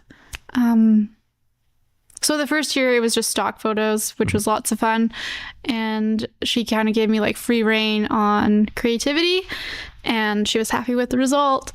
And then in the second year, I think it was also stock photos, and then this year in February I was invited to go and take photos at the 20th anniversary for First Voices, and so that was really inspirational to me because of like all of our cultural language is coming back, and it's like accessible through an app now. So like if like for me, I'm a Shuswap, and I could just go on that app and I'll be able to like ask it a question and it'll be able to tell me in a Shuswap. Oh, that's so cool. It is. It's That's so so cool. So, and then there was like a woman, probably about my age, like youthful. Sorry, that kind of sounds bad, but like not an elder. And she did the first prayer for this event, and I thought that was really inspirational because usually it's elders that do it, and like a lot of young Indigenous people are starting to learn their languages. When I was growing up, our language, like Shuswap in like our schools, you basically learned the same thing you learned in kindergarten, you were learning in grade 12. And like a lot of non-First Nations would go into these classes just because it was easy. And so that was like really degrading and frustrating. And so I dropped out. I think in grade 10, I dropped out. And so I had lost a lot of that. So like really it's just words that I know in my language. And my mom, she has been taking Shuswap language, and I think she has like a couple more courses and she'll get her certificate and she'll be able to start teaching. So I'm like, please teach me and Ryder because I really want to know my language. Yeah. That sucks as a story that was going on. Yeah. It might be different now, but when I was in high school, Yeah. it was pretty sad. Yeah, but like again, as you were saying, like being able to like that there is more reconnection happening with that. Yes. And and so like, and are you taking steps to learn the language now, or you're like using the app and getting familiar with that? Yes. And also like my mom is a really good mentor for that. And then this year I was asked to kind of do like some filming for a language event that was happening, put on by like Cody Williams, and I don't remember what it was called. It's like a Shuswap immersion. And they did it like out past Likely. I wish I remembered the lake. And it was like a week long. And they had elders out there and then younger people. And there's a few younger women who are just like maybe 4 years older than me that can speak Shuswap fluently. And that was also really inspirational. And like, I don't know, it's just so good to see that it's coming back. Yeah. And you're participating in that, and you're the lens of those events. I would feel for myself, if I was in that position, that would be an honor to do something like that, and to be able to, like, because not only are you're taking photos for posterity's sake, but you're taking photos of those, again, as we touched upon, moments in time from your perspective, and being able to participate in that that sounds really amazing. It is. I still have to like do the editing and go through that whole thing, but that's my plan for December. Yeah. My rest period is going to be editing videos. I mean, I'm happy you find that restful. Editing, I do not find that restful at all. But and actually, you know what? Editing is, I guess and I'm mostly thinking about it because like I've been doing a lot of editing on these podcasts and been doing that under a lot of stressful situations. But I don't really think I've talked to many people about the editing aspects of photography and the editing aspects, because that's just as much as part of the art as doing taking the initial photos. Yeah. Like how do you find doing that, especially as being somebody who is self-taught? I enjoy editing very much. And I feel like that's kind of where I get my creative outlet through, like on top of just the photography part. I want to say that my editing style is unique, but it might not be.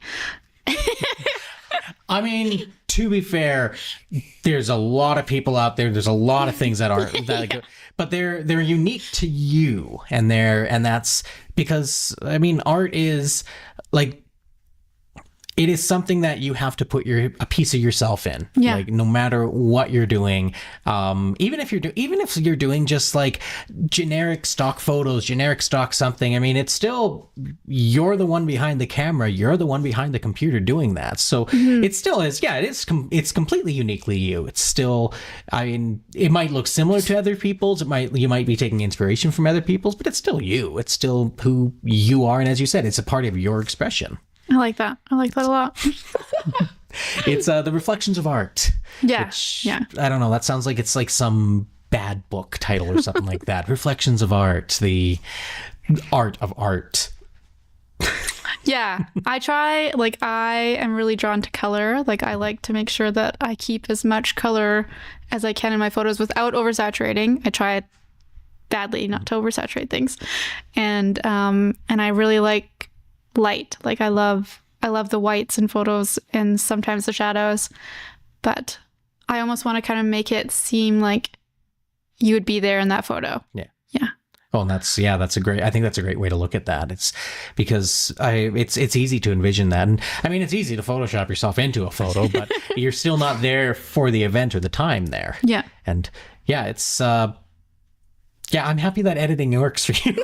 And it's probably a lot different than film editing and stuff like that too. Yeah. Film editing is a lot harder because you have to re-listen how many times to the audio, make sure it tracks with the video. Oh my God. And the B-roll. I'm just like, it's kind of a nightmare, but I'm happy that, like, with the podcast, I don't have to do a ton of B-roll. That's so good. We do like little intros we do an intro sequence there, and we'll get some B-roll here and there. But for the most part, no, we had lots of thoughts about B-roll, but it's mostly the important thing is like getting to talk to people, getting to make you sound good. So. All right. So as we get to the end of the podcast, the end of the interview, I've got 3 questions that I ask everybody here.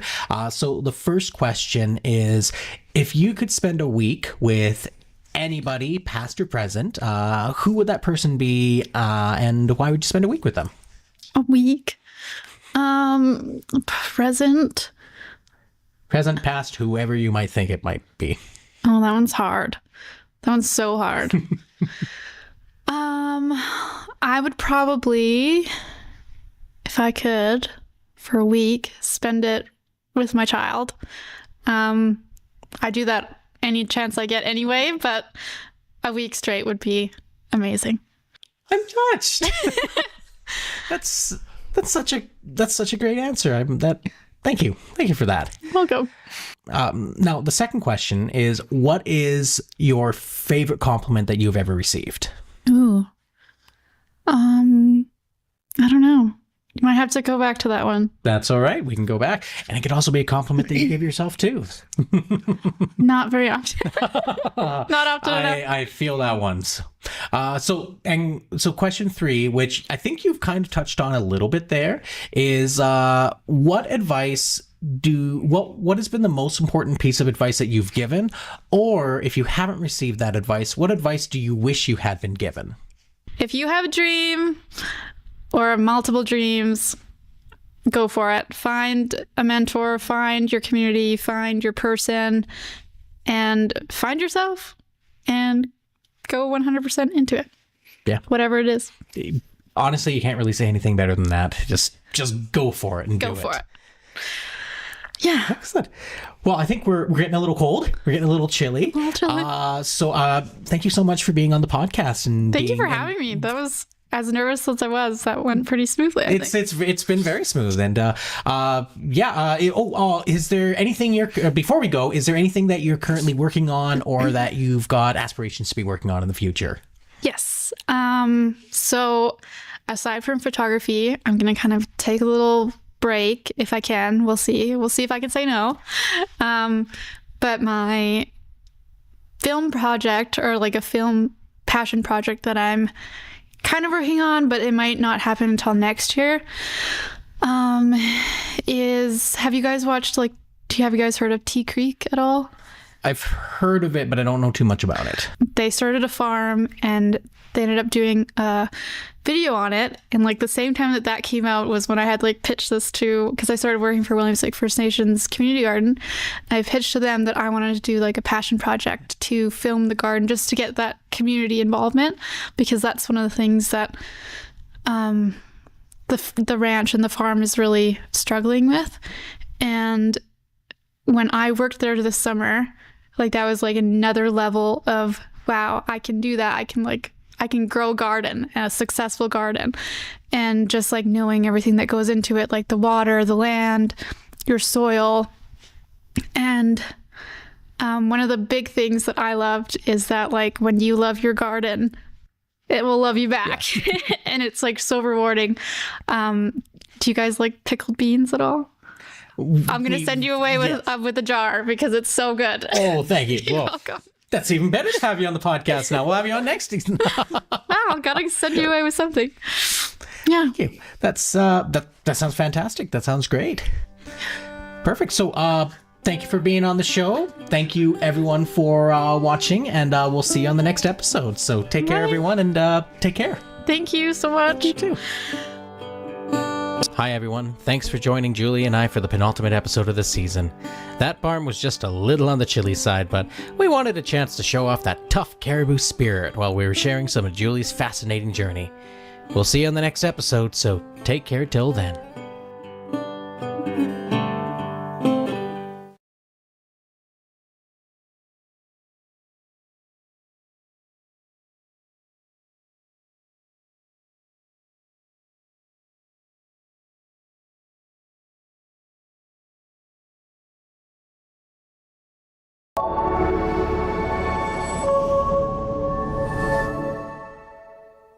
Hi, welcome to the season finale of Colors of Caribou, the podcast where I interview rural artists and ask them why. Why do they want to live and create in a place where we use the word ranch as a noun, a verb, and a salad dressing? I'm your host, Rowan Keenan. Over the past year of production, this podcast has been a massive learning experience. We've been stepping out of our comfort zones, learning about filming, editing, sound design, and not to mention all of the background work that it takes to get a podcast to you. There have been many great and difficult moments for myself and the team, but it has all been worth it. Speaking to these amazing artists and getting a chance to listen to their stories has been such a gift and has deepened my own love for the Caribou Chilcotin. To top it all off, our final guest has such a wonderful connection to the land and the community that it was well worth filming in a chilly old barn one late December night. Let's welcome Ingrid Johnston to the show and listen to her stories about being a rancher, a musician, and a teacher of the arts. So, grab a chair, grab a drink, and let's get started. Welcome to Colors of Caribou, stories of wild creativity. Today's episode was filmed and recorded on the traditional, unceded territory of the Secwepemc peoples, specifically the Twahalcum or Williams Lake First Nations Band and the Hatsel or Soda Creek Band.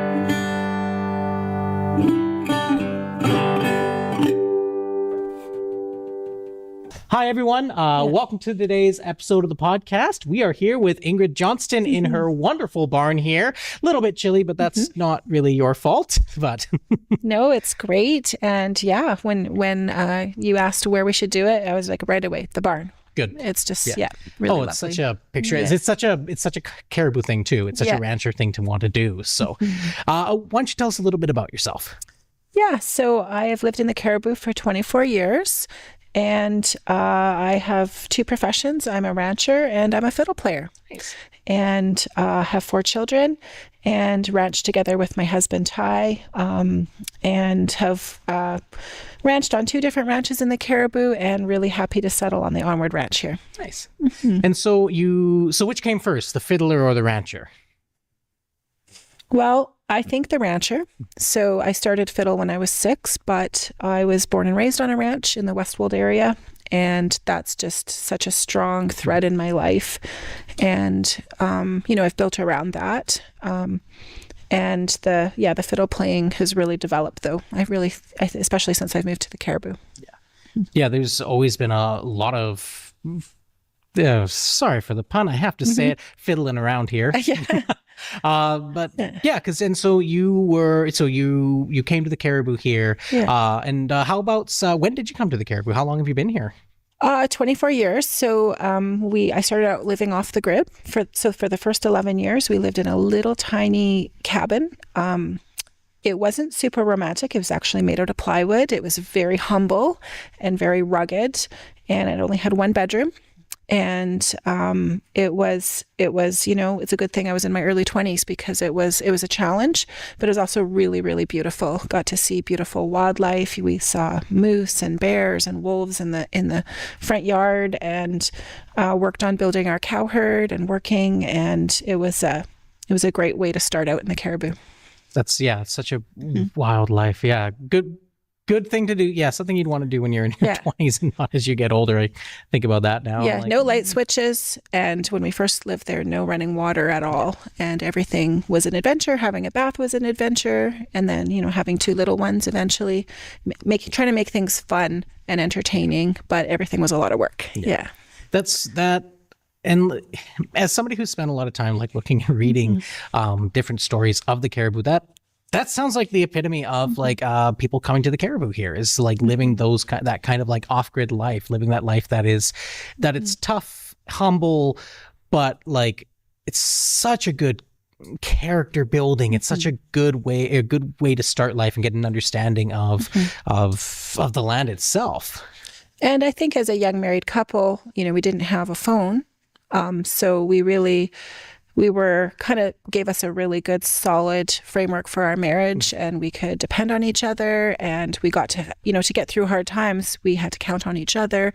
And people always say you guys work really well together, and I attribute it to those years, because that's all we had was each other. Yeah, So, it's building that foundation. yeah. So when you started that kind of life, you originally started with the idea of working on a ranch or living and continuing the life that you'd started as a child there. So when did you start making that transition into, or that link between, okay, this is the work that I want to do, and this is the kind of more stuff that I want to do with your fiddle playing and with your dives into music? I would say almost right away when I came to the Caribou, I was into the art community. So the first thing I did was join the pottery group. And I quickly realized that these were my people. I just loved the ladies in the group and started doing artwork and pottery. And then once I got out in the community that there was someone that played violin, I was flooded with people asking me to teach their children. So within 6 months of me moving here, I was teaching and coming into town for that. And, just loved every minute of it. And yeah. Yeah, there's a lot of times it's good to find art with your people, which is... Yeah, and being out there, and this is a time before cell phones even, nobody had cell phones, and there, if a generator was turned off, it was dark, right? And there wasn't TV, so I did a lot of even visual arts, and it kept me really busy and kept me motivated and creative, and I was actually out there a lot by myself. I worked in camps and was gone quite a bit, and it was just me and the wild creatures, and just I really loved those quiet evenings and doing things. Yeah a much simpler time, a different time that is something that's really kind of hard to feel, even as somebody who has worked, who kind of we had more connectivity. We didn't have as much growing up, but I still remember growing up, and my mom always did those arts. My mom always did that kind of stuff, and it's amazing that we have that to do as something we can, and fortunate enough that you had people reaching out to you to be fiddle player. I'm not surprised. People like music. People like music. Yeah, and the way Williams Lake is situated, we're 3 hours from Prince George, and we're 3 hours from Kamloops. We're quite remote in that way. We're quite isolated, and there might only be one of somebody in our community. There might only be one voice coach. And if they leave, it creates a big hole in our community. And I think that's what happened with violin, is there was nobody teaching it when I arrived here, and people were screaming for that. They wanted that for their kids. Yeah, people being desperate to have that art and have that kind of creative input there, which is, there really is can be a bit of a void in this area, because we're not a big city center. We're not massive. We're not huge. And I know when I was growing up, I always felt a little bit more pushed towards pushed away from the arts and pushed towards more trades, more stuff. I remember being in school and people or like in the and being told by the counselors like, yeah, it's like you need to be a trades, you need to be in this, and it was I know I felt it was difficult wanting to be an artist, wanting to create, and my vocation was acting, so that made it even more difficult because as like you don't really do a lot of paid gigs for an actor when you're in Williams Lake here. But so it's really good to be able to hear that like there has always been that need for artists, and also the need for people to create and teach art.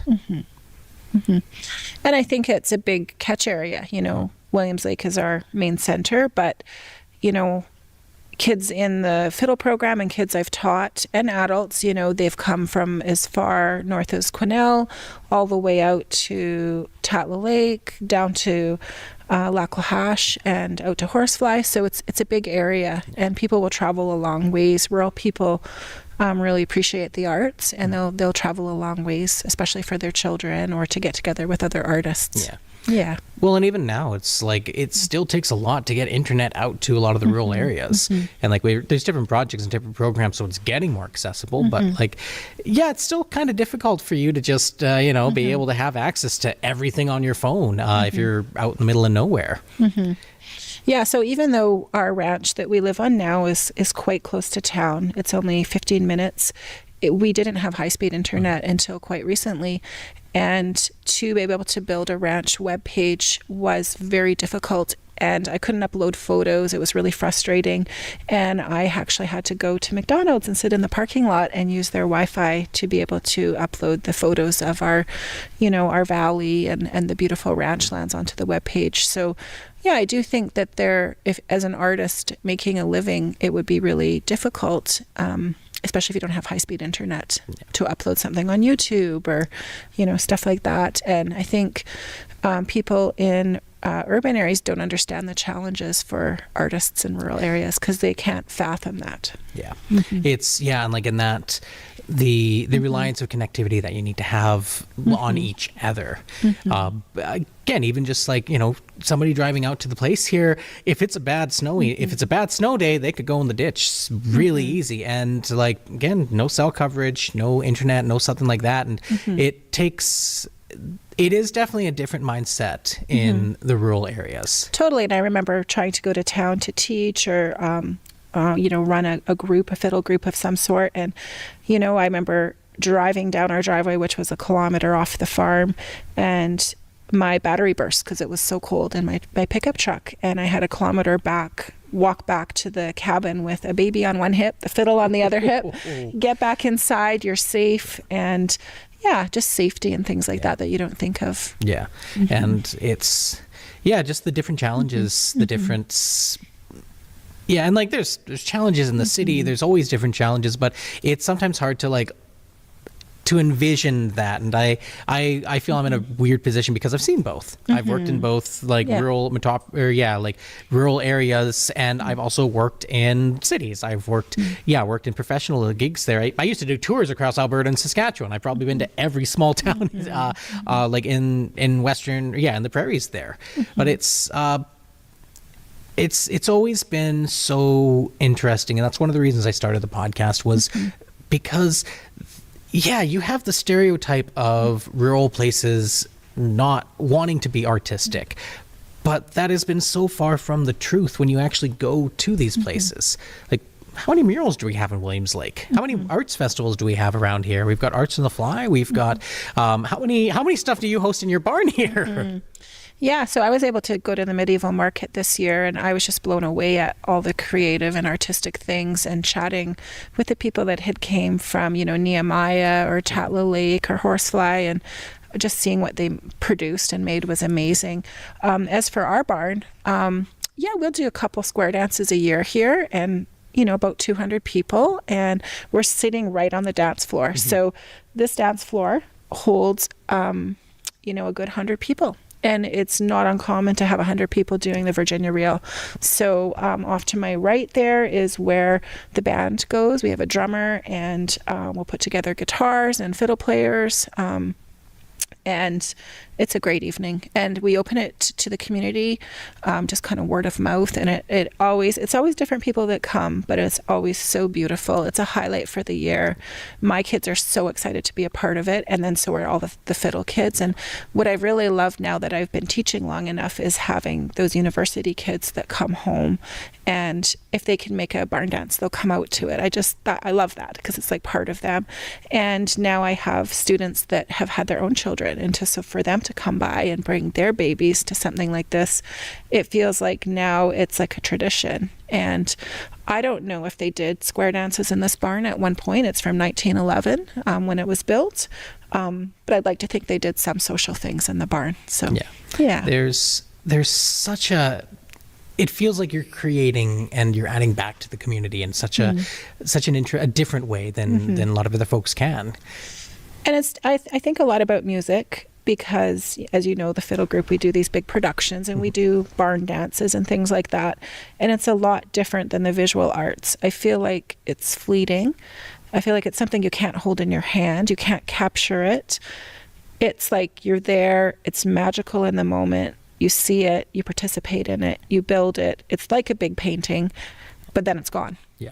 And it's sometimes sad, but it's also really incredibly beautiful and magical when it happens. Yeah, it's building that experience and inciting that emotion. Live theater is the exact same way. I think that's why I love it so much, is that it only exists in that moment. And then once that moment's gone, I mean, you could get all the pieces back together again. You could have a barn dance the next day with the same people, the same musicians, the same, like everything the same, except it's never going to be the same. I loved the word when you said, building this experience. So with my fiddle kids, I always talk about, this is the journey, and the journey is as important as playing in public. The journey it takes to get there is part of the magic and is part of the art form. And it's all about people. The people are very important in music, and it's about the interactions with other people. And it's not solitary. It's very social. It's very social to be part of a group. It's very different than just taking a music lesson. So if you're a musician and you go and you are learning, and then you go home and you practice, and then you go back to your lesson, and then you go home and practice, you're not getting that fullness of community that you do when you join a musical group and when you perform or when you put on dances. And as a musician, also it's humbling a dance because there's the music, but the music is so that people can dance, right? So you're important, but you're not that important. And I've always loved that. Yeah, that's a really nice way to put that. Is you need, it's almost like you are a brushstroke in the painting. It's like you need all of the brushstrokes to make everything come together. And like the individual brushstrokes, they're important, but they're again just making a part of that whole. I think that's it's a good way to think about it, and a good way to just also think about how to build with community too. Yeah, community is really important to me. Actually, next week we are doing an elementary school tour. So we're going to 3 elementary schools in one day, and had a big talk with the kids. We'll be bringing 25 to 30 kids that are playing the music around to these elementary schools. And, we talk about it beforehand. Who is the audience? This is the age. This is what they would enjoy. So this is what we're going to do. Sometimes our audience average age might be 45 or 50. Well, that's a different audience. So that's really interesting with kids to kind of explore that and make a program that's maybe kind of silly or kind of funny so that kids will like it and will like to listen to it and dance. And, we wrote a big Christmas story to go with it with narration and a few costumes and things like that. That sounds like so much fun. Which schools? That's well, right up the road, the 150 mile school, and then we're going to Marie Sharp and then Nasika. So. Oh, that'll be great, and especially in time for Christmas season, which will be over by the time this podcast comes out. But that's like, and that in turn probably helps inspire kids who see the shows because they're seeing their peers, they're seeing people like them perform and being like, hey, they're doing it, why can't I do that? Yeah, and that's very powerful. So when kids see other kids doing something, it's different than them seeing adults do it. So we all know that live music is great, but when kids see other kids producing live music, I think there's even more power in it. Yeah, that and that can be such a difficult journey too, is to get that inspiration to start to do anything, which I think a lot of us who start multiple projects and start multiple things can have that as an issue. But being able, like when you're younger, it's a lot easier because you're a little bit more malleable in a sense. Like you're able to be influenced by different things more. Yeah, and everything you do, you're growing. So we every 2 years we have a theme, and this time it happens to be the 1950s and 60s. So we have been researching and learning, things from Elvis Presley. We'll learn some Beatles tunes, things like that. And the kids are learning kind of culture and history at the same time. And that's the neat thing about music. There's music, but it mimics what's happening in the world at that time. So I find they're learning history, they're learning fashion, they're learning architecture, they're learning worldviews. Before that, we worked on a show that was from like the 1920s to about 1915. It was the age of radio. So they learned a lot about radio, and there was a time before TV, and it was like a window into your living room, right? So that was amazing to teach the kids that. The last show we did was a cross Canada show, and we only did music from Canada, and we did everything from Joni Mitchell to like a pop tune from Ontario to old Quebec music to Raise a Little Hell, that was a BC tune, and country music from Alberta. And, that was really great. And the kids learned about Canadian history, and they learned what was going on in Canada and all these different decades. And they learned about Rick Hansen. So very interesting. As you guys know, Rick Hansen is from our community, but the kids didn't know the story. But we learned St. Elmo's Fire, and through that, we were able to tell them Rick Hansen's story, and then they were able to meet Rick Hansen. He came for the Stampede. That's so cool. We played for him. He shook their hands and interacted, and it was just really beautiful. Yeah, that sounds like such a good experience, such a valued, and like such an interesting perspective that you're bringing to that. Yeah. Because it's not just about the music, it's about what makes the music the music. Yeah, like, if they're, coming out of the Second World War, what was happening around the world, here's the music that went with that. There's always reasons, and that's been really fun discussion with the kids. They say the funniest things, and, we always make them guess about things or ask what they think, and it's hilarious. Oh yeah, I could imagine that, like sometimes cultural divide. I mean, even from like 20 years ago, if you tell them, our phones were, we didn't have the phones, or the phones flipped, and we didn't have text messaging in the way that you did that. Yeah, well, I remember we were learning some 80s tunes, and they didn't know what a ghetto blaster was. And we were like, whoa, like, there's different types of music education. We think of it as a, a classic sense, but, they only know kind of the last 10 years. And after that, they don't understand. They have not heard, what's going on, or music history. Yeah. You have a very talkative contributor in the back there. And that I can really appreciate that that mindset, because again, I spent a lot of time studying history, studying people, and as a theater goer, trying to understand why the changes happened in theater when they did at the times, be it for being like revolutions or things like that. And like, I think that's such an important thing that should be considered as a part of that. And that might happen in a university setting, or as you further the education on, but might not happen as much in like when kids are younger, and when that's probably when they can really make an impact on them. Yeah. So, years ago we did a Celtic show, and you usually think Ireland and Scotland, which is correct, but we also went into the Breton region of France and learned about basically the French Revolution, what contributed to it. And we talked about the salt tax and, just the control that was happening. And we played some French tunes. But yeah, I very much felt like they learned through music about a revolution. And that was really cool. Yeah, and like bringing that stuff here and like finding about stuff. Do you have any good stories about like music from this region? Something like a particular one that always stands out to you? I think we have a lot to be proud of from this area. And I look at, like Ferris and Jason Romero. So my husband went to high school with Ferris, and I just think, like, here's a couple that followed their hearts and is, you know, traveled around the world and played music. And they were actually going to play a concert in this barn right when the pandemic hit, and work with the kids from our fiddle group. And I think those are really inspiring people for kids from our community to see, because sometimes I think they think people that are musicians are always from another town. If they're a professional musician that is a full-time musician. And I think it's important for them to see people that are in our Caribou region that have followed their dreams and passions and succeeded on kind of a world stage. And I think those role models are really important for Caribou children. Because I think there's this feeling, if you're not from Toronto or Vancouver, that you can't have a music career. And I think that's false. Yeah, that's really true. Yeah, and I grew up thinking the same thing about acting and performing.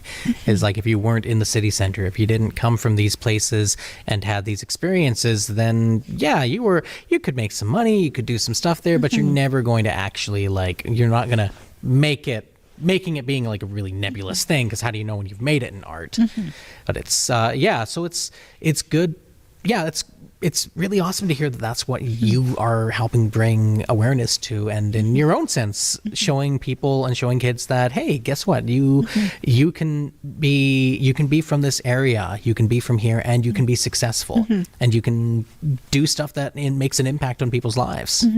What I find in our area with, you know, kids is they're really well-rounded.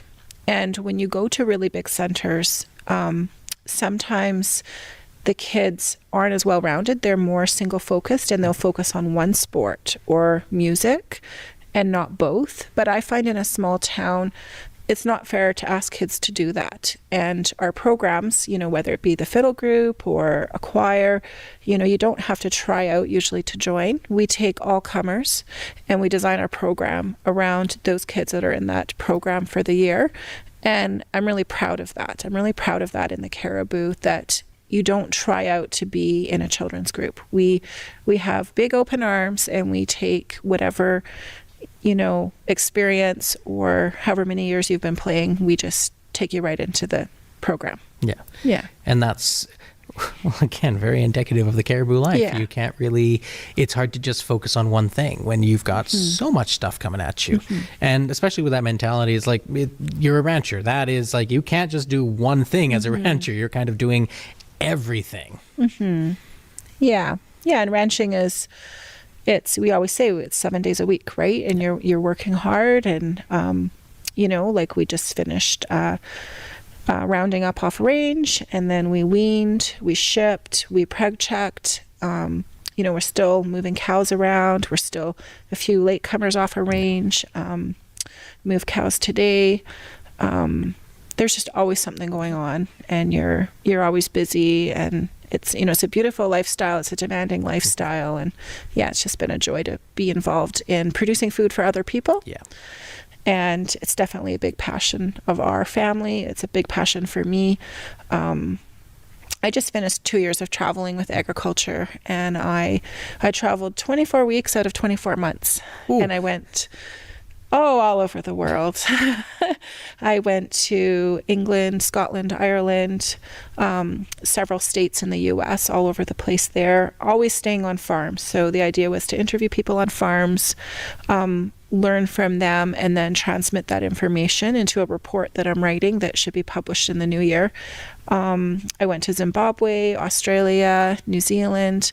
I went to Italy and Spain, and I just love spending time on the farms with the agriculture people. And it was just, a beautiful dream for me to be able to do that. And that kind of makes me wonder, I mean, first off, how do you find the time? Yeah. Because doing all of that stuff, doing like being a teacher as well, helping people do hosting stuff in here, just the general life and ranching, and then you're doing a major project like that. How do you feel that might have, like, how do you feel that the two have been working together, the life as a musician and the life as a rancher? always felt like, yeah, I was like, my brain was split in half. Half was agriculture, growing food for people, feeding people, and the other half was music and art. And it's like I knew they were connected, but I didn't know how to put it into words. And this travel that I did really helped me with that. In particular, I was in Tasmania and I was interviewing a cheesemaker that had kind of saved the family farm.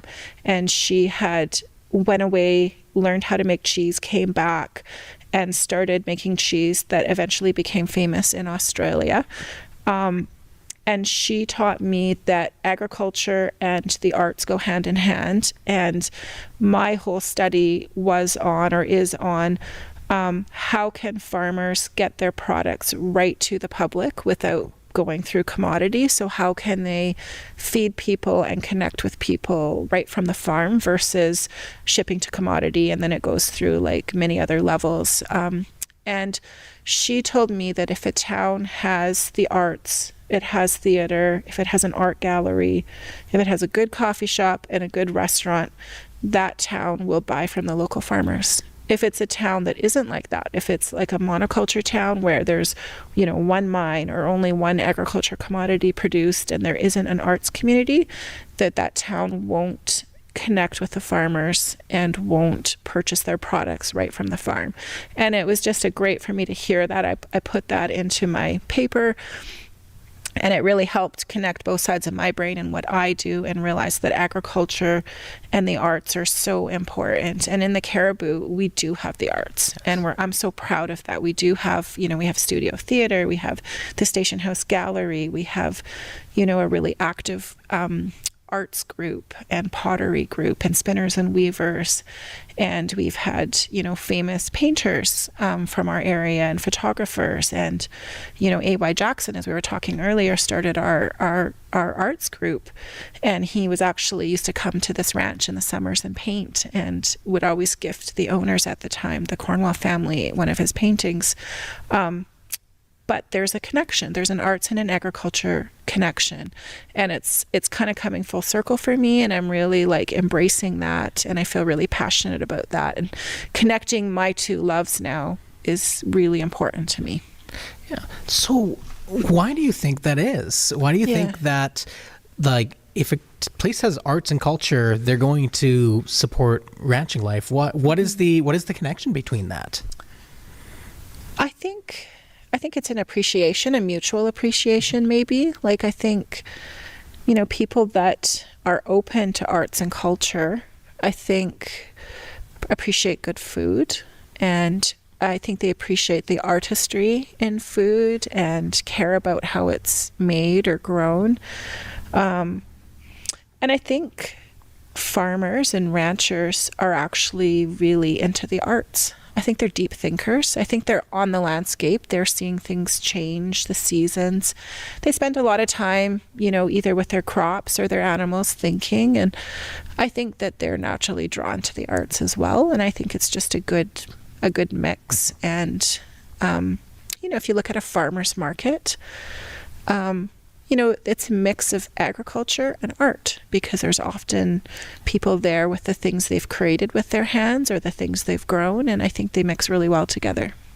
Yeah. And I wonder if there's also like a link between like the passion that you kind of have to have for both of them, because both, unfortunately, both the arts and ranching aren't really known for being big money makers and being something that, like, if you want to make it work, you have to work really hard in comparison to other jobs and other careers. Yeah. I think you have to love both of those things to pursue them. That's how it is. And I've always said, like, you know, people ask me about what I do, and I'm like, I love both of these things so much. I would never give them up.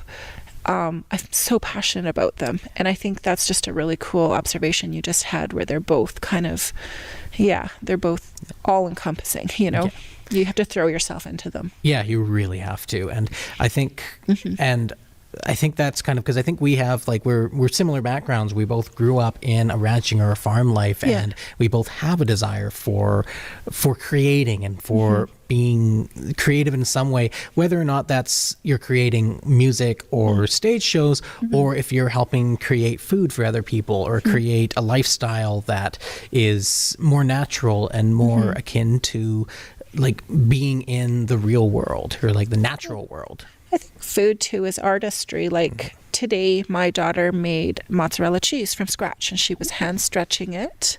And, you know, we had burgers. We hosted my dad for lunch, and we had these burgers that were our grass-fed beef, and she had made this mozzarella, so they were like mozza burgers, and, you know, jalapeno relish that we had made, and you can just kind of see the handiwork in it. And I think, you know, my daughter loves cheese making, and we do a little bit of it on the farm. And we had a gentleman, David Asher, come and teach us in the spring. And as I watched him teach, and I brought him here mostly because of my daughter's interest in cheese, but I learned so much from him too, was what an artist he was. And here we are, we milk the cows in the morning, and we had other guests. There were 12 of us. And by the end of the day, we had these beautiful cheeses. Some of them had to be aged. You know, he told us stories of each country where they were from, but it was very, very artistic and it's like, what do you do with your hands? And I think, okay, music, you use your hands. Cheese making, you use your hands. Farming, your hands. Painting, your hands, you know, and it's just, you're creating something, and you're creating something out of nothing. Yes. You have nothing. It's like a blank slate. And I really think this about the Caribou. If people have a business or a profession here, a lot of the times there wasn't something, and they build it from scratch, and they build something out of nothing.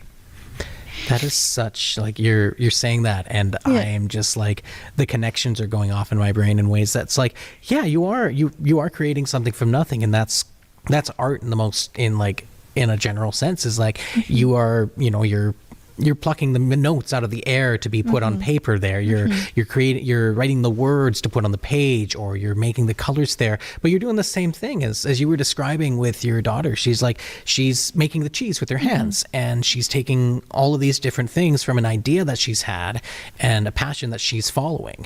And it's like, I really like, because I've always thought that there's like artistry to food, but even just like, I think I've always put that more of like, you know, the bigger advances, or like the bigger, like, grandiose, like, oh, it's like for the high chefs and the high things like that.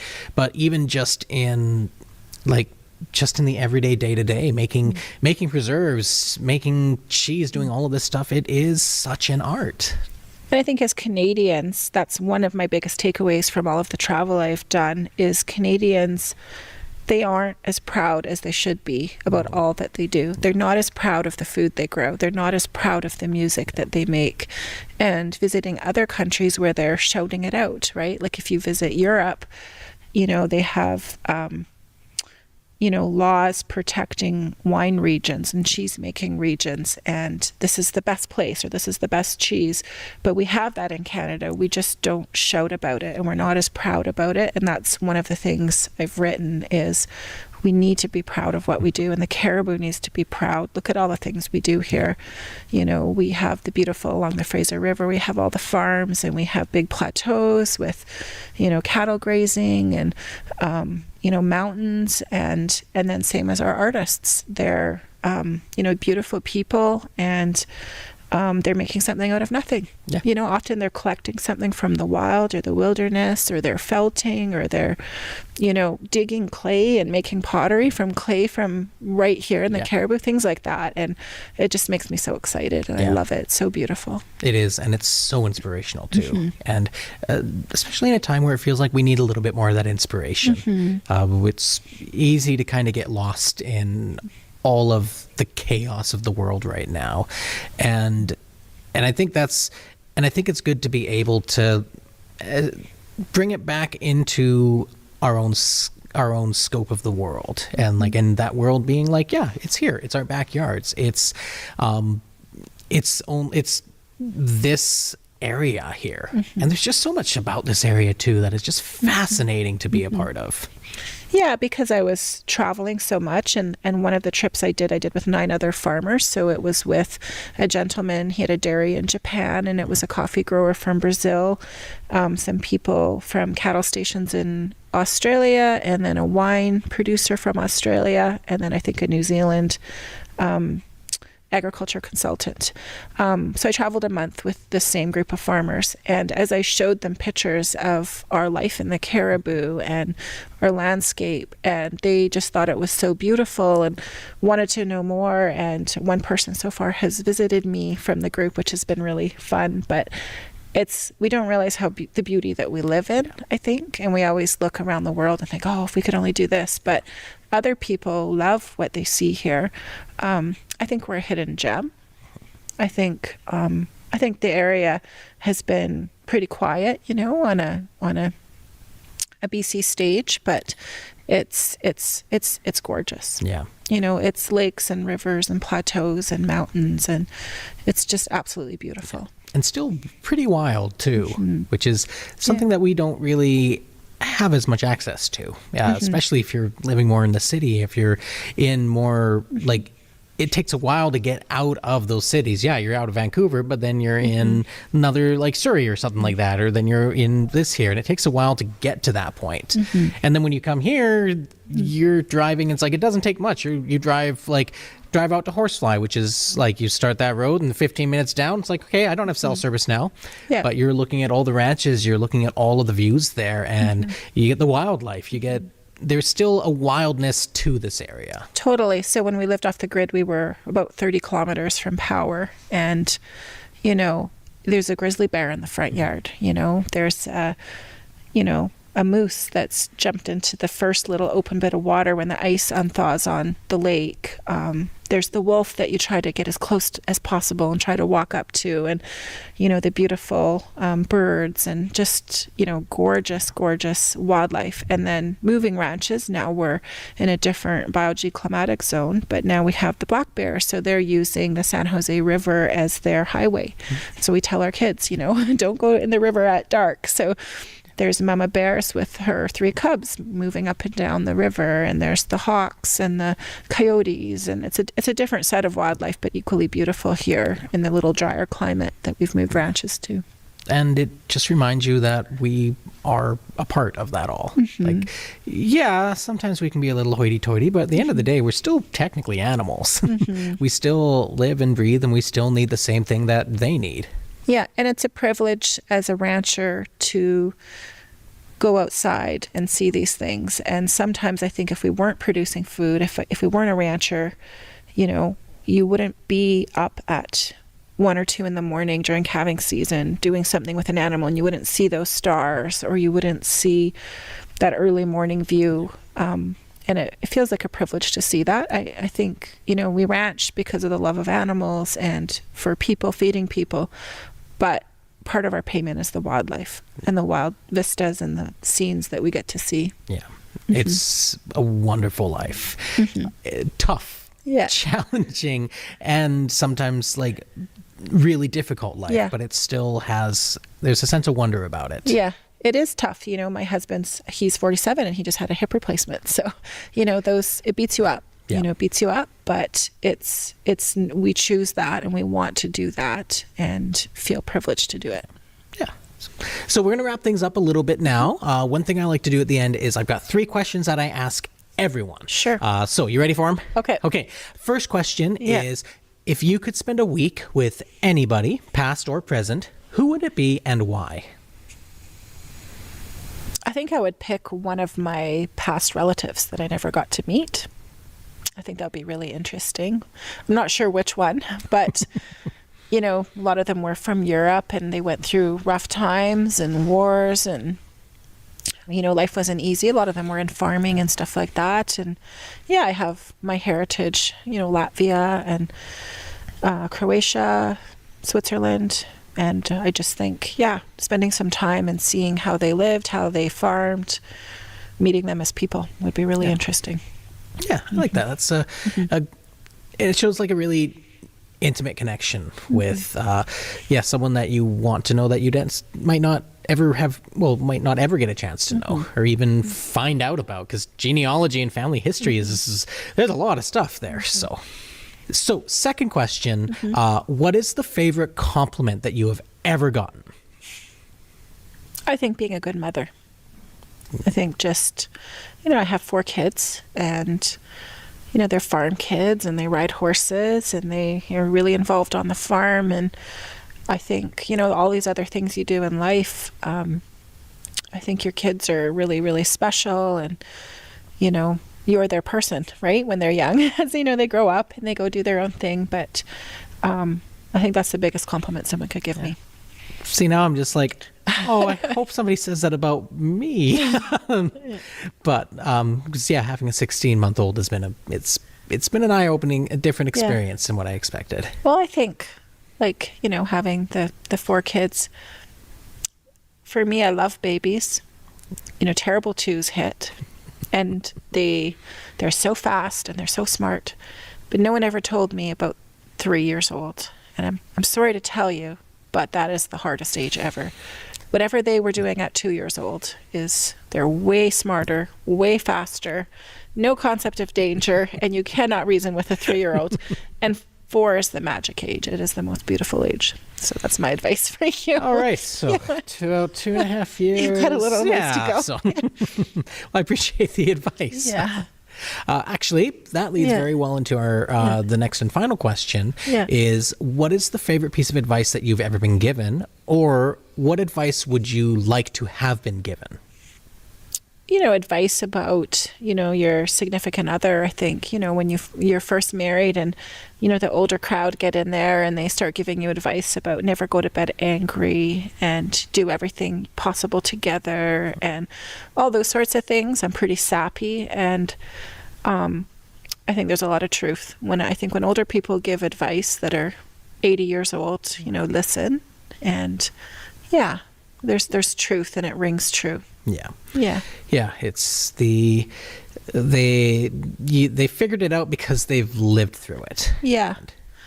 And ranching advice, always listen to that. Some of it's good, some of it's bad. I know when we first looked at this ranch, and actually it was one of the reasons the barn is so special, because we were looking at it was for sale, and there was only a little ladder coming up into the center of the loft here where we are in the barn, and we, crawled up the ladder. There was a little trap door, and we opened it up, and we looked around, and I looked all in the rafters, and I just felt all the hair on my arms just raise, and I just knew that this was the place for us. But it was really scary, because here we are leaving our off-grid ranch, a new mortgage, a new life, and another rancher told us, he said, if you are just a little blip in the history of the Onward Ranch, it's worth it. You have to do it. And that was good advice when we were moving here, and had 2 kids here as well, and kind of had we've been here for 13 years, and just I've really enjoyed the Onward Ranch and all of its beautiful history of the And being a part of that history is now a part of your legacy. Like the shows and the dancing halls, those are things that people are going to remember. And they're going to remember it for their kids and for the next generation. And they'll be like, oh yeah, I remember when I was young, I went to the Onward Ranch, and they should do it again, or they keep doing that. You should continue that. And it's often amazing what can start from something so simple. And just from climbing a ladder and getting a feeling. Yeah, and I've had, parents get back to me, kids in the fiddle group, and, one mom told me that her daughter told her that the ranch is her happy place, when she comes here, because I'm always hosting the fiddle kids as much as I can. And I see them running around and going down in the river, and kids playing in the river, and, we're practicing, we're getting ready for a dance or something, and they're jumping on the hay bales, and we start a fire in the backyard and roast hot dogs. And I think I've always felt like this ranch is really special, and it's something to be shared, and it's not something to kind of just hold to yourself. It's something to kind of open up to the community and share with as many people as possible. Yeah, and that's art, that's ranching, that's a really good theme. That's a really good way to think about things. And I mean, I'm saying this just like hearing this is like, yeah, I can appreciate that work, and just knowing how many people are appreciating what you're doing in that case is, yeah, it's great. It's really good. So, thank you for being on the show. One more thing. Yeah. Is there anything that you currently have that you're working on? Any like shows, any things like that? Any big ranching endeavors? Anything you're thinking about? So, with the ranch, we've begun selling our grass-fed beef. So, love doing that. And we host some students from Thompson Rivers University, and we co-teach with the Sustainable Agriculture Program. We do the beef section. So, loving that project, loving being a part of, young people developing a passion for agriculture. On the music end, we're working on a 1950s and 60s theme. So we'll be doing that in May 2026. That's a long ways away, but we've already booked first weekend in May for the Gibraltar Room. And also looking at a group of teenagers going to Ireland for this summer. So doing lots of fiddle things there. Seeing the beautiful, the Cliffs of Moher and all those beautiful things, seeing the music in the pubs, and just traveling around a little bit and learning kind of, from the Celtic fiddle perspective. And just, getting more experiences out there to kind of bring back here and be able to share those experiences. They really, experiences beget more experiences.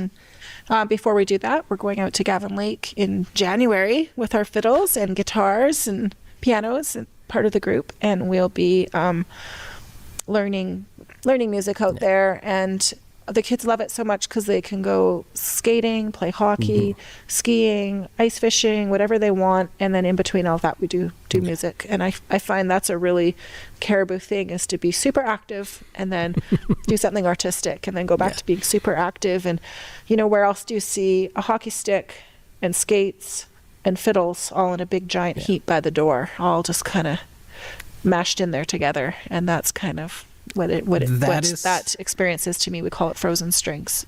That is such a picturesque Caribou moment. Yeah.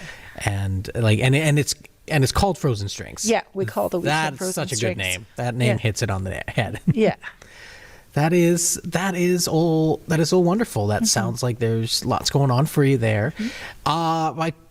Thank you so much for being on the show and for hosting us in the barn here. Like you host so many other folks, and I feel really privileged to have had a chance to sit down and speak with you. So thank you very much, and thank you to everybody for paying attention on the show this time. Yeah, thank you, and I hope you can come to some of our shows, or maybe you can bring your little one to a barn dance.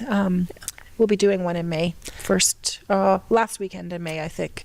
Thank you. This has been really unique, and it's really good to hear from you, because I've heard about you, and to be able to just sit down and talk to somebody who, especially because I know it's always been odd for me being farming and then an actor and an artist, and always kind of feeling not everybody would get that kind of thing. Like the two worlds were so important to me growing up, and then it's been, thank you, I appreciate that. And I think with farming, they're saying less than 1% of people in Canada are now involved in agriculture. Geez.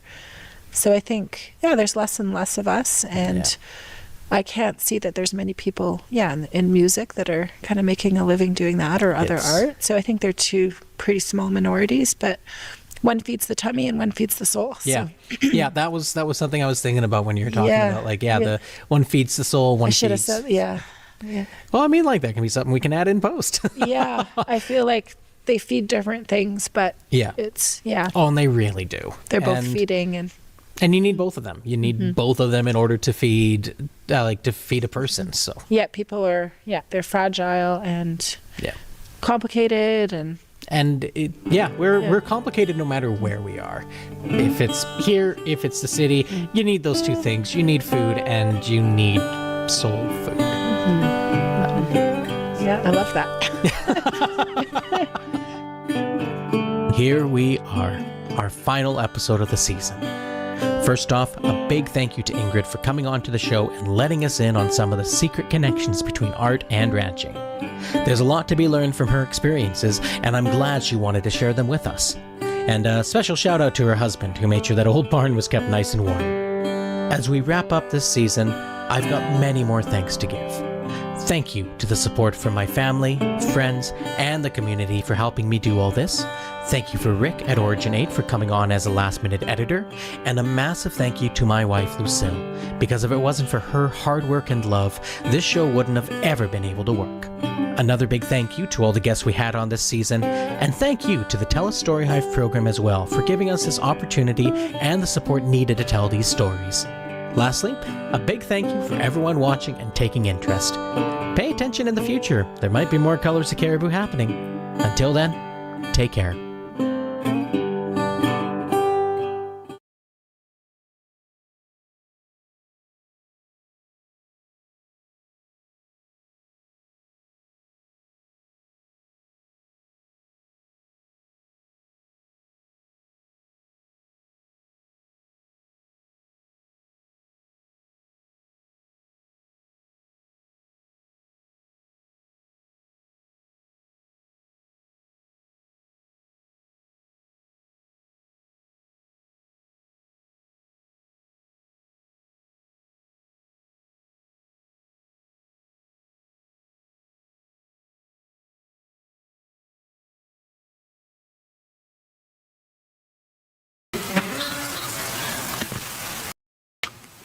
It's 6 p.m. Welcome each and every one of you, the media, senior staff, our citizens, and some of our international guests.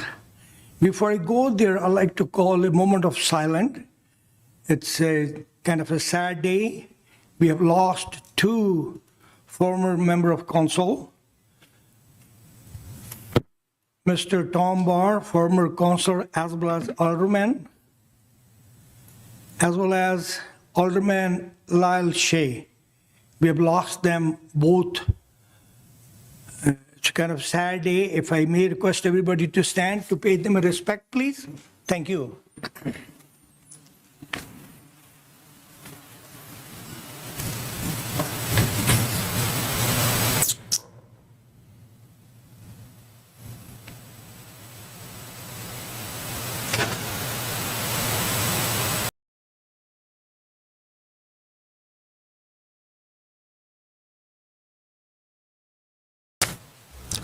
Thank you, folks. Appreciate it. May Almighty God give peace to their soul, departed soul, and their family be given the strength to bear their absence and their leaving.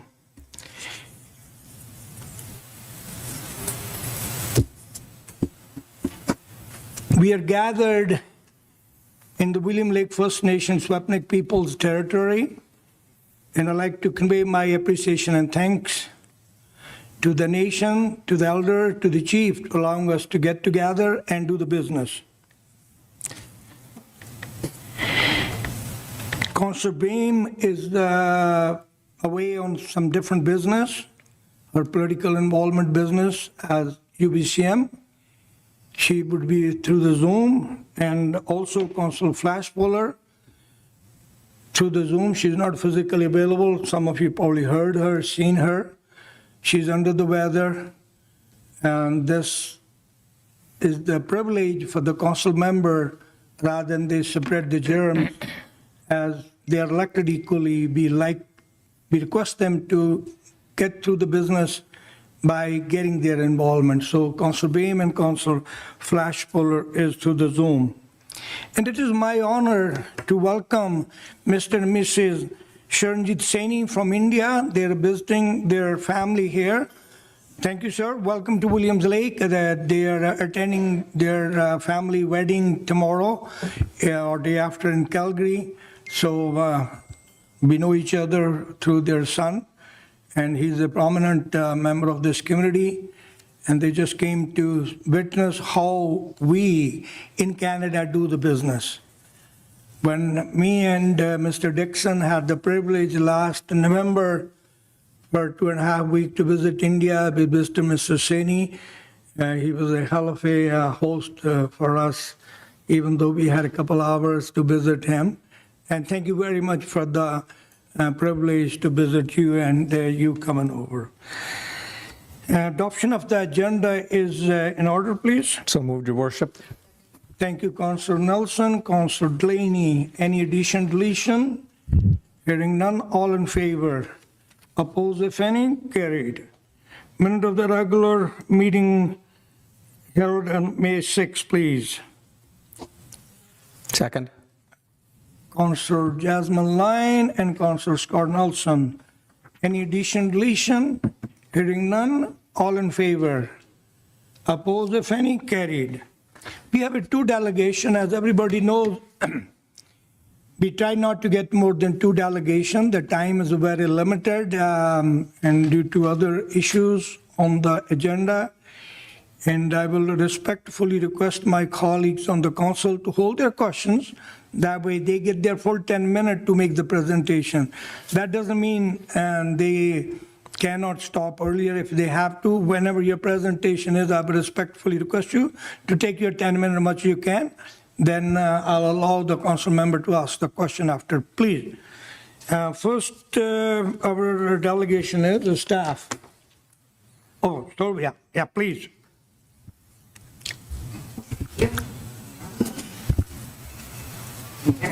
Let's press a little talky face. Yeah. Talk face. There you go. Shading face, maybe.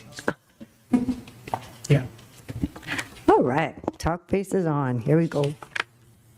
Good evening, Mayor, councilors, staff, and community. I see lots of faces here today. I was just saying it's always a little bit weird to have you guys at our backs, but so be it.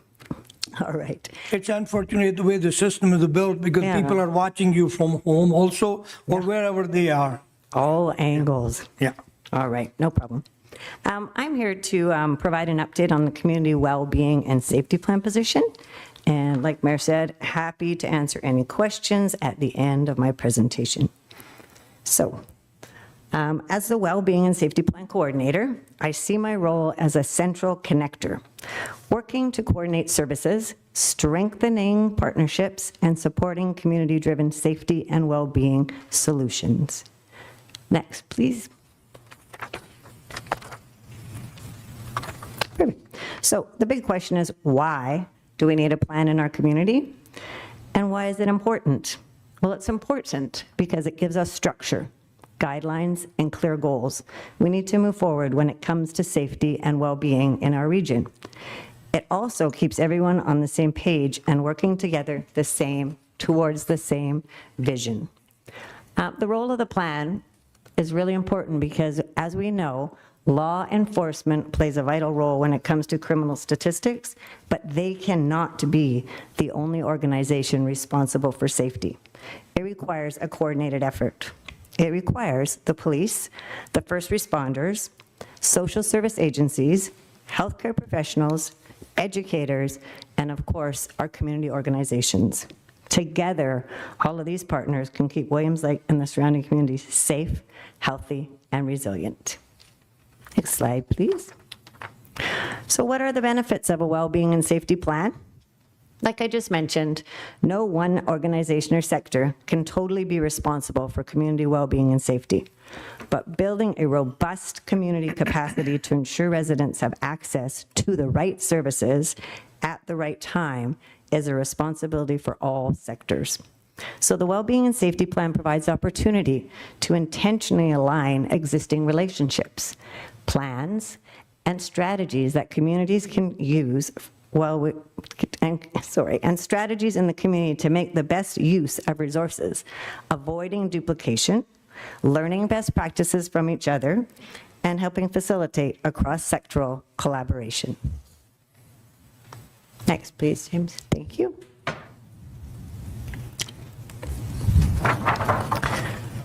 When I see this slide, it makes me feel really proud of our community and the collaboration that already exists. These are probably half of the committees in this community that are working hard to help people live a great life. I currently in this position have 25 hours a week. It's been funded by a variety of grants, and this is how I divide my time. One of the things that I've learned is that safety is seen in a lot of different ways and arises at a lot of different times. But these are some of the tables working very, very hard to provide safety and well-being in our community. So the first one is a Carrickbridge-Colton Acute Response Table, known as CCART, and I will share a little bit more about that in a moment. The second one is a mental health and wellness guide. It was created by the community.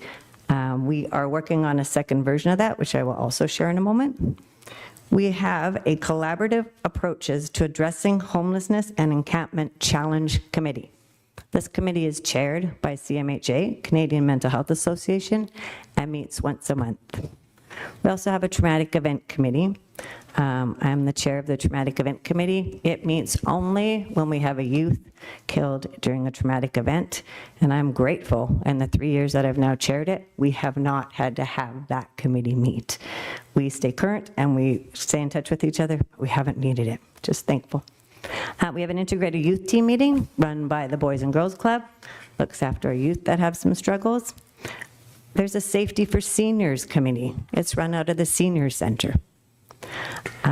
We also have restorative justice and care and community policing, for which I play the liaison role for the city. And lastly, this isn't a committee yet, and I'll give you more information on it, but the Canadian Centre for Safer Communities and Williams Lake are doing a project together. So those really, I think, are not even half of the amazing things going on in our community. Next slide, please. A little bit about the Carrickbridge-Colton Acute Response Table. So it is a situation table. In our community, we currently have 21 agencies represented at the table. We are the second longest running table, next only to Surrey, and it's been active for 6 years. Currently, that table is working on situation number 292. So in 6 years, we've worked with 292 vulnerable individuals and connected them to services, connected some of them to services. So what is a situation table? It's a risk-based collaborative rapid triage model. So it focuses on upstream connection for individuals who are facing acutely elevated levels of risk and need services quickly. Acutely elevated service of risk for CCART means that there's a sense of harm to self or a sense of harm to others within the next 48 hours. The only data recorded is a risk-based data to track risk factors and agencies involved. Names of the individuals who are supported are not recorded or tracked by the situation table to allow for their own privacy. So how does it work? Frontline service workers and justice professionals meet every Tuesday at 10:30 in the morning, and we meet on teams to prevent any situations that a single agency requires support with. Because again, just like RCMP cannot be the only ones responsible for crime, vulnerable individuals need greater services than one agency can provide. The group of agencies that join together then meet in a breakout room and decide who will be the lead in a multi-agency support. The lead then connects with the individual requiring support and helps mitigate what is at the acute risk factor. So what are the benefits of this? Well, it takes collaboration to a whole new level, building increased trust and strengthening interagency relationships. This is super important in our community because as most of you know, both audience and council members, that most of our positions and most of our organizations only have half the employees they need. So the greater collaboration we have, the less burnout for those staff members that are still working really hard on that front line. The other benefit is it gives us data, so it identifies trends that are happening in our community. Evidence-based planning and policy development is based on evidence that we can use. It also helps align initiatives with city priorities and community needs. I can't talk about this table without talking about the incredible individuals I have the privilege of working with. We truly are blessed to have a strong, committed champions in our community, each one playing a vital role in advancing safety, well-being, and collaboration. Together, these frontline workers, and I actually have the honor of witnessing it weekly, they are making meaningful difference. The chart that I put up shows what are the 3 greatest risk factors, no, the 6 greatest risk factors in our community in the last 3 years. The chart and the data was built by Ministry of Public Safety and Solicitor General, who actually support tables in BC. I think that many of you know what the risk factors are, but as you can see, suspected mental health, lack of housing, inability to meet own needs, drug abuse and misuse, financial hardships, and associating with negative peers are the top 6 ones in our community. Next slide, please, James. Thank you. This table, I'm sorry if it's not quite clear. I stretched it too much. This table highlights the growth and collaboration across our community over the past 3 years. So in the very top column where it says number of discussions, while there's a visible decrease in the formal table discussions, so in 2022 we had 57 discussions, 2023 we had 38, and 2024 we had 25, by no means does this reflect a decline in acute elevated risk situations. Rather, what it demonstrates is stronger interagency relationships, proactive collaboration, and the fact that partners are now coordinating support immediately without needing to wait for the table to convene. It's interesting, as chair, one of the best things for that table would be if we didn't need it anymore, because that would mean that agencies would have the support they need in order to get to people as quickly as they could, and that we would have relationships built in our community to build those teams and convene before it becomes an acute risk. The shift would make progress in a real-time response and shared responsibility in our community. Another stat that really stands out to me there is the second one from the bottom. And I found it extremely powerful as I looked at the statistic, is the number of individuals that are transferred from RCMP to agencies who have services required by those individuals at risk. We know that RCMP is our only organizations that's 24 hours, so they often get called to calls that aren't necessarily even theirs. A suicidation, yes, RCMP are trained and they can be there, but an interior health worker has far more training than RCMP. So the fact that we've transferred, in 2022, we transferred 62 of the situations away from RCMP into more suitable agencies. In 2023, 78% of those situations were transferred, and in 2024, 72%. What that really means is we're freeing up our valuable RCMP members' time to do the other important work that they have to do. That again speaks to collaboration in our community. Next, sorry, James. I just wanted to let you guys know that I am super excited to announce that the second version of the Mental Health and Wellness Resource Guide will be released in midsummer. Many agencies have contributed to update the resources, and the guide continues to grow as a valuable tool. It will hit the website this summer, so it will be online, not just in print, which will make it far easier for all agencies to get a hold of it. It'll be on the city website under the Protective Service section.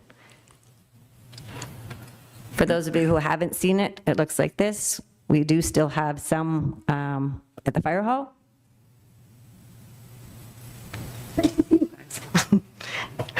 So if you need one, let me know. And if not, know by early August, it will be on the website. Next, please. Thank you. The City of Williams Lake is one of only 10 cities that were chosen to partner with the Canadian Centre for Safer Communities to help evaluate and shape well-being and safety plans across the country. We are building a data-informed future. Our recent well-being and community survey wrapped up at the end of April. We're now analyzing the insights to help guide our next 5-year plan. This plan will focus on 6 key risk factors identified through community input. I'm sure that many of you sitting in the audience or sitting in front of me can think of at least 3 or 4 risk factors right off the bat. So this plan will help us work through that. The new plan will use a collaborative approach. Each risk factor will be led by the most capable agency or organization, but they won't be doing it alone. It'll be a multi-agency task force, and it will provide collective support and shared experience. Our goal is to build greater capacity, stronger collaboration, and long-term impact. This project is slated to wrap up in March of 2026. However, I am really confident that its ripple effect will be felt a lot longer in our community. I'm happy to share that what was developed nationally will be our new community well-being plan. I just wanted to let you know the company we keep as we're doing this project. So these are the other 10 communities that are doing the project. It's Halifax, Montreal, Terrebonne, Quebec, Brantford, the Durham region in Ontario, the Niagara region in Ontario, Sudbury, Ontario, Edmonton, Kelowna, and Williams Lake. So we're keeping some really good company with people. Next slide, please. This outline was co-developed by the 10 cities participating in the national initiative. And the purpose of the coalition is to build a shared understanding of current crime statistics, social struggles and root causes, public disorder trends, community perception, and feelings of safety. How does the pilot project benefit our community? Well, it gives us data-driven information, evidence-based information, and allows us to work with other communities who are also looking for upstream solutions to many of the issues we are facing. It provides more coordinated support across agencies. And these two are a bit personal, but I'll share anyways. We are contributing to building a national framework for safer, healthier communities, which, as a homegrown Williams Laker, feels much better than saying we are one of the 10 crime capital cities in the country. So we are actually contributing now, not like we weren't before. And the other piece that's a little bit selfish is that I have some contacts to work with. I have some individuals to call or to discuss to find out, what's happening with social issues in their community, because there are a lot of social issues happening in our community as well. So it gives us a way of looking broader, not only at our country, but also around the world. Next slide, please. Just a thank you. A heartfelt thank you to Mayor and Council for providing me with the opportunity to explore and a way to make our city a healthier place to live. Over the past 3 years that I've been holding this position, there's one key lesson that I've learned, and that's a range of happenings that fall under the word safety is infinite. I want to thank both Evan and Gary, who've been willing to jump in the puddle, even when it's really muddy, with me, no matter the challenge. It's made a big difference to help me continue this work. Thank you for trusting my vision, my goals, and what I think our city can be, a wonderful, safe, and thriving place to live. Can I ask what my time is? It's a race. Can I have one more minute? Please, please. Okay, I just have 1:15. Perfect. I have one more quick share. In September of 2024, I was asked by the Ministry of Public Safety and Solicitor General if CCART would be interested as a table to be profiled for situation tables around BC. I said yes, long before I knew what I was getting myself into. But here's a video that we submitted that's being used province-wide by the Ministry of Public Safety and Solicitor General to show what tables can do and how they feel to the individuals in them. Truth be told, it's hard for me to watch, but I hope you enjoy it. Thank you. Thank you very much. You want to play it now? Yeah, go ahead, James. Well, hello. Welcome to Williams Lake, located on the beautiful Secwepemc territory. I'm Sylvia, the chair of the Caribou-Chilcotin Situation Table. Come with me to meet some of our amazing team. Let's meet Jenny from Interior Health. Hi, Jenny. Hi, Sylvia. Hey, how would you say the Situation Table has helped your work? Well, working with CCART allows us to easily collaborate with community partners and provide the best care for our most vulnerable clients. Let's meet Shane now. Hi, Shane. Hi, Sylvia. How are you? Good. Can you tell me what's your favorite part of the Situation Table? Yeah, I think it's how genuinely our partners come together to help our community members in need. So meet Marnie. Hey, I'm curious, how has CCART changed your approach to your work? It has allowed us to assist individuals and families where risk is a factor or it is becoming a factor. Knowing that we can work together makes it a stronger connection for all. It helps build capacity among agencies. Everyone is facing challenges. Our situation table helps keep our community safe. We all do this work so our community can grow more resilient. So a little bit of a blurb that's going out across the province. It's hard to watch yourself on video. Any questions? Thank you very much on behalf of the council community. You hit the nail right on the head. We all have to work together, no question.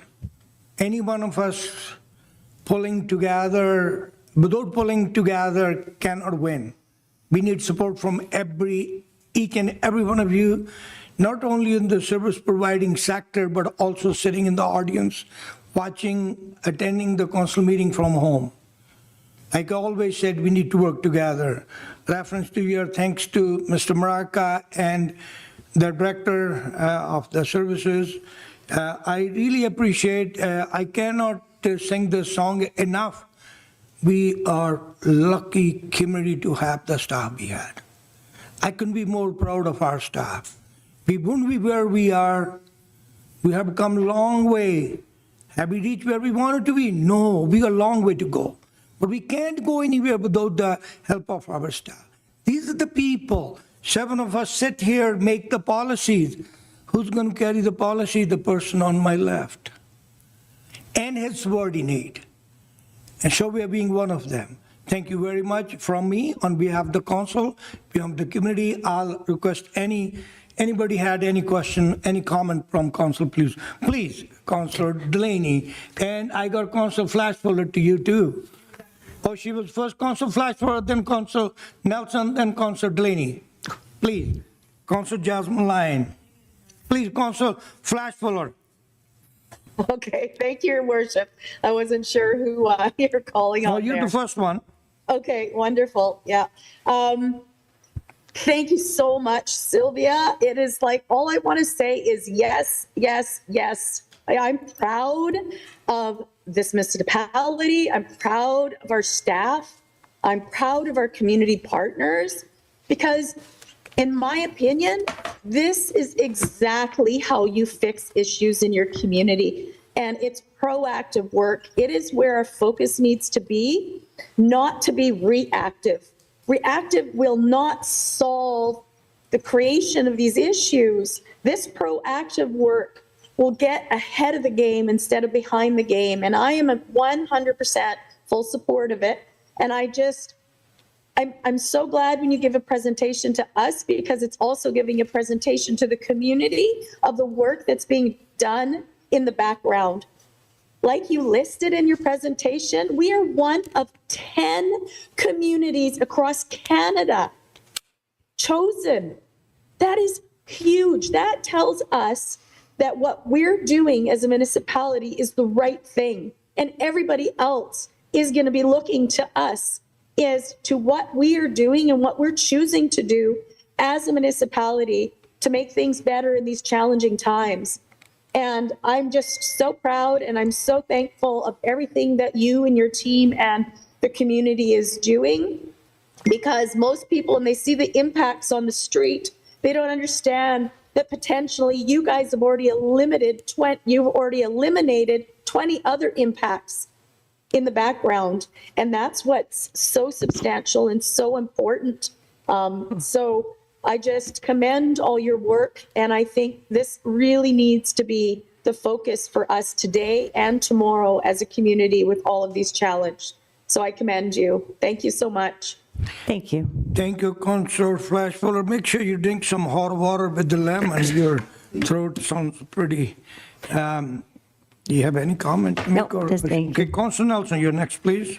Thank you very much, Worship. Sylvia, thank you very much. It's a very detailed analysis and a plan very well put together. It's one of the key pillars, I think, in terms of being able to pull so many groups together. You've been the glue and the fabric and the stitch at the same time, pulling all of these key groups together to try and help and find solutions. So I just wanted to acknowledge the hard work that you and your team and all of the individuals involved have brought forward. Thank you. Thank you. Yes, I have a... Thank you, Councillor Nelson. Councillor Delaney, please.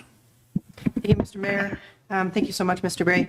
I really like when I hear the data-driven and evidence-based solutions. That's music to my ears. As governors, we require that type of information in order to make good decisions. And I think that the work that you and the partners in the community and the relationships that you have established are worth more than gold.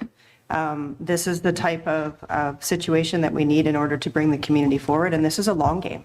This isn't something that we can fix overnight. It's not something that we can fix in 5 years. This is lifelong work to bring communities forward and to help to ensure that the proper supports are there for everybody to have success.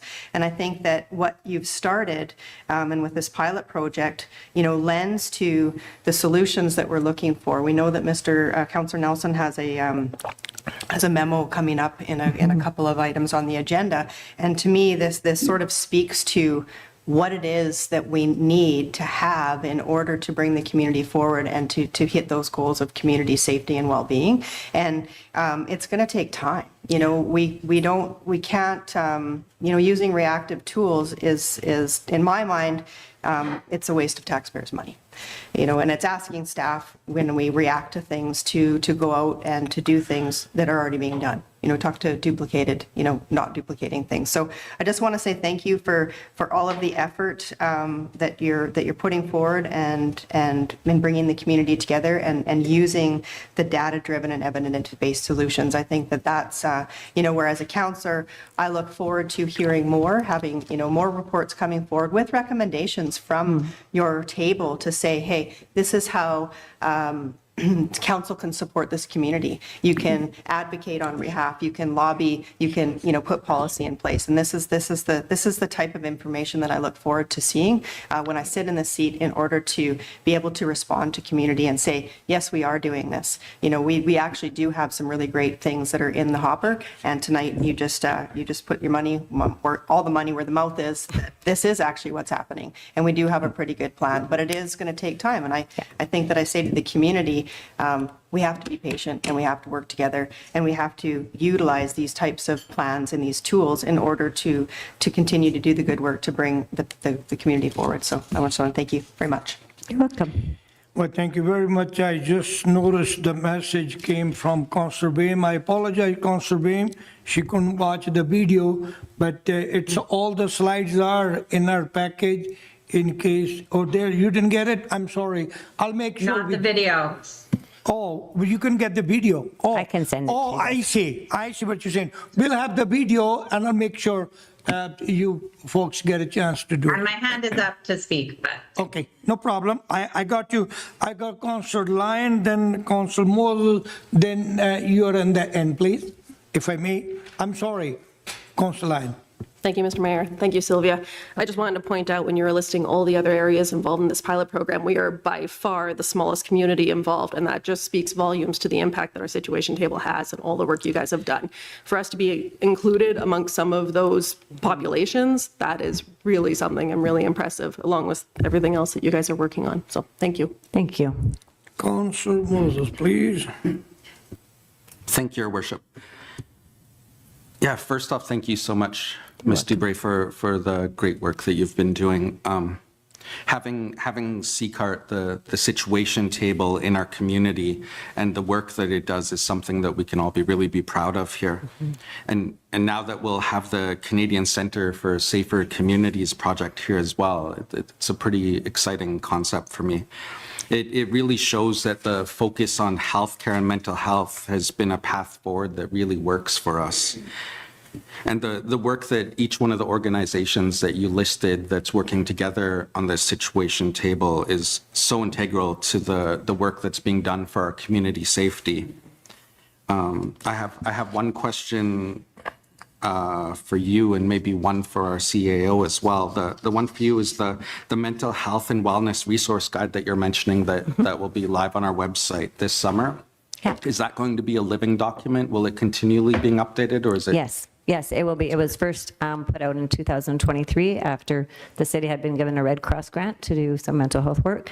And now we're just updating it because a lot of our agencies and organizations have been growing and adding positions that we know our community needs, so they need to go into the book. But now going on the website, it will be far easier to update than making a spiral booklet every year or so. So yes, it's living and growing. That's fantastic. That is a request that we've received at Canadian Mental Health and a few of the other organizations I work with for a resource guide for our community so that people know where they can actually go for help. So this is going to be a game changer, I think. So that's fantastic. And then my question for our CEO is in regards to a comment that Councillor Delaney made that we could be getting recommendations from Ms. Dubray and CCART and the situation table. Is this something that we could potentially have to be having recommendations from that table on what the city could potentially do to help them? Please. Your Worship, to Councillor Moses, that is an ongoing thing. So whenever we get recommendations from that table, she brings them forward. She'll bring them forward through the Director of Protective Services to myself, and we will bring them forward. And I think that you're going to hear a few recommendations put on the table tonight that will include Mr. Brady's efforts and with her group and going forward. Perfect. Thank you. Thank you, Your Worship. Thank you, Councillor Moses. Councillor Bain, please. Thank you, Your Worship. I just want to echo my thank yous to Ms. Dubray as well. I mean, fabulous work as always. I kind of have, a question, but also a frustration. And I just want to point out that, I mean, with all of these things, we still have so many issues, so many social issues, and so do other communities. But my question is, with all those extra programs and stuff, does that mean any funding is coming from the government? I mean, they're asking you to do this, but are they funding any part of that? Yeah, like the situation table, like all the things. Yeah, the Ministry of Solicitor General did provide funding for the situation table to continue for the rest of this year. And my role was a chair there that is funded. The rest of it is funded by grants. Does that answer your question? That so much is down on the city and local government and all these programs that it's really hard to see so much that needs to be done, and it continues to be local governments and not as much that could be done if the provincial or federal government stepped in. But great work, as always. Thanks. I got Mr. Maraca. He would probably answer. Thanks, Your Worship, to Councillor Bain. Yeah, we continue every time there's the opportunity to get grants for this position. We continue to point out the great work that the Situation Table does, and that is the efforts of Sylvia. And we are successful in every grant so far. And a big part of that is the success of all these programs and the work that Mr. Bray does. And I think as we build our wellbeing and safety plan and it's evidence-based, we can also use that data to either ask for different policies like Councillor Delaney had said, or apply for more grants, because there is money out there in grants as well, which does help our city. So until the province and the federals get on board, you might as well use that money to move ahead. Well, thank you very much. Councillor Flashwaller, I thought you had a hand up. You want to say something second time, or you okay? No, that's all right. Thank you, Your Worship. Okay. Mr. Maraca attended to it. I just wanted to let you guys know that as being in Zoom, we weren't able to see people like doing the delegation or speaking, but I think James has fixed it. So that's wonderful. Thanks. Thank you. For the audience, thank you very much, Mr. Ray. For the audience, I keep the time pretty tight, but this subject being very important as we are on the mental health issue. There's a couple more very important motion coming, a report coming from Councillor Nelson. That's why I allowed to go a few minutes over, so my apology. The second delegation is wildfire risk reduction. Oh, sorry. Yeah, please do that. Sorry. Thank you, Your Worship. Just a recommendation to receive the presentation. Yeah, please. So moved, Your Worship. Read that. Moved and seconded. The motion is to receive the information and staff would bring up a report, whatever need to be bringing forward just for community's information. Any question, concern on the report? All in favor? Opposed, if any? Carried unanimously. Second delegation, wildfire risk reduction, please. Welcome. Thank you. Good evening. Thank you for having us. My name's Taya Vanderkop-Gerard. I'm the Wildfire Risk Reduction and Fire Smart Coordinator for the City of Williams Lake. And my name is Lorena Tillotson. I work for Foresight Consultants, and I've been helping the city out with wildfire risk reduction projects for a while. So we'll just get to the beginning of the presentation.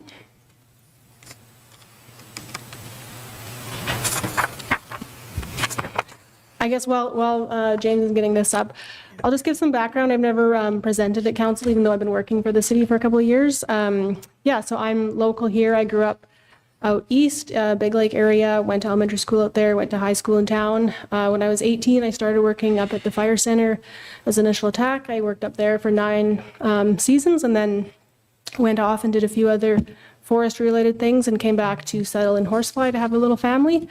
And so I'm back in the city, and yeah, so I'm local. Foresight's not a local company, but I am definitely local. And we took over in 2023 from Gord Chipman to help the city with the wildfire risk reduction projects. I work primarily with Evan and Beth, and basically what I do is looking at our old applications, cleaning all that stuff up. There's a lot of detailed stuff that needs to be reported to the funders, and then moving forward with applications and administering the fuel treatment stuff you guys see going on out by Westridge, writing new prescriptions for new areas that we want to treat, and burn plans, and now the community wildfire resiliency plan. I think we can move ahead. So what do I want to get out of today? Basically, I want to run you guys through what the new CWRP is, the Community Wildfire Resiliency Plan. So we had an old one, and we're looking at shifting into the new one, and how it's different, how it looks a bit different, and how just the whole wildfire risk reduction rhetoric is kind of changing. I think the next slide. So I don't know how many of you are familiar with the old CWPP.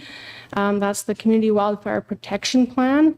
It was published in 2019. Ken Day and Mike Simpson authored that. And there's some differences, and I wanted to kind of point them out because I think there's a lot of confusion as to where that old plan ends and why we're moving forward with the new plan. And I don't know if any of you are familiar with the wildfire risk reduction or the wildland urban interface wildfire risk reduction plans. That's another plan that kind of fits in. And so there's a little graph there, or table, and it's sort of showing the main differences. So AOI of area of interest, with the old CWPP, it was a fairly large area of interest. It spanned multiple jurisdictions. We had the city of Williams Lake, we had a couple of First Nations, we had electoral areas. So it spanned a larger area, and it sort of everyone was jointly responsible for administering and implementing some of the action items. The CWRP, we're narrowing the area of interest. It's just the municipality of Williams Lake. But the focus now is shifting from vegetation management. So we're not just looking at developing fuel treatment units. We're looking at the other 6 plus vegetation management, fire smart discipline. So we'll get into that. And it's specifically going to be administered by the city, by the municipality.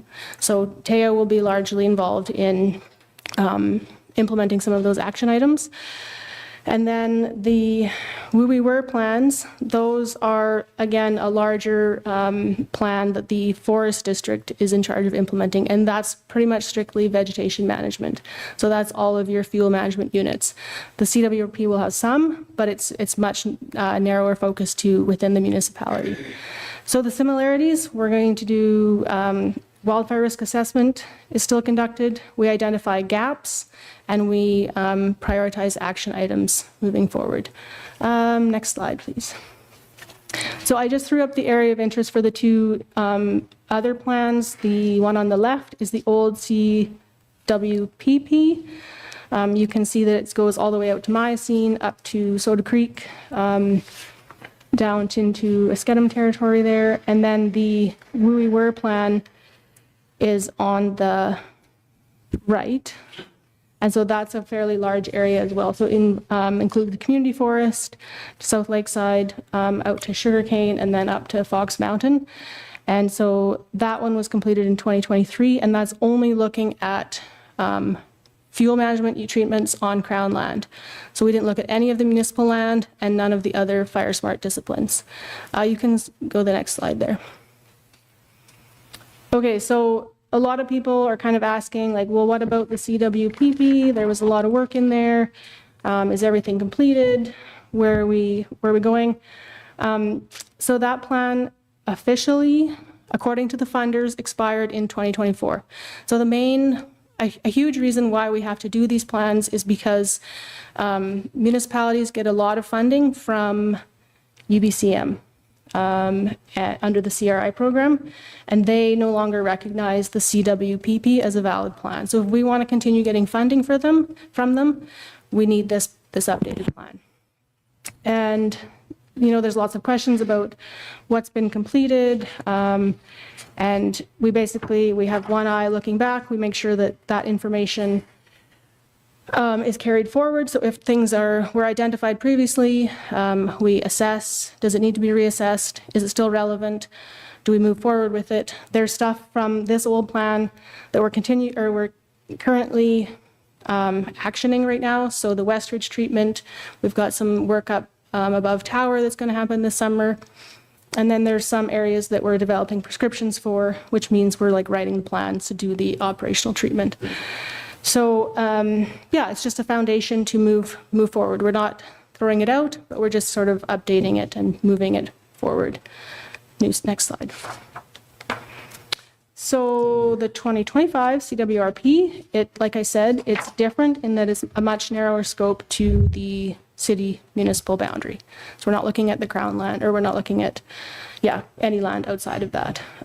It's funded by UBCM via the CRI project or program, and it'll be done sometime this year.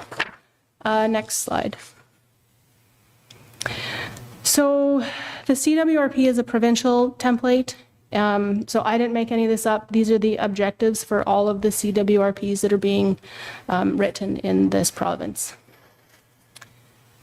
They're just up on the screen there. You guys can read them. The main sort of thing that is important for you guys to be aware of is the CWRP does allow the city to access all of that funding from UBCM. Next slide. Okay, so what is in a CWRP? This is new to some people. It's the big thing that we're looking at is education.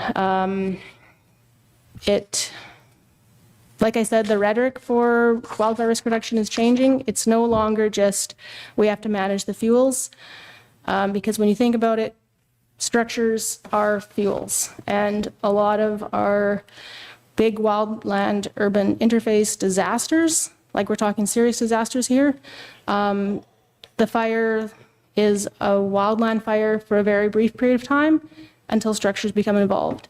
And then once structure's involved, the fire moves from structure to structure through the city. So there's still Lytton, prime example, the wildland fire was gone in about an hour. From that, it burned through 4 different paths through the city. There were still trees standing in people's yards. The fire is burning from structure to structure. This speaks to being an education, huge education, legislation and planning, development consideration. Those 3 on the right, that's why this is a city thing. There's only so much you can do with the vegetation. We know now fire embers can transfer 1 kilometer, 2 kilometers, 5 kilometers away. We're not going to deal with all that vegetation all the time, right? We need to focus more heavily on how we're educating the homeowner and how we're laying out bylaws to keep those yards nice and tidy, and how we're building, how we're developing. We don't want things super close. Fire can move from structure to structure. Am I out of time? Okay. You Thank carry you. on, sorry, somebody was saying goodbye, you carry on. Oh. You finish your presentation. Okay. My apology. So this is, we don't even really need to talk about this project development. I just grab a bunch of community information, do the wildfire risk assessment. So what is wildfire, slope topography, weather, all that stuff. And then we get into the 7 fire smart disciplines. Next slide, please. We'll just skip this one. Thanks. And this is basically like sort of nerdy stuff. We talk about the weather, climate, topography, fuels, and then look at the wildfire history, which obviously the City of Williams Lake has some decent wildfire history to look at. Next slide. And then, yeah, so these are the fire smart disciplines, which we just look at every single one, assess how the City of Williams Lake is doing, and then we identify the gaps. And next slide. The big final deliverable is this action item table. So it just gives the city a list of action items there, and then they're prioritized. So basically Taya knows what she needs to do. It's supposed to be a 5-year roadmap and where we need to apply for funding next. Sorry. Next slide, I think. Yeah. Oh. So the last thing we want to touch on for today is that as part of the process of developing the CWRP, we recently completed our Community Wildfire Resiliency Survey. So I want to say thank you to everyone who took the time to provide feedback for that. It's really important for us to make sure that this plan addresses community needs, so that feedback's really valuable. We heard from many people about wanting more field management projects in the city, more communication and engagement, as well as more support for mitigation work. And we're continuing to analyze the full results and integrate that into the plan. In the meantime, though, if anyone does have additional feedback or wants to learn more about reducing fire risks around their home or in their neighborhood, please feel free to reach out. I'm always happy to chat more about that.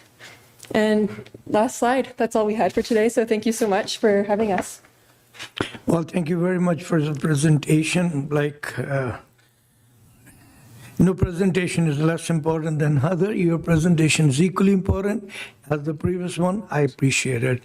And my apology confusing you. Somebody was leaving, so they were saying goodbye. Councilor Nelson.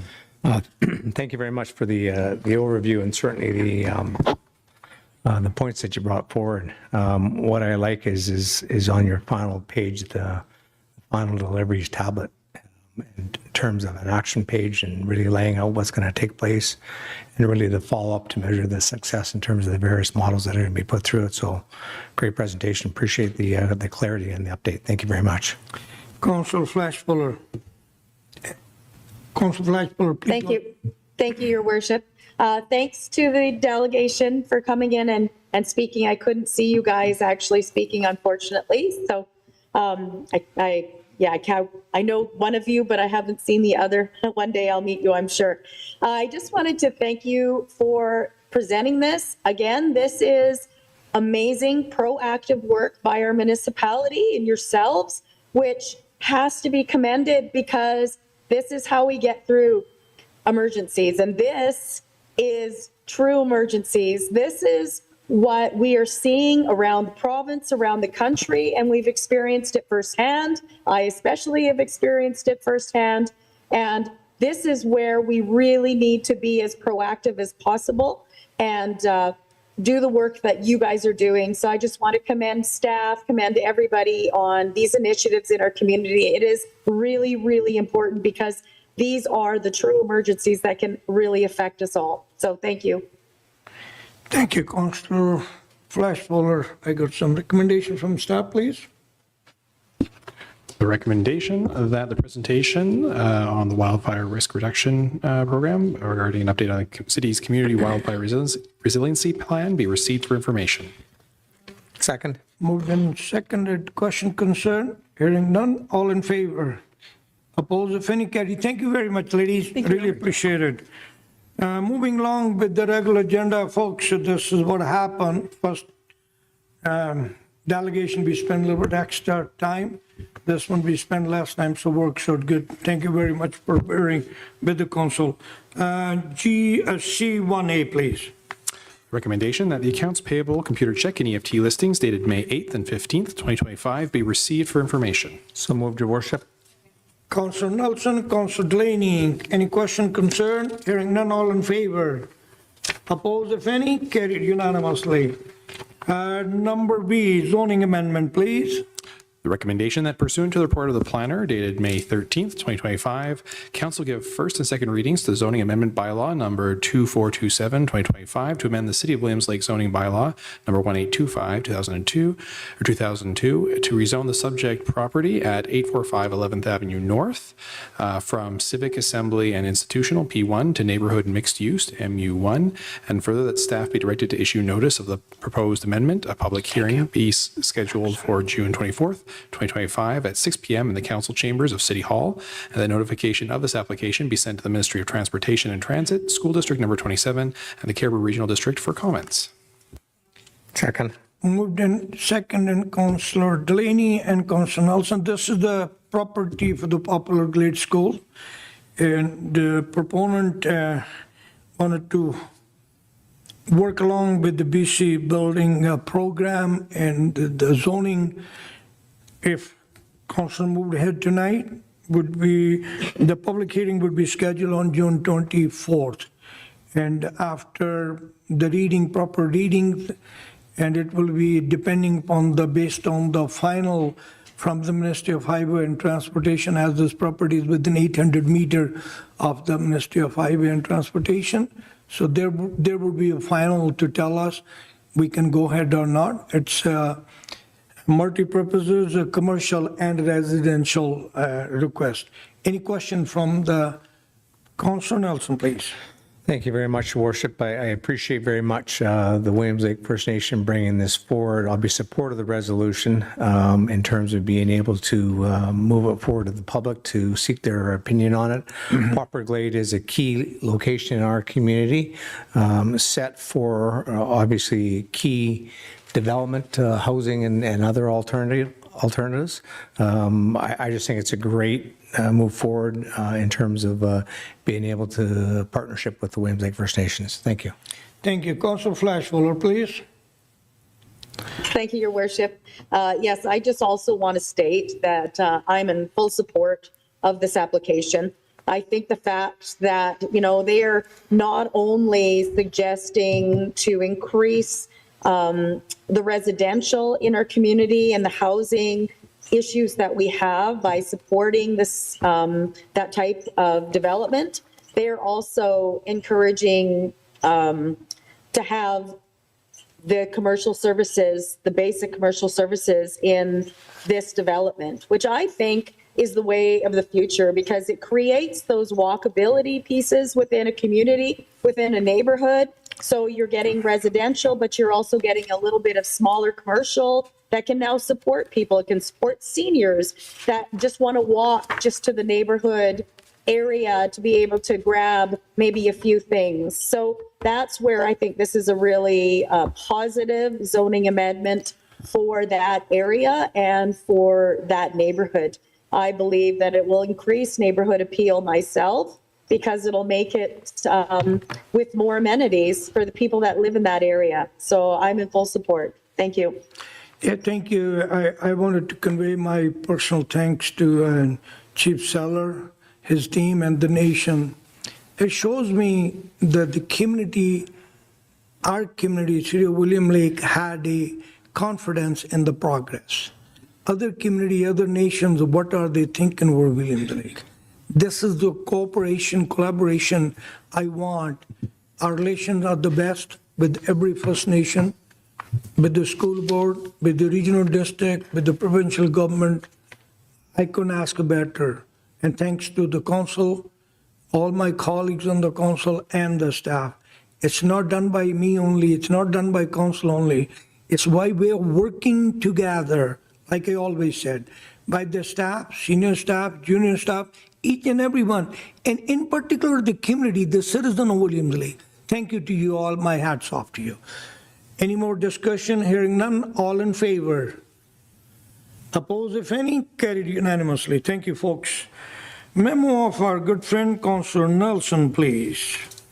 Councilor recommendation that the memorandum from Councilor Nelson dated May 20th, 2025 be received, and that council, in collaboration with the mayor, request staff to immediately look at options for calling a state of local emergency in response to the increased threats to public safety, and further that staff investigate options for establishing a curfew from 11 p.m. to 6 a.m. in collaboration with the RCMP and other local stakeholders, which would include arresting individuals engaged in unlawful activities, as well as escorting unhoused individuals to a shelter or other facility for appropriate support, and further that individuals in the public experiencing intoxication or severe mental health issues be transported to the hospital for review for involuntary treatment. So moved. Moved and seconded. I'll second it so we can discuss. This is very important function to the community. I'll get you, Councillor Laney, right away. Very important. A lot of issues are happening. I sympathize with each and everybody. Like I said again and again and again, my phone is ringing off the hook from both sides. I sympathize everybody who need help. My heart goes to the people who need the help. I'll help anybody need help. The concern is only by few people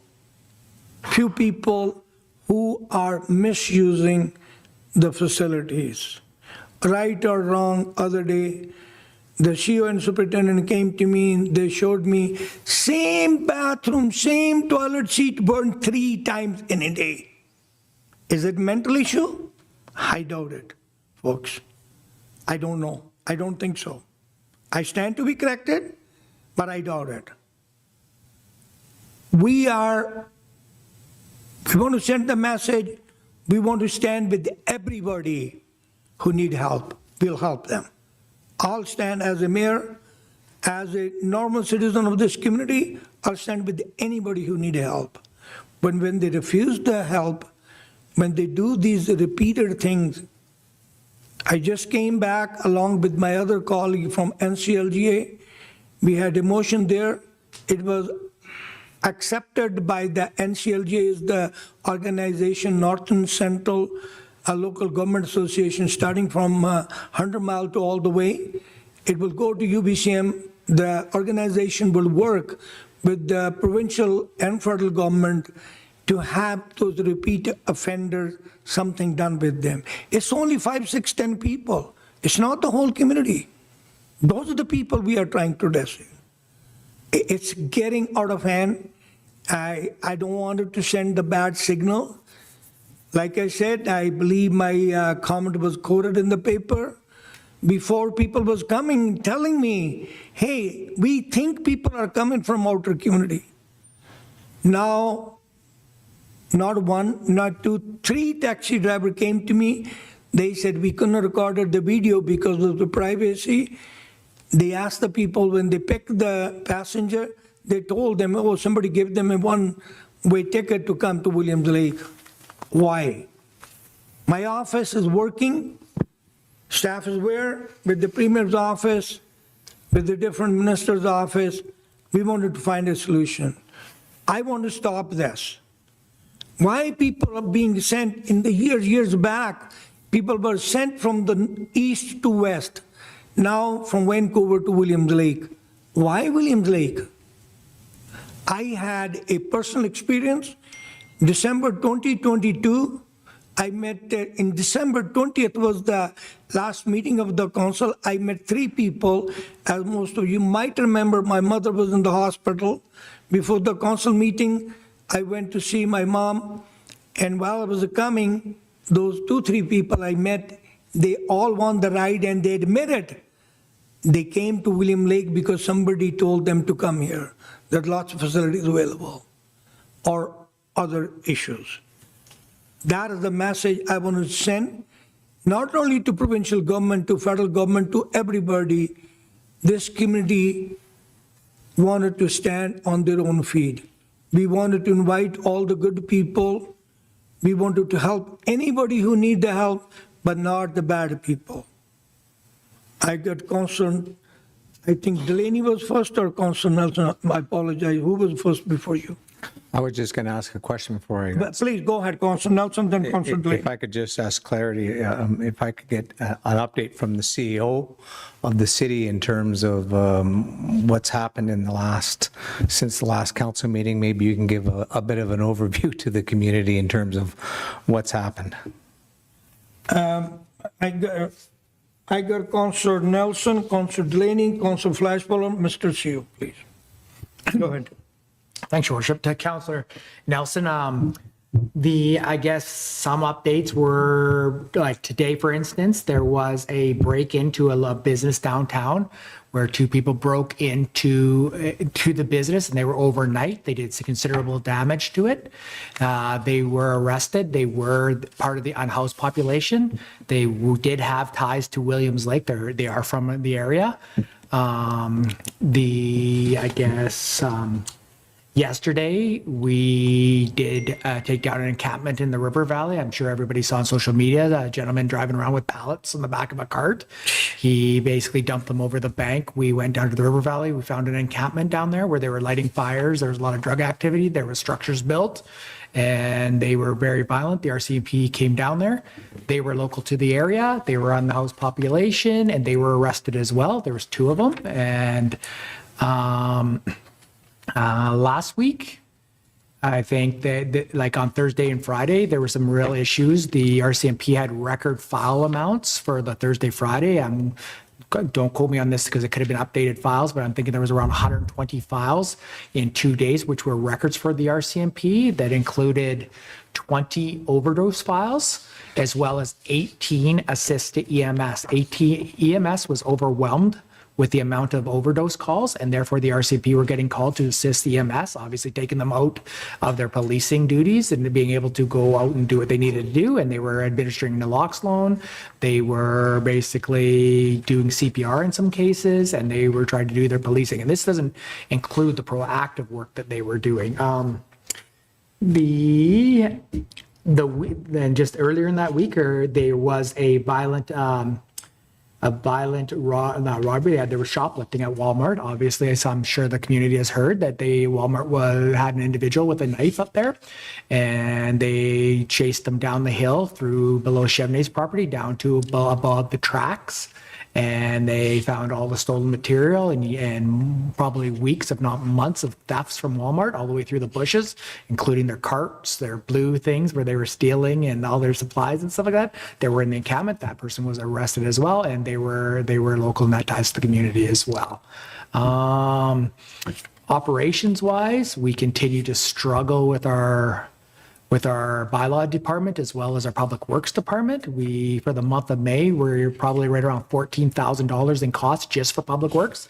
That doesn't include what bylaw staff is, like in their involvement, but I would hazard to guess bylaws are spending 40 to 50% of their time dealing with the unhoused population, street issues, and other things like that, whether it be encampments, as well as we do have the fire department that is responding to fire calls that seem to be regularly happening, although they're not being reported to the fire department.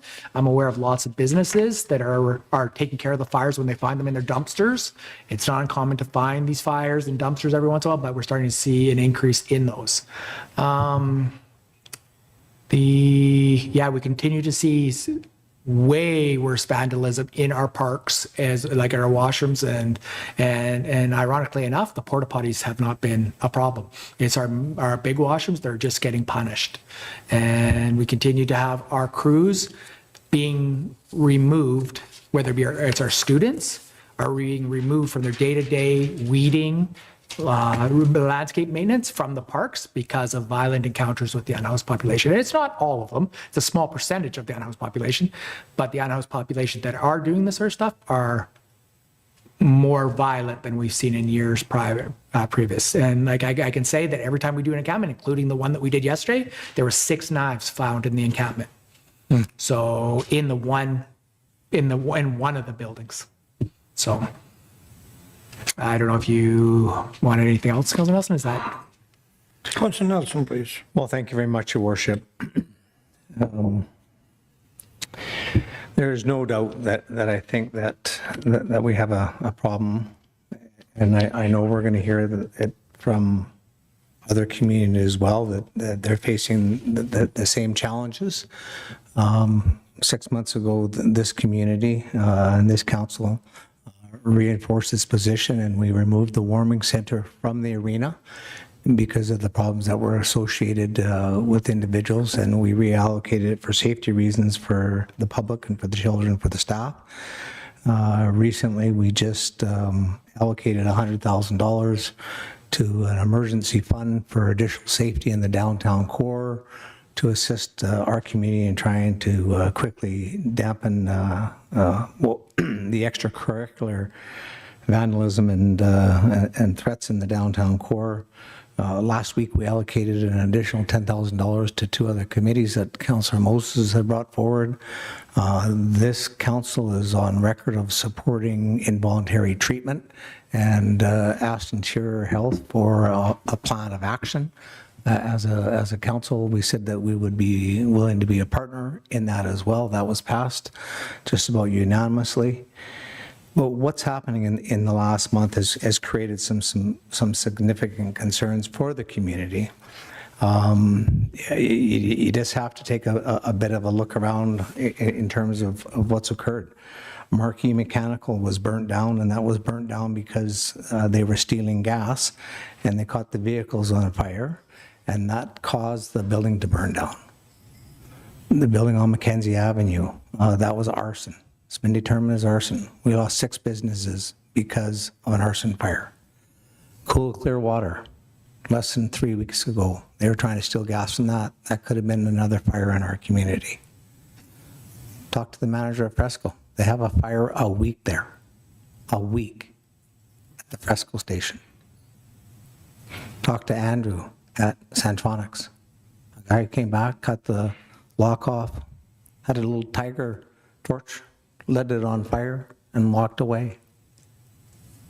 So it's consistent that there's a theme that is out there. And that theme is obviously one that there's lots of thefts, there's assaults on the public, there's open drug use, there's fires in the downtown core regularly, there's public indecency, there's intoxication, they're crapping all over the sidewalks, they're wiping it all over the businesses in the downtown core.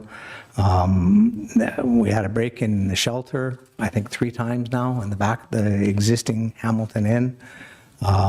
They're throwing needles into people's yards where children live by the Hamilton Inn.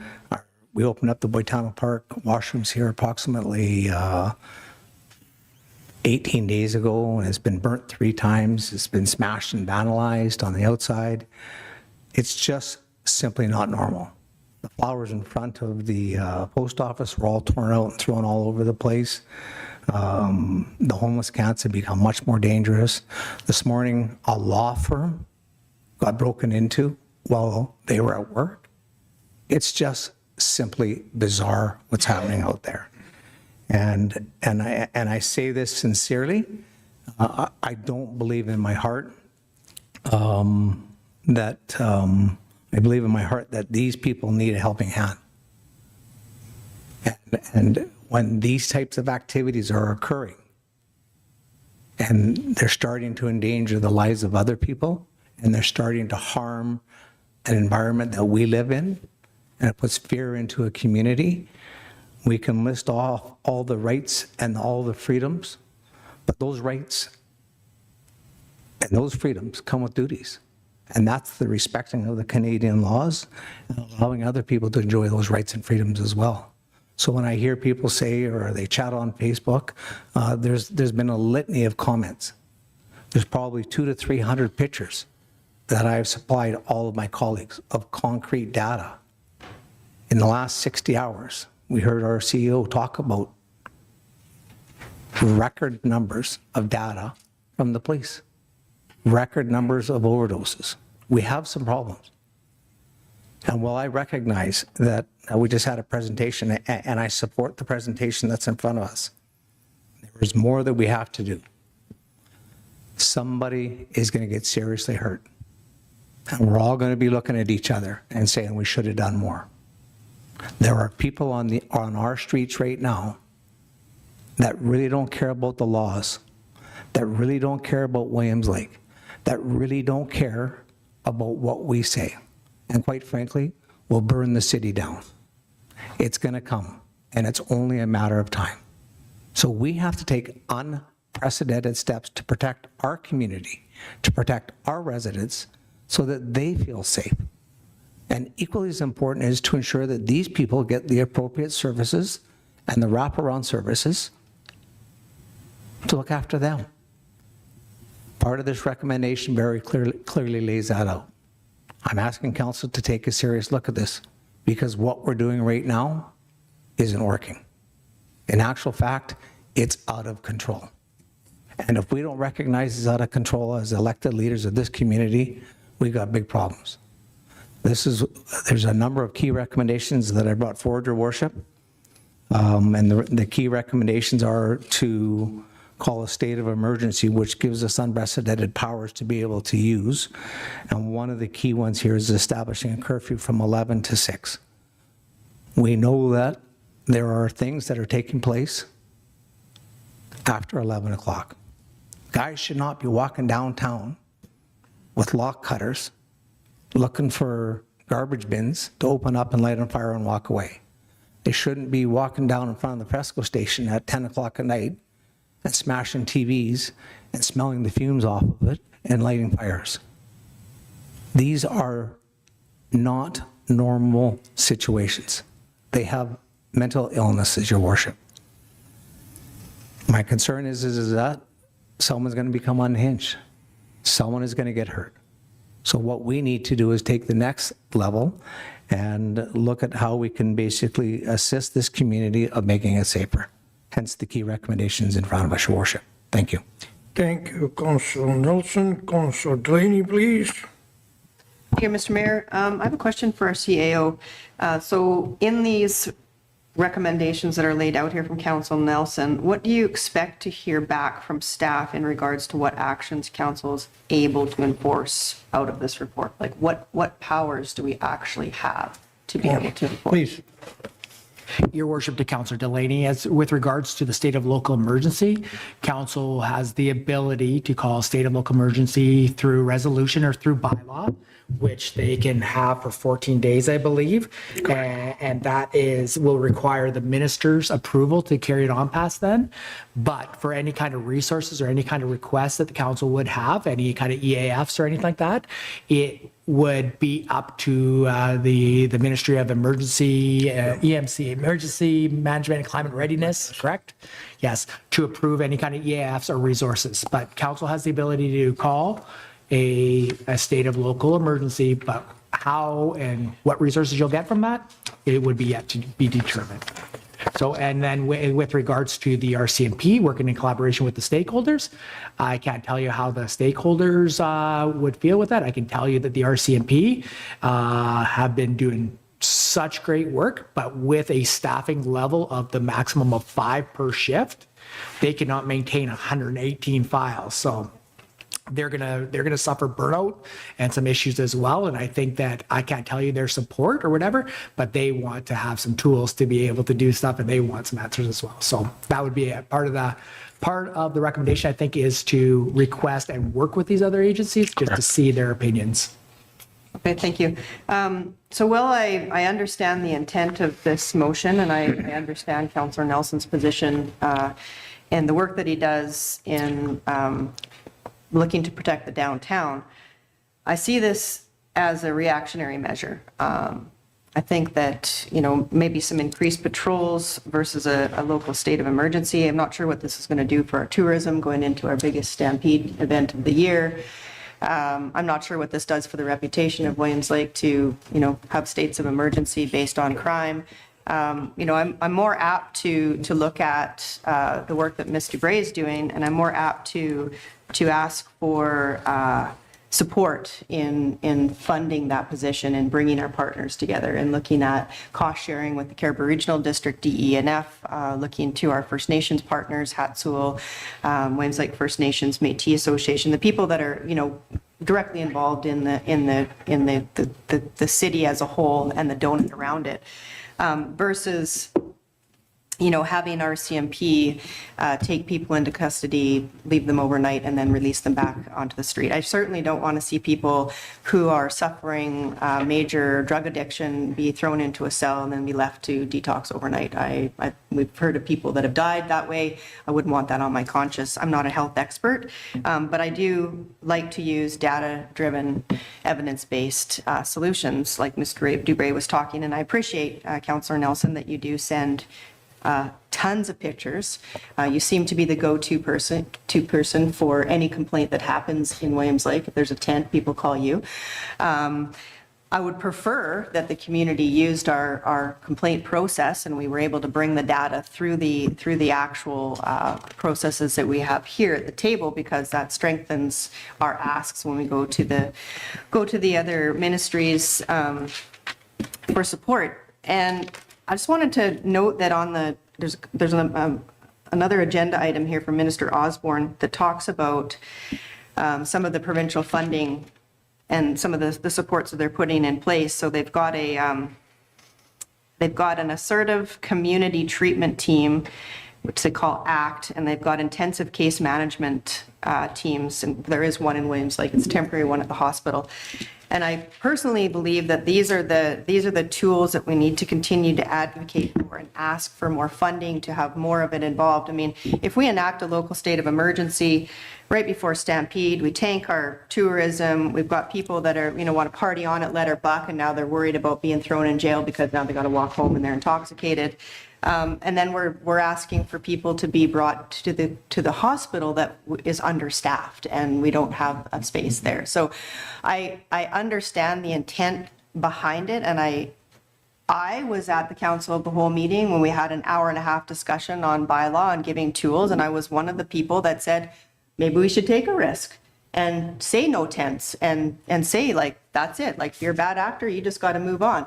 And after, having the conversation and having, bylaw and having our protective services say, look, you guys could take that risk, but if we don't give a tool, then we're asking staff to do something illegal, and I'm never going to do that. And I don't think that our CAO would put staff in that position either. So, like I said before, when Mr. Bray was at the podium, this is a long game, and we can continue to throw money at it. We can continue to ask the RCMP to do extra things. We can ask the minister to give us a state of local emergency, but these are not going to fix the problem. They might give you an interim fix. We've got a letter here that Chief Ronda has sent to us to ask to read in to the records that they strongly oppose this. This isn't what we're asking here for us to do without actually talking to our community partners is a problem for me. I would rather have the table sat, and what I would like to see after debate,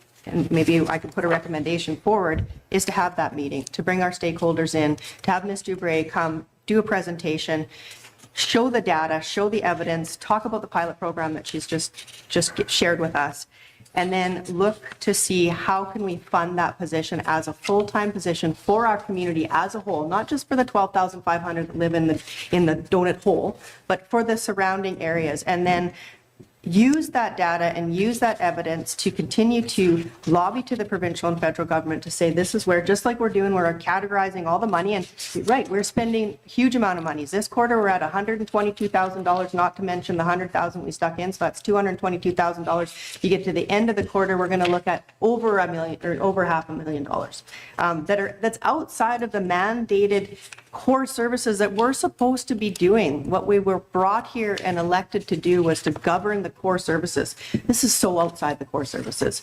And I understand that we still have to do something to be able to be helpful. So I can't support the recommendation. I look forward to more debate, and after the debate and the vote is taken on that, I would like to put a recommendation forward to look at cost sharing with Ms. Dubray, and then utilizing that information and that data and that evidence to go forward, and to ask that table to give us recommendations that we can act upon, whether it's a city, a council, or whether it's a First Nation government, or if it's the Cariboo Regional District government, or if it's another entity. But what can we do from these recommendations to help move our community forward and provide that safety and community well-being that we do want? And I understand your intentions. can't support it the way that it's written. Thank you. Thank you, Councillor. Oh, before I go further, there's a couple hand been raised from the committee. I'm going to hold. I'll ask the council. If council wanted to allow you to speak, you can speak. Otherwise, my hands are tight. I would not be able to allow you. Okay?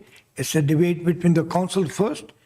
Once council is done, if council wishes, I got you, Stuart. I got you. Please wait. Do we have the turn to get to speak? 'Cause I'm waiting.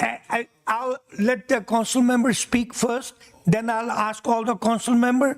If majority council members say, Mayor, go ahead, as a democratic process, I'll allow you and other to speak. Otherwise, I'm sorry. Definitely. Let's wait, please. Thank you. I got a Council Flashbuller, please. Thank you, Your Worship. I'm glad you saw my hand. So I want to actually thank Councillor Nelson for bringing this to the table for discussion because it's needed. All of these items on community safety is of huge importance to all of us, everybody that lives in this town, every business, every patron, every person that is here, everyone that even is unhoused. Safety should be there for everyone in this community. So I really appreciate the recommendations coming so that we can have these discussions. I am going to, though, speak to some of the items here and relay my thoughts on them and why I think that these may not be the right maneuvers to try and solve some of these issues. And I also will have a recommendation at the end on a route that I feel may be a good route for us as a community, because we don't want to see these things happening in our downtown, in our city. We all know, all you got to do is open the news. It's happening in every city. It's happening in every community. These are things that aren't going to go away easy. It's going to take a lot of work. And it's like everything that Sylvia had presented to us. There's a lot of background work that needs to happen, a lot of collaboration, a lot of effort. Clear one thing and then everything is fixed. It's not. It takes so much more, and it takes a lot of work. It takes a lot of teamwork, honestly. So I just wanted to explain why I think some of these items are going to be challenging. I am not so confident that I want to see staff put time and effort into generating a report for all of these items, and also potentially have to source legal guidance on some of these items, because we're talking about asking for things to be done that is governed by different levels of law. So we have our bylaws, but our bylaws are down here and provincial laws and federal laws are up here. So our bylaws mean nothing if there are superseding provincial or federal laws. That's just the bottom line. And that's something that would have to be either recognized, and it'll probably come back in the report, in my opinion, once staff does that. So if this council really wants to send staff down this route, so be it. But I'm not so comfortable in making them try and source all this information. I'll explain why. A local state of emergency, I've experienced it. I've been in an emergency operations center. I know what this is about. I understand the laws that govern this.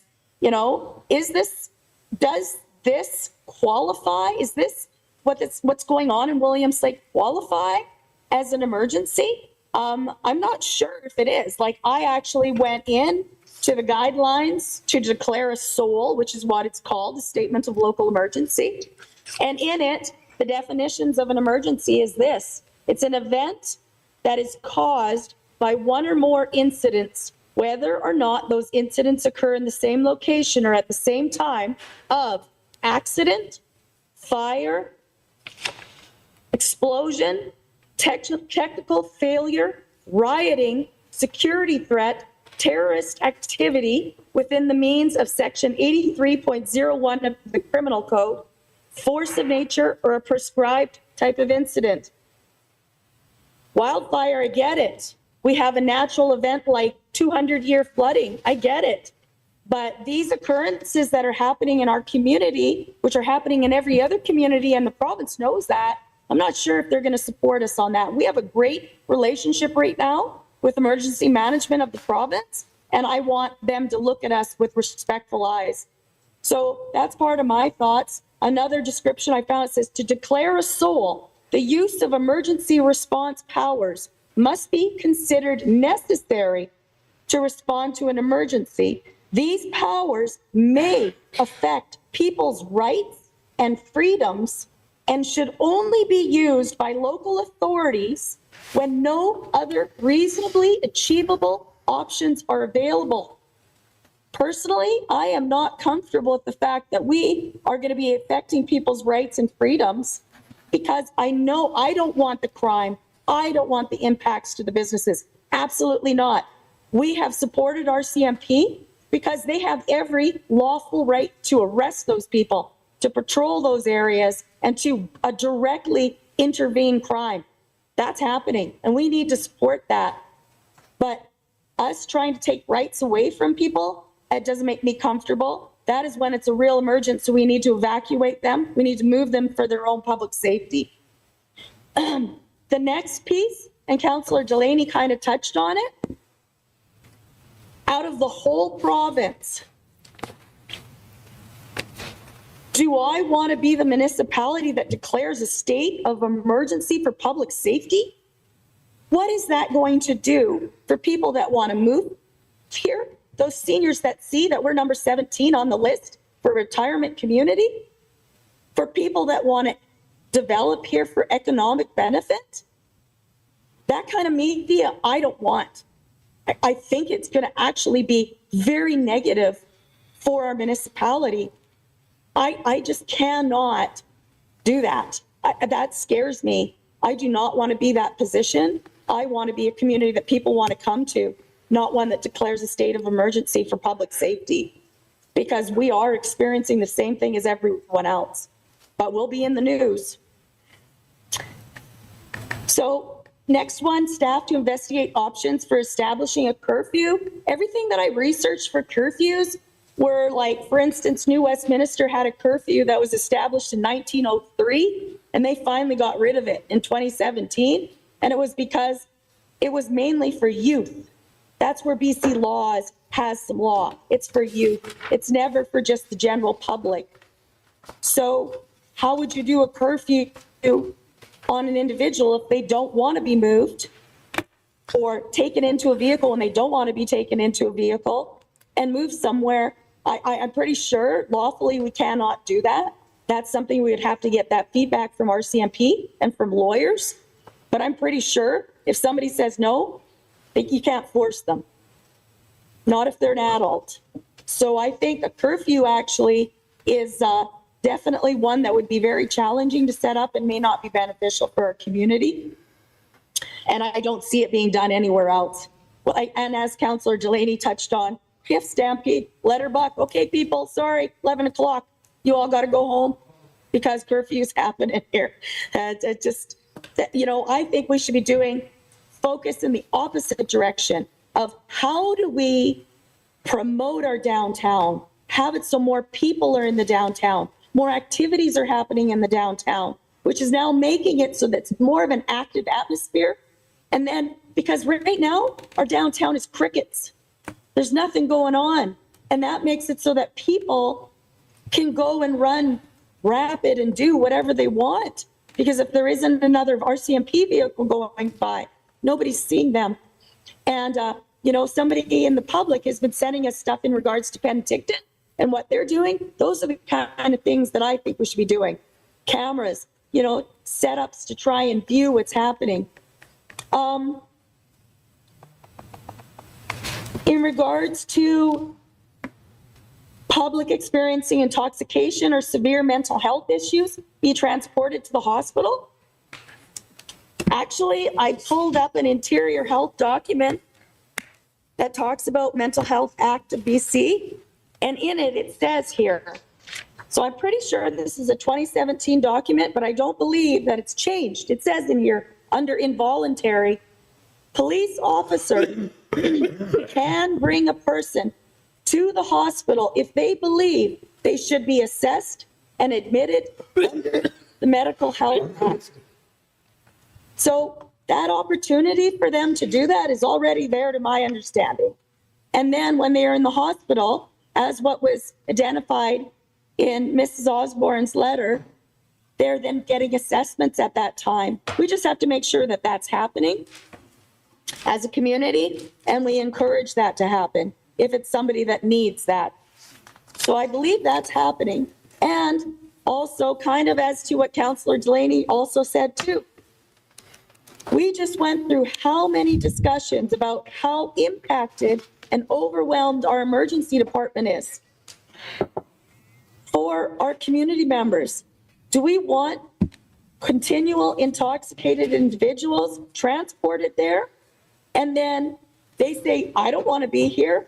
And then they walk away, but it's now taking staff time at the emergency department for that. I'm not sure if that's set up for it, and I would need more information on that because I don't want to bombard our health system right now. It's already stretched and struggling. So I think that's a really big consideration. So I'd like to make a recommendation, but it's on a more proactive mindset.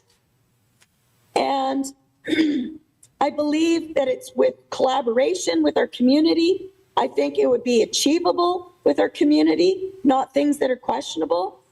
So my recommendation, before I lose my voice, is that staff develop a report on what will be required to create a standing committee or task force committed to planning and development to strengthen our downtown core amidst the growing challenges of the housing and drug crisis. And further, this committee's terms of reference would identify community safety issues along with planning initiatives sourced from other municipalities to strengthen the use, safety, and resiliency of our downtown core. And further, this committee would include key stakeholders and regional partners along with municipal staff. So I'm going to end it there before I lose my voice. Thank you. I hope I can get a seconder and that we can support this type of proactive work. Thank you. Hold on, guys, hold on. I need some clarification here because we got a motion on the floor. It's not an amendment. Before accept or not accept, I need some expert advice. So your worship, you're correct. So because there's a motion on the floor, in order to, then this is not to amend it, you need to deal with the motion on the floor first, and then this would need to be brought forward as a motion after that. Thank you. Mr. Muraka. Yeah, in your worship, I think that this would not be a standing committee. It would be, Ross, would it be a standing committee? Your worship, to Please. Gary. So we'd have to look into a little bit more because a standing committee, and again, we should discuss that when we get to that motion on the table, but a standing committee is more, it's a majority council as opposed to having more stakeholders. That's usually more of a select or an advisory committee. Councillor Flash-Polar, you probably heard the staff's recommendation. This is not amendment to the main motion. I will have your motion on the table. I'm not going to accept seconder yet. We have to either pass or fail the motion on the table. Then we will come deal with your motion. I also had Councillor Delaney, she wanted to put some recommendation. I have made some notes. Let's deal with the motion on the floor first. Thank you. Yeah, that's fine. Appreciate it. No problem. Okay. Thank you. No, I got Councillor Moses before Councillor Bain. Councillor Moses, then Councillor Bain, please. Thank you, Your Worship. Yeah, please. No. Oh, sorry, sorry, Councillor Moses, then Councillor Lyon, then Councillor Bain. Please, go ahead. Yeah, thank you, Your Worship. These problems that we're talking about have been long in the making. They're decades old of government decisions that have led us here. So we're not going to be able to make these disappear overnight. And our council cannot police our way out of this. Such action will only make issues worse and stand in the way of both short and long-term solutions that have sustained housing, healthcare, and mental health services for our whole community. Increased police action will create displacement and isolation for those who will flee the police. This is particularly true for First Nations people who quite reasonably fear institutionalization and contact with the police. Sadly, I would like to remind my colleagues that in our most recent study in Williams Lake, it shows that 72% of our unhoused community are Indigenous. Research shows there's a direct relationship between isolation and overdose deaths. The city would literally be enabling and promoting further overdose deaths by creating a curfew backed by police powers. A curfew will also make street-involved people more desperate, which will result in more, not less, extreme behavior. And I'd like to also talk about the state of local emergency, the potential state of local emergency. State of local emergency is not for these type of scenarios. I agree that we have chronic social issues concerning our unhoused population, open substance use, and rising crime rates. And these are very serious issues, but they are long-term and they're systemic. They are not acute or emergent in the legal sense of the Emergency and Disaster Management Act. Specific examples of emergencies contemplated by the Emergency and Disaster Management Act in order to have a state of local emergency, several were already named by my colleague Councillor Flaspohler. They include natural disasters, major industrial accidents, severe infrastructure failures, mass evacuations, and even terrorist activity. These type of emergencies require legal framework that gives local governments temporary emergency powers to evacuate areas, restrict movements, use or demolish structures, and many more. To declare a state of local emergency, we must be considered necessary to utilize these emergency powers.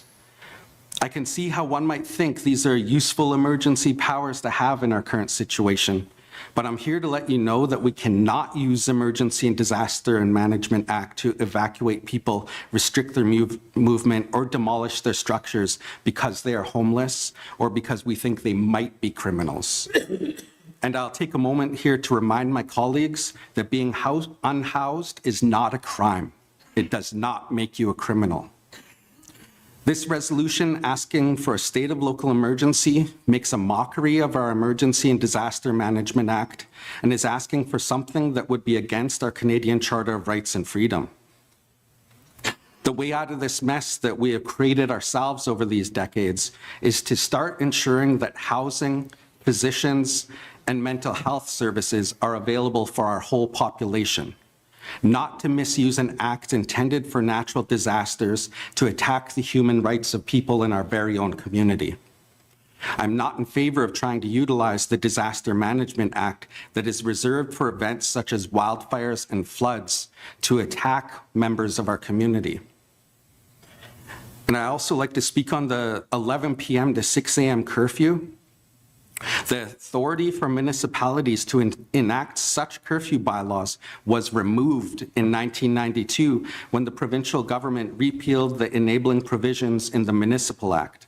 Since then, there has been no explicit statutory authority for municipalities to impose general curfews, and this is largely in part due to curfews being against our very own Canadian Charter of Rights and Freedoms.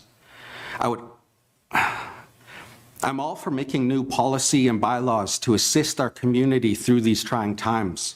So in the spirit of cooperation, I'll gladly mention 6 alternatives that are actually legal if we're looking to take action to help our community beyond the need for providing housing, physicians, and mental health supports.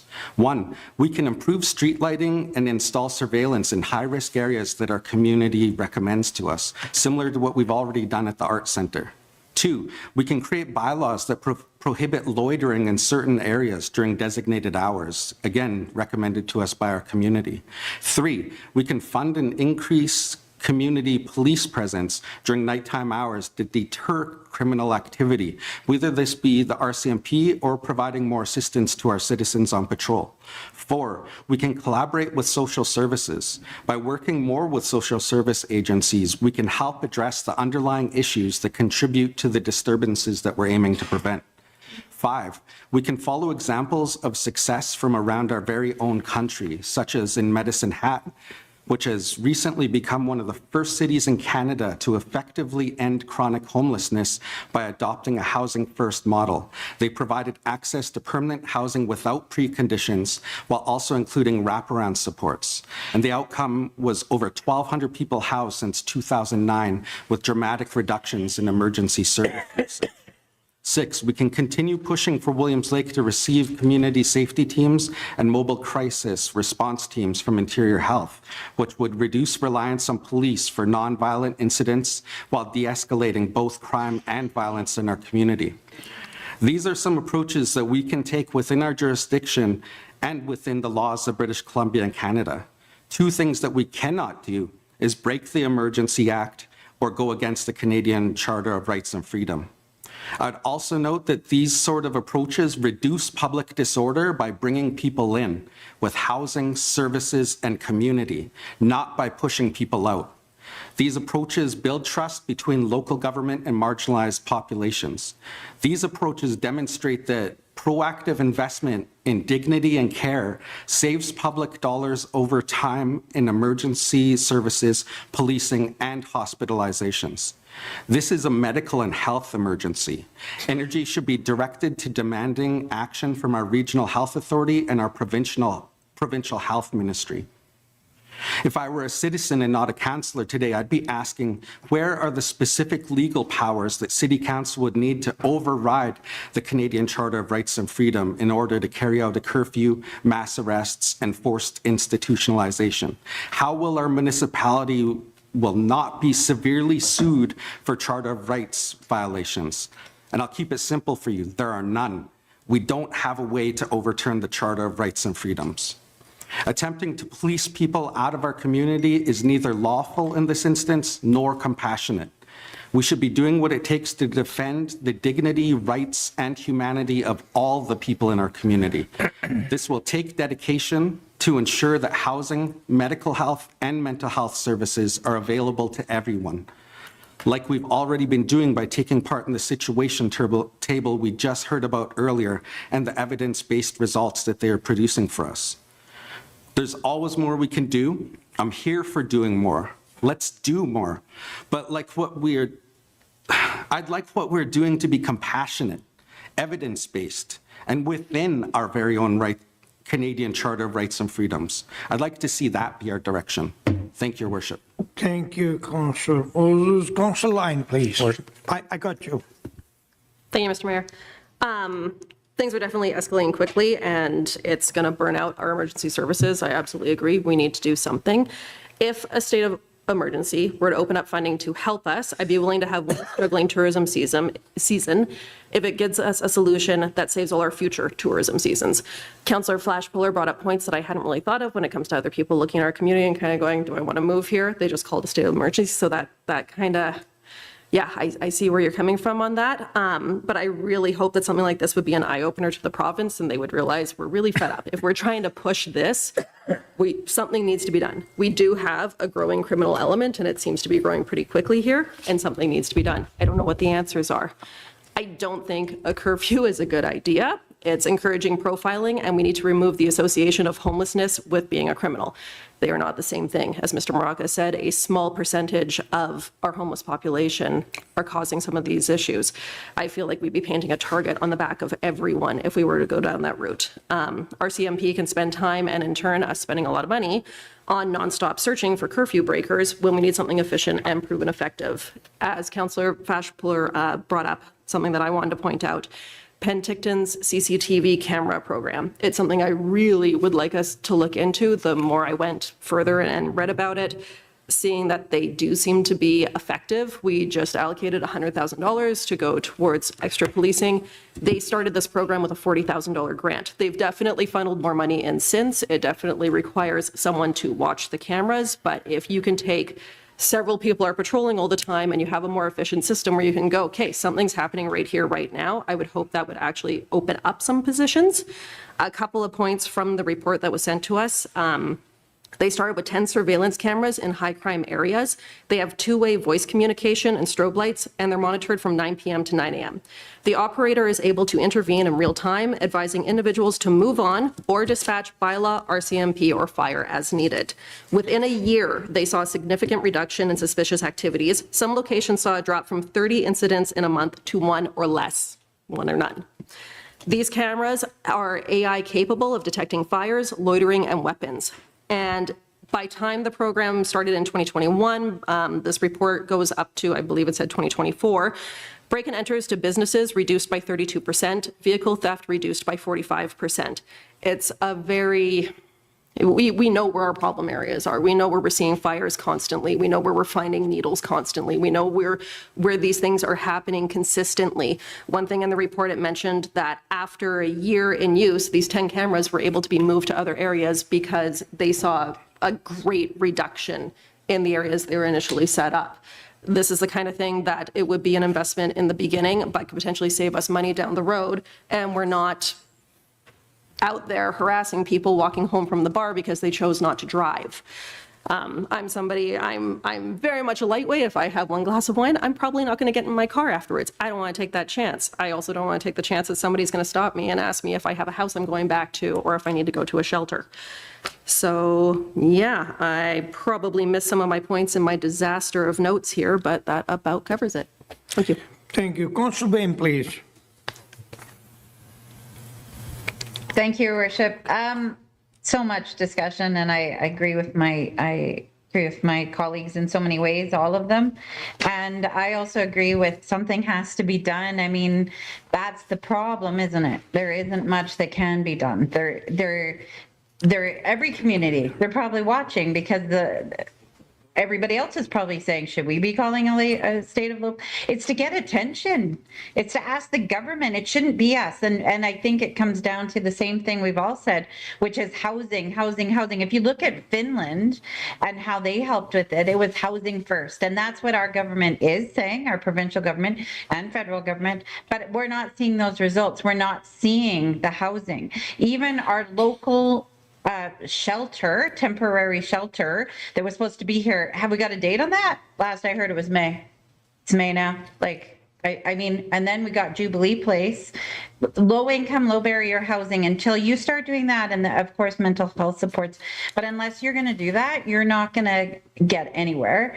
And all of this is to get help, ask the government for help, because without help, we can't get it done. And as far as for it was interesting listening to Councillor Flashbull read the reasons why, but one of them was security. One of them was safety, security, or that is huge. Right now, our public does not feel safe.